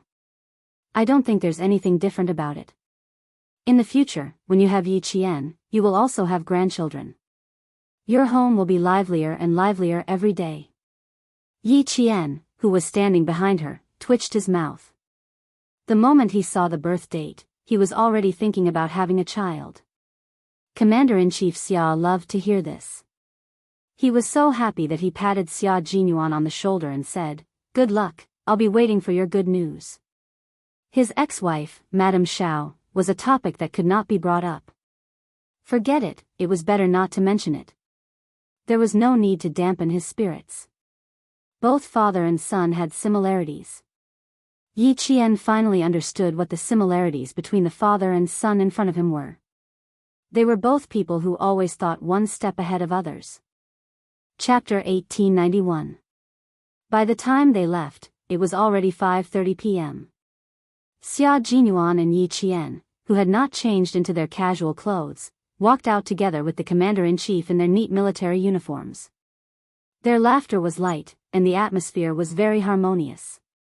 The restaurant was not in a crowded area, but in the depths of Hutong Alley near Huangcheng. They drove all the way to the entrance of a courtyard house. This used to be the residence of a high-ranking official, but now it was a private restaurant where ordinary people could not book a table even if they wanted to. There were 2 pairs of doors in front of Ruishi Town House, and there were already customers coming and going. In the twilight, it was obvious that they were all wealthy and respectable guests. The private room was antique, and the interior design was very typical of the Ming and Qing dynasties. Even the big chairs were made of high-quality yellow pear wood. There were small ornaments like jade bottles in the baguette. Although they were handicrafts, they were still expensive. Xia Jinyuan carefully pulled out a chair for Yi Jian and took over Commander-in-Chief Xia's coat. He didn't let the waiter help him hang it up himself. It's a private restaurant opened by an acquaintance. The chefs hired are all top chefs, and every one of them has their own specialty. We just came back from training and ordered a few light dishes. Next time, I'll bring you here to try the heavy dishes. Xia Jinyuan opened the menu. There was no greasy smell, and the fragrance of red sandalwood greeted him. Yi Qian realized that the menu was made of red sandalwood and made of paper. It did not look like a menu, but more like a piece of art.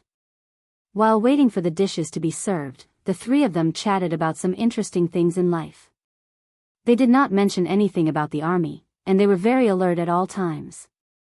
When the dishes were served, Commander-in-Chief Xia would occasionally signal Xia Jinyuan to put food in Yi Qian's bowl. Occasionally, he would say humorously, "Young people should have the courage of young people." He would also say, "When we were young, but when we were old, those were just memories. Little Yi, sometimes you should ask him to do more work. You should train him first." Every time Commander-in-Chief Xia said something like this, Yi Qian humbly listened to his advice. Xia Jinyuan said, "Your experience is purely misleading. Teach us less and we will figure it out ourselves. Or perhaps, you're trying to take revenge, aren't you? Why do you keep remembering what I did to you when I was young and ignorant? As a person, you have to look forward." Whenever the father and son met, Yi Qian would choose to sit on the mountain and watch the tigers fight. He would just watch with a smile and not say anything. When Commander-in-Chief Xia saw that Yi Qian had stopped talking, he immediately turned his head and said, "Xiao Yi, do you know why I'm thinking about you?" He really didn't know. Yi Qian poured a cup of hot tea and asked with a gentle smile, "I really don't know." He did not expect the Commander-in-Chief to be so calm in private. She did not feel nervous at all. "Don't you remember? The old man couldn't win against the young man. I'll never forget this for the rest of my life." Commander-in-Chief Xia laughed heartily. This should be considered a dark history. He caused trouble outside, and I wanted to throw him directly into the juvenile detention center to discipline him. He was very capable, so he proposed to make a bet with me. Yi Qian accidentally heard a part of Commander-in-Chief Xia's dark history. This was the dark history of the top leader of the army, and she heard it without any preparation. The situation was similar to the last time when Xia Jinyuan mentioned Madame Xiao. She heard the whole story without any preparation. "I had 10 bullets, and he had 10 bullets too. We made a bet that whoever could shoot perfectly would lose. The loser would have to run 3 kilometers around the field. At that time, I thought that there was no way I could lose. Even if I couldn't shoot perfectly, I still could." Chapter 1892. Later on, I did indeed score 9 out of 10. Compared to a kid who had never seriously practiced shooting, I thought that I would definitely win. What I didn't expect was that he would pick up the gun and shoot straight down. It was a perfect score. When Xia Jinyuan was 12 years old, the fights between father and son became technical. They would either do push-ups or hang on the horizontal bar. He always thought that the reason why he was so fit was all because of the fights he had with his father when he was young. I won, and he lost. The most hateful thing was that he still wanted to cheat. I gave up and cried at the shooting range. My father was afraid of losing face, so he had to agree. He was the one who started the bet, and he set the rules. In the end, he still cheated. Don't you think that makes me angry? Xia Jinyuan also remembered this incident. Although it was still fresh, it was still in the past. From the age of 14 to 26, a full 12 years had passed. I was the first to admit defeat to my son. At that time, I was the first to do so. No matter how I think about it, it's still embarrassing. In the end, I had to agree to his ridiculous demands. It's even more infuriating. After he finished talking about his dark history, Commander-in-Chief Xia used tea as wine and raised his glass to Xia Jinyuan. Don't be too proud. I'll wait for a grandson who is even more shameless than you to come and teach you a lesson. Yi Qian, who always trembled in fear when she heard about Xia Jinyuan's dark history, silently picked up her food. Her scalp tingled just thinking about a grandson who was even more shameless than Captain Xia. Don't worry. With a powerful father here, he won't have that chance. Also, if I can't win, there's still his mother.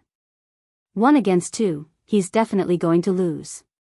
Commander-in-Chief Xia finished his tea in one gulp.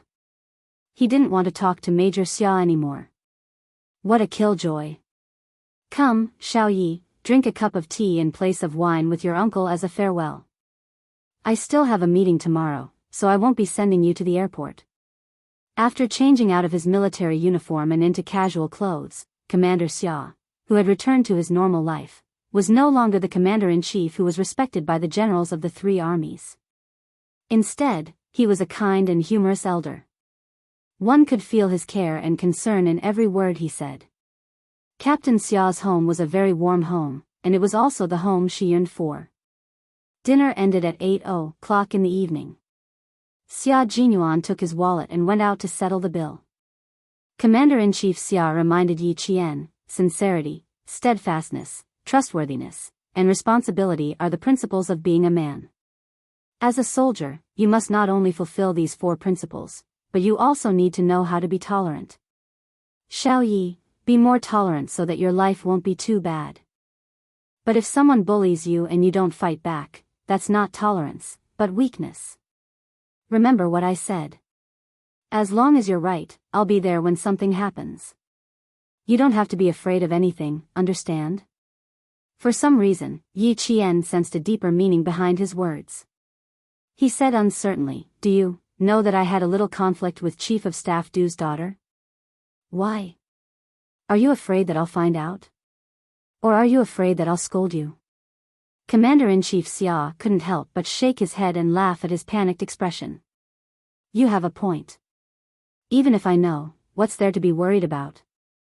6th brother should have told you about the matter between me and Chief of Staff Du had a conflict with his daughter. It happened. It's no big deal. If she dares to do anything, I'll naturally wait for her. Suddenly, an exasperated middle-aged woman's voice came from the private room. Xia Xinhui, are you in there? Commander-in-Chief Xia, who hadn't finished speaking, heard this and the smile on his face disappeared. He instantly revealed a majestic aura that no one could look directly at. Chapter 1893. Yi Qian suddenly felt that something was amiss. Since she dared to call out the commander-in-chief's name so rudely, it was obvious that she did not come with good intentions. Take a seat, I'm going out for a while. The commander-in-chief stood up with a gloomy face. Just as he reached the door, he said, I'll tell you about the old family matters later. This was an explanation to Yi Qian. He quickly stood up and said, do you want to invite her in to talk? Okay, you can go back with old 6 later. I won't be going to the hospital. Say hello to Principal Chen for me. Commander-in-Chief Xia nodded slightly. The moment he opened the door and walked out, Yi Qian saw how dignified the commander-in-chief was. The military's prestige could not be violated at all. Yi Qian, who slowly sat down, felt a little restless. The commander-in-chief was a high-ranking military officer, yet the person who came was shouting and yelling without any regard for the commander-in-chief's dignity. She even said that it was an old family matter. Could it be? Could it be? Could it be? When she thought of Yi Qian on someone, she could not sit still for a moment. Madame Xiao, the commander-in-chief's ex-wife. She suddenly wondered if it was her. If it was Madame Xiao, it would be inappropriate for her to wait for Commander-in-Chief Xia to return to the private room before leaving. No, she could not stay. She had to leave immediately. She could not meet the Commander-in-Chief's private matters. A cold and deep voice came from outside.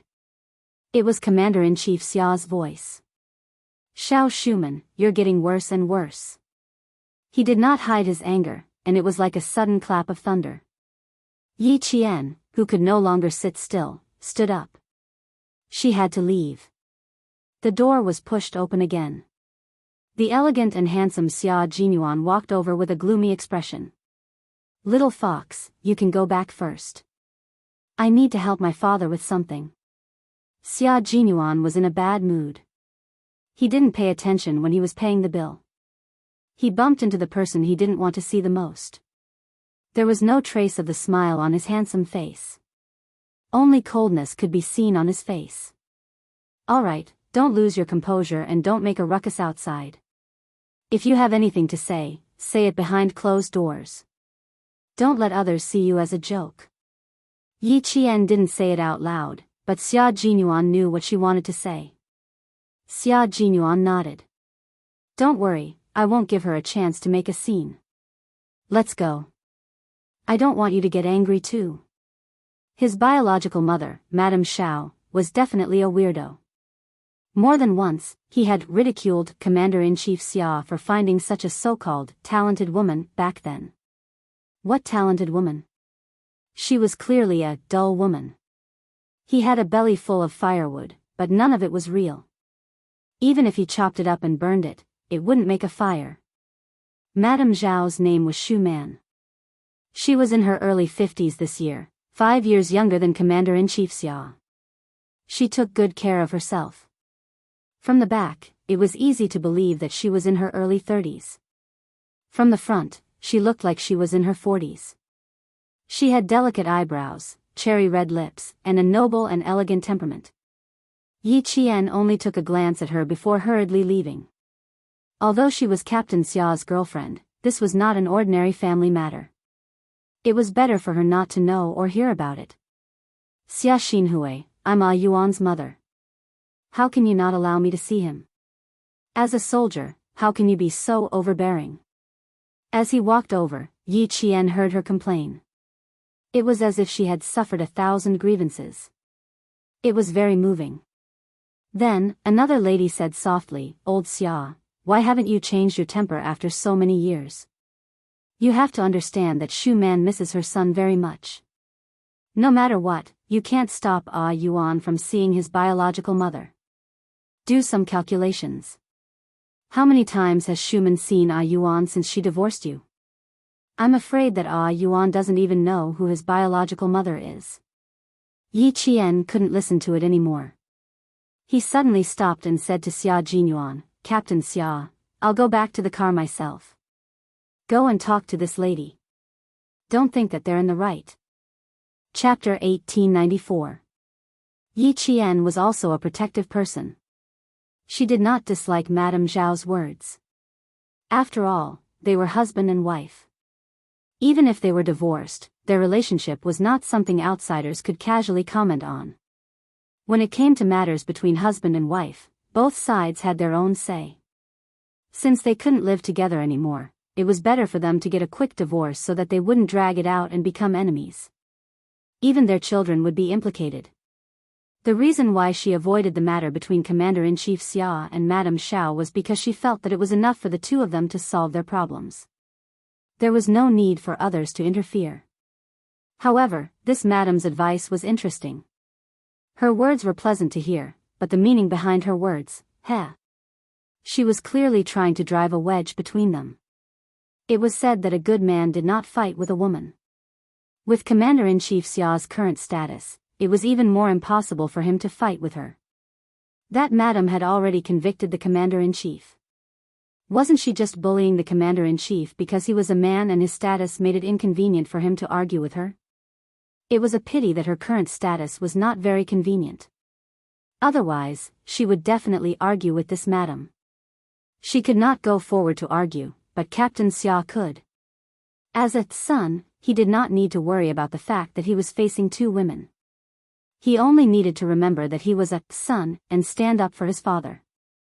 I think this madam did not come with good intentions. Captain Xia, you should go and argue for the Commander-in-Chief. Solve your own family's problems behind closed doors. There is no need for those unrelated people to get involved. She was afraid that Xia Jinyuan did not understand what she meant. Yi Qian, just make it clear. The commander-in-chief cannot argue with her, but you can. Yi Qian said softly and even pushed the man beside her. Go quickly. Don't let the commander-in-chief be at a loss for words. If my father knew that his daughter-in-law was so protective of him, he would be happy again. Their nervous expressions were really cute.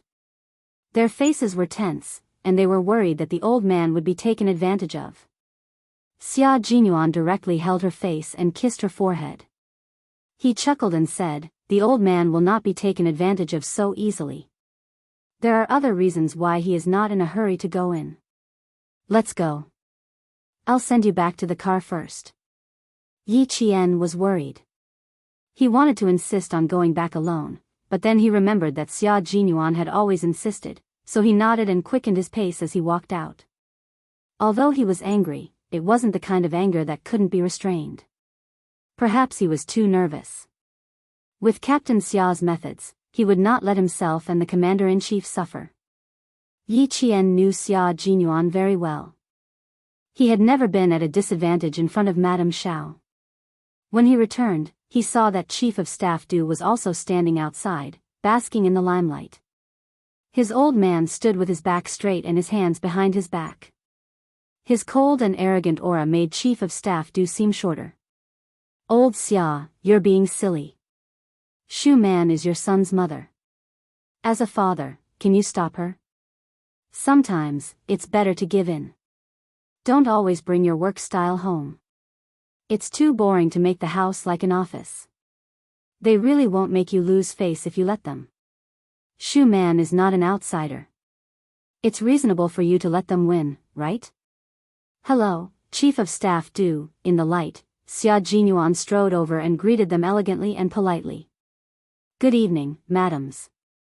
When Chief of Staff Du, who was also dressed in casual clothes, heard the rather imposing voice of the young man behind him, he could not help but turn around. He then saw a tall and handsome young man who was obviously a soldier walking towards him. Chapter 1895. He sized him up and laughed. Oh, it's Xiao Xia. I haven't seen you for a few years. Ha ha ha, you've changed so much that I almost couldn't recognize you. You haven't changed at all. You're still as elegant as ever. Xia Jinyuan walked over and extended his hand. He wasn't wearing a military uniform, and it was a private meeting, so there was no need for a military salute. They could just shake hands. The moment the young and strong hand reached out, Chief of Staff Du's eyes darkened slightly. He smiled and said, No, I'm old. I'm 5 years older than your father, and I'm already in my 60s. If I continue to change, I'll become an old man. Chief of Staff Du was 64 years old. He got married early, and his eldest son, Du Kaiwei, was nearly 8 years older than Xia Jinyuan. Commander-in-Chief Xia frowned when he saw him coming over. Didn't he ask him to accompany Xiao Yi back to the hospital? Why did he come back? He glanced at his ex-wife, who was opposing him, and his frown deepened. She used to leave in a carefree manner, but now that she was old and envious of others who had children and grandchildren, she came back to look for sixth brother. Xiao Shuman, you've really been naive for a lifetime. Mrs. Xiao, who had been naive for a lifetime, hadn't seen her biological son for many years. At that time, she was so excited that tears were glistening in her eyes. Looking at her biological son who had grown so tall in the blink of an eye that she had to raise her head to see his appearance clearly, Mrs. Zhao's mouth trembled slightly. Ah Yuan, don't you recognize me? Although you didn't raise me, you still gave birth to me. How can I not recognize you? In the dim light, Xia Jinyuan, who had just finished exchanging greetings with Chief of Staff Du, lowered his eyes slightly and looked at Mrs. Xiao who had been searching for herself. He smiled faintly and said, Don't think too much. Although he spoke politely with a smile on his face, there was an invisible wall of alienation that made Mrs. Xiao unable to get close to him. This discovery made Mrs. Xiao tremble slightly, and at the same time, tears burst out of her eyes. Ah Yuan, do you hate Mom, you? Before she could finish her words, Xia Jinyuan had already looked away. Madame Xiao had no choice but to swallow her words and secretly wipe away her tears. The slender major stood in front of everyone. His innate noble temperament made him stand out even in front of the two senior generals in the army. It's such a cold day. Dad, why don't you and Chief of Staff do go back to the box and talk about our family matters? Mrs. Li, you should come as well. You've always cared about my family. With you around, Mrs. Xiao will feel more at ease. Before Chief of Staff Du could understand the meaning of his words, Mrs. Li's expression had turned cold. She said lightly, "Shu man, your son is blaming me for being nosy." "Yes, I'm just an outsider. How can I intervene in the family affairs of Commander-in-Chief Xia? I'm meddling in other people's business." "She's blaming me. It has nothing to do with you." Madame Xiao raised her hand and gently wiped away the tears that flowed out. She said to Madame Li, "I'll chat with the father and son. I won't eat with you and old Du. I'll thank you when I have time." Madame Li first looked at her husband, who shook his head slightly. She sighed and held Madame Zhao's well-maintained hand. "You don't have to be so polite with me. I'm really worried about old Xia's temper. Let me and old Du accompany you. If anything happens, you still have us. I won't trouble you and old Du. Qinglan, you go eat first. I'll talk to old Xia." Madame Xiao was not moved. She refused Madame Li's company and said to Chief of Staff Du, "Old Du, I'll leave you." Chapter 1896. Since she had already said so, what else could Chief of Staff Du say? He could only say, "Okay, I'll eat with Qinglan first. It won't be too late for you to come over if you're early." He then said to Commander-in-Chief Xia, "Old Xia, you two have a good chat. It's not a big deal. Since little Xia is also here, the family of three can sit down and have a good chat. There's nothing that can't be solved. We have to be meticulous in our work, but we can't do that to our family. We have to give in. We can't have a dictatorship." He had said a lot, but the main point was the last sentence, "We can't have a dictatorship."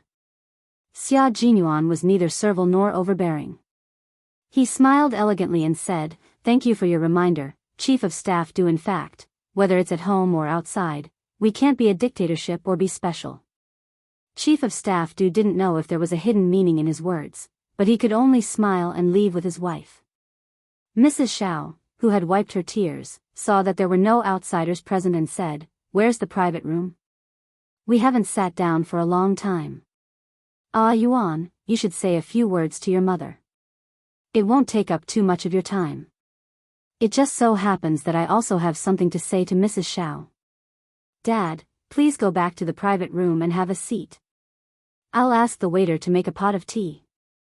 Xia Jinyuan was not in the mood to talk about their mother-son relationship. He said lightly and went to order the tea. When the tea was served, the three of them, who hadn't sat together for many years, sat in a triangle with a large distance between them. Mrs. Xiao looked at her son, who was unwilling to sit with her and didn't even look at her. She only felt bitterness in her mouth. She then looked at her ex-husband, who was sitting opposite her. Although he was old, he had more aura than when he was young. He had stayed in the army all this time and was now a commander-in-chief. She didn't dare to look at him more than a few times. Old, they were all old. Thinking back to the absurdity of their youth, they only felt that it was a dream. Every mistake was a mistake, and they didn't even have a chance to correct it. She didn't speak. Commander-in-Chief Xia was also calm. He sipped the freshly brewed hot tea and let his ex-wife look at him. Old Six often said that he had bad taste when he was young and found a woman who couldn't stand the pressure.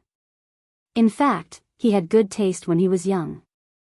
When she was young, Miss Xiao was a famous talented woman. Although her family background was not as good as family Xia's, it was still a scholarly family in the south. Therefore, she had a scholarly temperament that ordinary women did not have. She had beautiful facial features and fair skin. She was proficient in music, chess, calligraphy, and painting.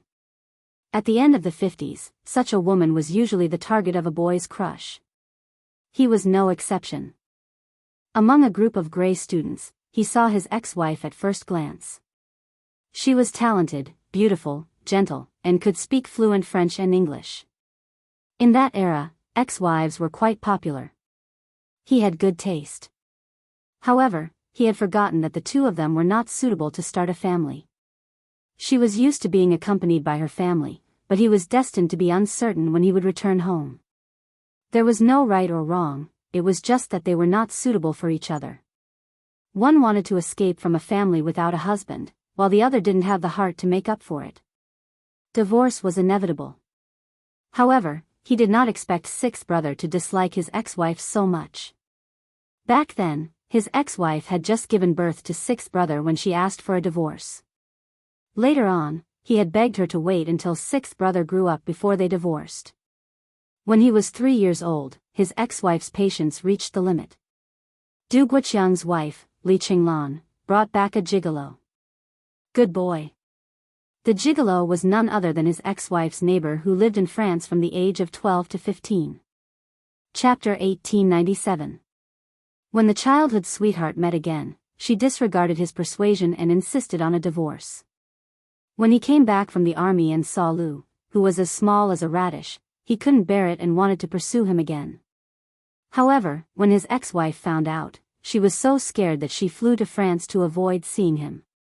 He had met Lu 3 times. Once when he was 10 years old, once when he was 16, and once when he was admitted to the military academy. They had met 3 times, so why did he dislike his ex-wife so much? Commander-in-Chief Xia was also quite puzzled. The room was silent, as if no one wanted to talk to her. Mrs. Xiao, who was over 50 years old, lit a cigarette for herself and slowly took a puff. She smiled bitterly as she blew out a smoke ring. It's fine if you two think I'm being unreasonable, but Xia Xinhui, it's an indisputable fact that I'm Ah Yuan's mother. It's something that can't be changed. Even if you don't want Ah Yuan to acknowledge me, the blood relationship between Ah Yuan and me cannot be changed. It's my fault for going to the old house today to disturb the old lady's peace. Xinhui, how many years has it been since I last saw my son? It's been 10 years since he was 16 and now he's 26. When I contacted you, you avoided talking to me. When I introduced my friend's daughter to Ah Yuan, you didn't even mention it to Ah Yuan.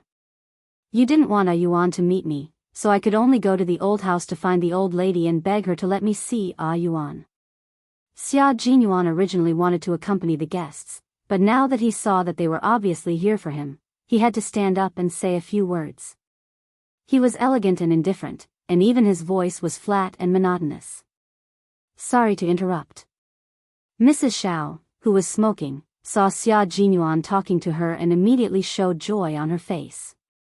However, as soon as she showed her joy, she froze in an instant. Xia Jinyuan said calmly, I have to say something fair for my old man. Mrs. Xiao, all your thoughts are just self-righteous. First of all, my old man has never stopped me from meeting Miss Xiao. On the contrary, back then, Miss Xiao abandoned her husband and children for love and happiness. My old man often said that he had let Miss Xiao down and couldn't blame you for leaving. He also told me to look at the photos of Miss Xiao hugging me when I was free so that I would know that you actually loved me very much. I'm sorry, but I didn't manage to do it. From what I can remember, Miss Xiao always told me that if it weren't for me, you would have left the cage long ago. Mrs. Xiao, who was holding a cigarette between her fingers, turned pale when she heard this. The cigarette between her fingers fell onto the table in shock. She widened her eyes and looked at her son in disbelief. No. You. Impossible. Secondly, when the old man knew that you were back, he called me and asked me to go and see you. When I was 10 and 16, the old man forced me to go and see you. If it weren't for the old man, Miss Xiao, even if you were kneeling in front of me, I wouldn't have lowered my head to look at you. At this moment, Madame Zhao's face was so pale that it was covered with a layer of white dust. Even her lips had lost their color. Thirdly, why do you think that you have the right to find a girlfriend for me? Back then, you were the one who abandoned your husband and children. You were also the one who turned a blind eye to me and my old man. When I needed you, you weren't there. Now that I don't need you anymore, you appear again and even want to introduce a girlfriend to me. Miss Xiao, why do you have to force me? Back then, my father didn't make things difficult for you. Otherwise, do you really think that a military marriage can be divorced so easily?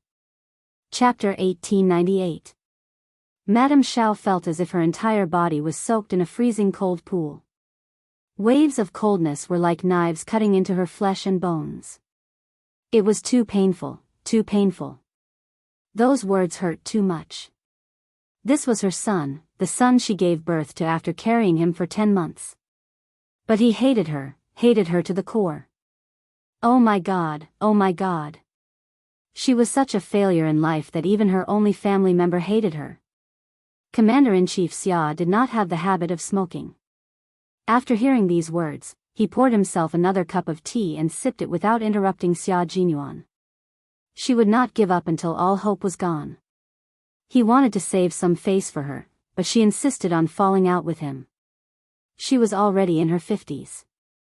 If she continued to lose face like this, who knew how she would live in the future? Xia Jinyuan was a decisive person, especially when he saw that Madame Xiao had a good relationship with family Xia's political enemy. He knew that if he did not cut off the relationship, there would be trouble in the future. Madame Li was not a kind person.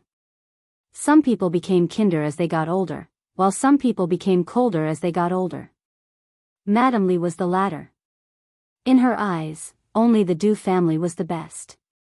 Family Xia had long been a thorn in her side. Who asked old man Xia to always be better than her husband? Since we've met today, I'll make things clear so that you won't blame the wrong person and think that old man Xia stopped me from letting you see me. You're wrong, Madame Xiao. You're really wrong. My father is a responsible man. He's a good old man who doesn't want his son to hate him. I'm the one who doesn't want to see you, not old man Xia. I don't dare to accept the women you introduced to me. I have to avoid all the things that you think are good in your eyes. I don't dare to accept them, and I'm also afraid of accepting them. I'm afraid that I'll accept your kindness. When I get married and have a child, I'll follow in old man Xia's footsteps and become both a father and a mother. I'll become an old man that no one wants. Yuan, don't say any more. It's Mom's fault. It's Mom's fault. Madame Xiao was sobbing uncontrollably. Mom was selfish. I only thought about myself and didn't think about you. Don't say any more. Mom was wrong. Mom was wrong. She cried sadly, but Xia Jinyuan was not moved at all. I don't have a mother. I only have an old man who is both a father and a mother. Don't keep calling me mother. I, Xia Jinyuan, have never called you that before, and I won't in the future. It's too late for you to blame yourself now. I've already grown up. When I was 16 years old, it was all thanks to you that I scolded the old man and said that he was irresponsible for raising me like a piece of trash. I sincerely thank you, Miss Xiao. It was all thanks to your scolding that I woke up to today's Xia Jinyuan. Tea in place of wine. Thank you for scolding me back then. If it wasn't for you calling me trash, I think I would have really become a trash instead of joining the army like an old man. Here's a toast to you. Feel free to do as you please. Xia Jinyuan finished the warm tea in one gulp and looked at Madame Xiao, whose makeup was all smudged from crying. He placed the tissue on the table and turned it around. Wipe your face. I'm a cold-hearted person. I won't be moved even if you bleed and cry. Madame Xiao was crying so hard that she couldn't even open her eyes. Her son. He hated her so much. She was indeed self-righteous and thought that as long as they were related by blood, everything would be different. Chapter 1899. Her life had been too smooth. When she was young, she did not suffer the hardships of her peers. Before the age of 12, she lived the life of a rich young lady with servants waiting on her. When she was 12, she went to France. When she was 15, she went to England. When she was 22, she came back to study and met Xia Xinhui, the son of a rich family. He doted on her. When she was 28, she gave birth to a Yuan.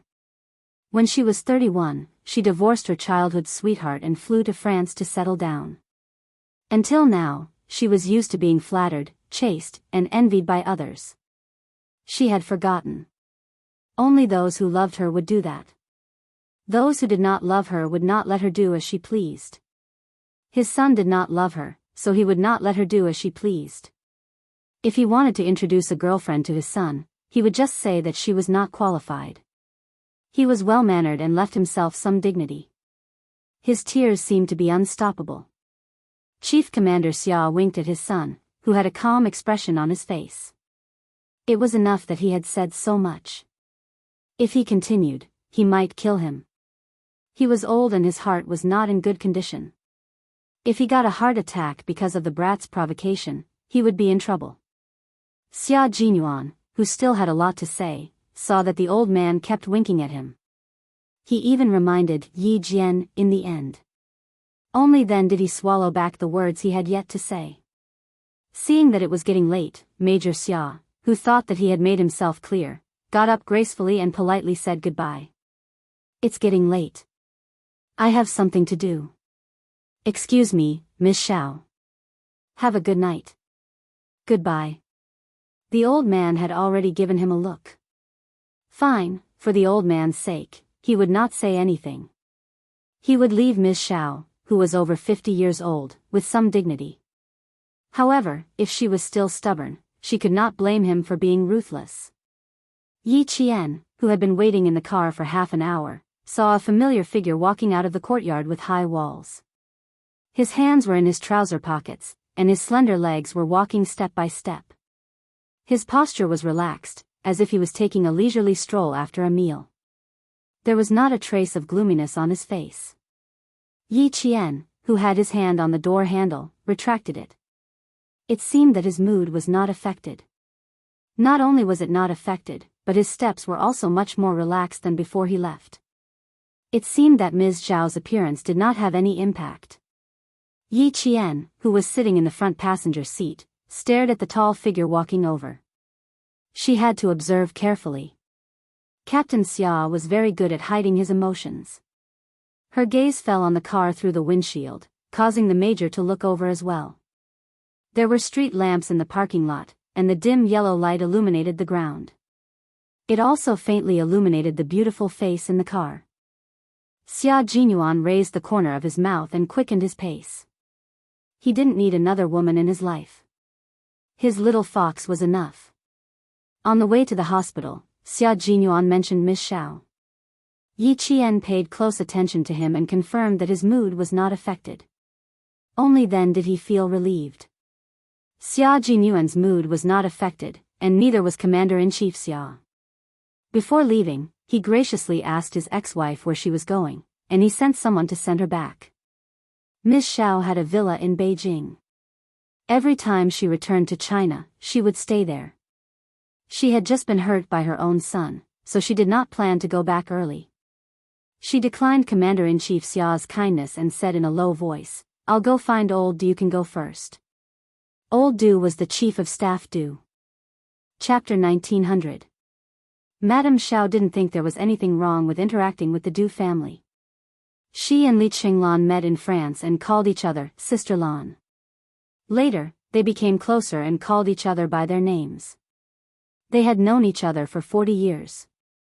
They had a good relationship and had close dealings with each other. Naturally, they were much closer. Commander-in-Chief Xia's face darkened when he heard that she was going to look for the Du family. He had to remind her, you know the relationship between family Xia and the Du family.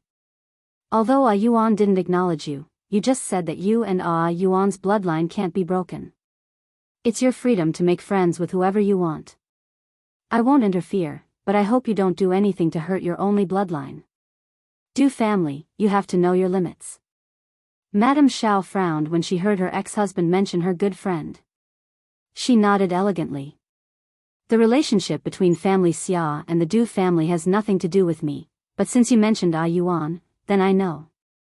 Although I didn't raise him, I gave birth to him after 10 months of pregnancy. When I was young, I said something that hurt his heart. He remembers and resents me. This is retribution from God, telling me that I can't be too presumptuous. The cycle of reincarnation will not forgive anyone. I swallowed the bitter fruit that I sowed. No matter how Ah Yuan treats me, I asked for it. But if anyone wants to hurt Ah Yuan, I won't sit idly by. You can rest assured about this. At the end, Madame Xiao mocked herself deeply. Her reddened eyes were faintly glistening with tears. Although she was over 50 years old, time was kind to her. She didn't worry, didn't ask about things, and was good at maintaining her appearance. It was possible to say that she was no more than 40 years old. The coquettishness of her youth had accumulated for most of her life and became calm elegance. She had black hair and gentle eyebrows. Although she lived selfishly, she lived with understanding. She always knew what she wanted and always knew that she wouldn't hurt herself. This kind of person lived with understanding more than anyone else. Unfortunately, they lived with too much clarity. The things they did would always intentionally or unintentionally hurt others. If they wanted something good, even if it was built on the basis of hurting others, they would still get it. It was rare to see such people who lived with clarity. His ex-wife, Xiao Shuman, belonged to this type of person. She would never sacrifice herself to help others. Commander-in-Chief Xia looked at his beautiful ex-wife and nodded gently. You know, I won't say much. I believe you can do it. As long as she understood, there was no need to worry. Sixth brother was her child after all.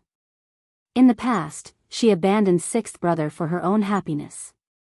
Now that she was old, she knew that the fallen leaf had to return to its roots. She wanted to repair her relationship with sixth brother. Based on this point alone, he believed that Madame Xiao would not side with outsiders. One good thing about selfish people was that they always knew what was most important to them. Commander-in-Chief Xia did not offer to send his ex-wife back. He took his coat and nodded slightly at Ms. Xiao, who was still sitting there, as if saying goodbye. Then, he opened the door and strode out. Outside the gate, Xia Jinyuan instructed the plainclothes guard who had come forward. He said softly, Commander-in-Chief, the car is parked outside. All right, let's go. Mrs. Xiao, who had not moved, heard her ex-husband's authoritative voice. As the door of the private room slowly closed, all the sounds outside were cut off. Sigh, it seems that I'm really old. She poured herself a cup of hot tea and slowly took a sip of it in a refined manner.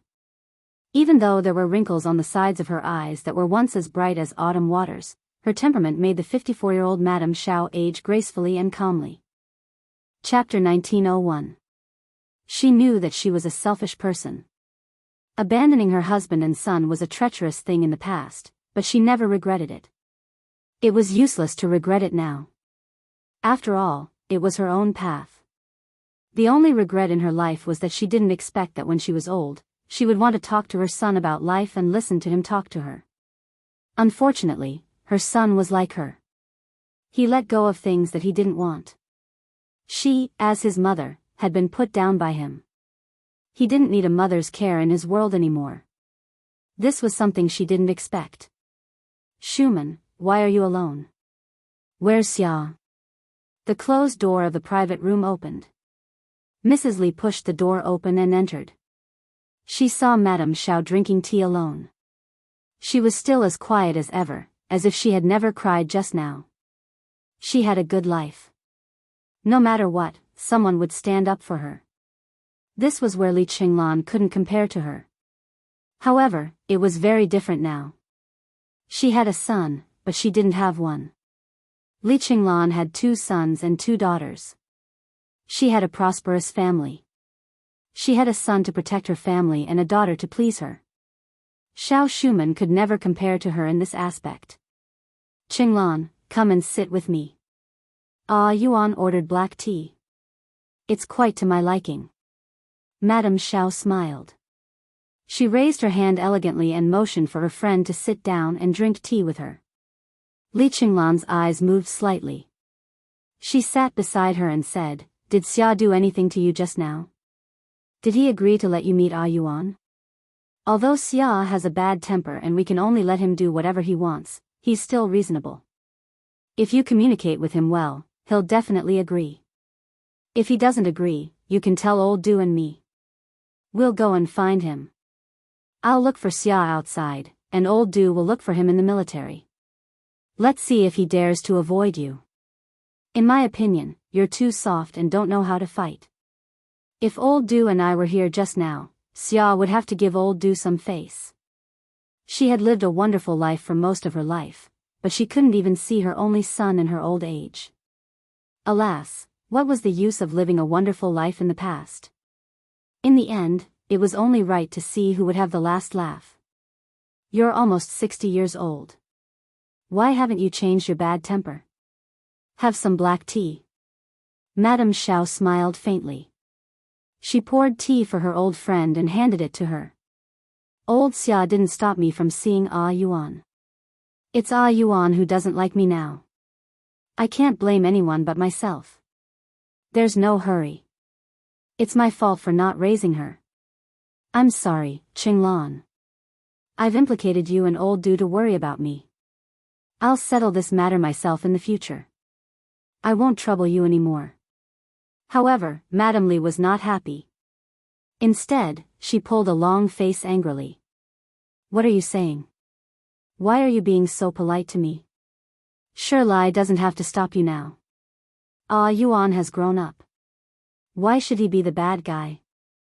What he meant was that Commander-in-Chief Xia had stopped him in the past because Xia Jinyuan was still young. Now that Xia Jinyuan had grown up and believed that his mother did not want him, Commander-in-Chief Xia had achieved his goal, so it did not matter if he did not stop him. Li Qinglan was already a grandmother. She would not lower herself to get involved in other people's affairs. However, she had to get involved in family Xia matters. When she was young, she could stir up a family Xia. Now that she was old, she still had the ability to cause trouble for the younger generation of family Xia. Chapter 1902. He sighed again. Your business is my business. We've known each other for more than 40 years. You don't have any siblings, and you've also lost contact with your hometown. Seeing you all alone, my heart aches. Why don't I help you? Old Xia is a stubborn donkey. Old Du and I have experienced it. We should talk about this matter together. With your strength alone, you won't be able to do it. Old Xia is no longer a small regiment commander. He is now the commander-in-chief. If he wants to, Schumann, you won't be able to win against him. These words were nothing after hearing them too much. She might be influenced when she was young, but it would be difficult when she was old. Madame Xiao, who was listening quietly, did not interrupt her. She sat there gracefully with a gentle smile on her lips. She was as silent as a painting. After her friend finished speaking, she smiled and said, Old Xia has never been a bad person. You are still biased against him. All right, let's not talk about the father and son. Is Jai here yet? I miss her so much. She changed the topic lightly. Madame Li's eyes dimmed before she smiled and said, She's here, she's here. When she didn't see you, she made a fuss. I was pushed out by her to look for you. Then why are we still sitting here? Let's go. We can't let her wait too long. Madame Xiao stood up happily and said, Daughters are still the best. Daughters are their mother's intimate little jackets. Qinglan, you are so blessed. Who didn't like their children being praised? Madame Li's greatest sense of accomplishment was that she had 2 sons and 2 daughters. She smiled and the crow's feet at the corner of her eyes deepened. I can't compare to you. You are someone who can take things and let them go. The 2 of them walked out of the private room while talking and laughing. Madame Xiao smiled and sighed. I was thinking about whether to make Jai and Ah Yuan together. What a pity. What was a pity? Madame Xiao didn't say it. Li Qinglan smiled and didn't say anything. It was a pity that family Xia and the Du family had different political views. They were destined not to be in-laws. When they returned home, Madame Li told them everything. Chief of Staff Du's face was solemn. After thinking for a long time, he said, Did Xiao Schumann understand something when she suddenly asked us not to interfere? What does she want to understand? Old Du, Schumann is not stupid. She knows best when she is alive. Mrs. Li, who was lying in the massage chair and relaxing, said lightly, "I've known her for 40 years. I know her and she knows me. She knows what I've done. She doesn't expose me because those things have nothing to do with her. Shu Man never worries about things that have nothing to do with her." Chief of Staff Du didn't understand what his wife said. In his eyes, Xiao Shuman was a person who couldn't tell the difference between grain and grain. She had someone to do everything for her. She didn't have any opinions at all. "You said that she knows how to live, but I think she's just a muddle-headed person. I don't understand the things between you women, and I'm too lazy to figure it out. As long as Xia Xinhui doesn't have a chance to be promoted in the next 2 years, I'll be at ease." Women sought the hearts of the people at home, while men sought power outside. What Chief of Staff Du needed was power and power. "I'll do my business, and you do yours. We're both grandparents. It's okay to be a little muddle-headed occasionally." Madame Li didn't say what she would do next. She closed her eyes as if she were sleeping. She was old and felt tired after a little effort. It was impossible for her not to worry about it. Chapter 1903. The mountain that blocked the Du family had not been dug out yet. She still had a son and a daughter who had not started a family yet. Even though her grandchildren had been born, she could not admit that she was old and had to continue to plan. As Madame Li was calculating in her mind, Xia Jinyuan and Yi Qian had returned to the hospital early and chatted with Principal Chen for a long time. They had not seen Principal Chen for several months, so they had a lot to say to him. Yi Qian mentioned what had happened in school, on the training ground, and with his classmates. As for the joint training of the two teams, he did not mention a word. Yi Qian knew what should be said and what should not be said. "Fighting is actually a foreign thing to me. When I saw my classmate being bullied and forced into an alley, I rushed over. A group of motley crew thought that they were great. Seeing them made me angry, so I joined hands with a few boys to teach them a lesson." Yi Qian mentioned that before the joint training, Su Wen had been forced by several gangsters and then they had fought together. He mentioned Song Jiqiu. "I didn't expect him to be Yang Heng's cousin. I met an acquaintance. Yang Heng. Is he the son of Director Yang of the Transportation Bureau?" Xia Jinyuan was no stranger to Yi Qian's high school life. He knew all the boys and girls around her. "Do you still remember him?" "Yes, he is Director Yang's son. Song Jiqiu told me that he has gone to Australia to study," Yi Qian said in a low voice. Her voice was as clear as the water in the mountains, tinkling happily. When she smiled, her eyes curved like the crescent moon above the treetops. Looking at her, Xia Jinyuan felt a little warm in his heart. He liked her smile very much. It was bright, pure, and full of hope for life. Principal Chen listened to her. His face was still a little gloomy, but the smile on his thin face never disappeared. This girl seemed to be living a good life.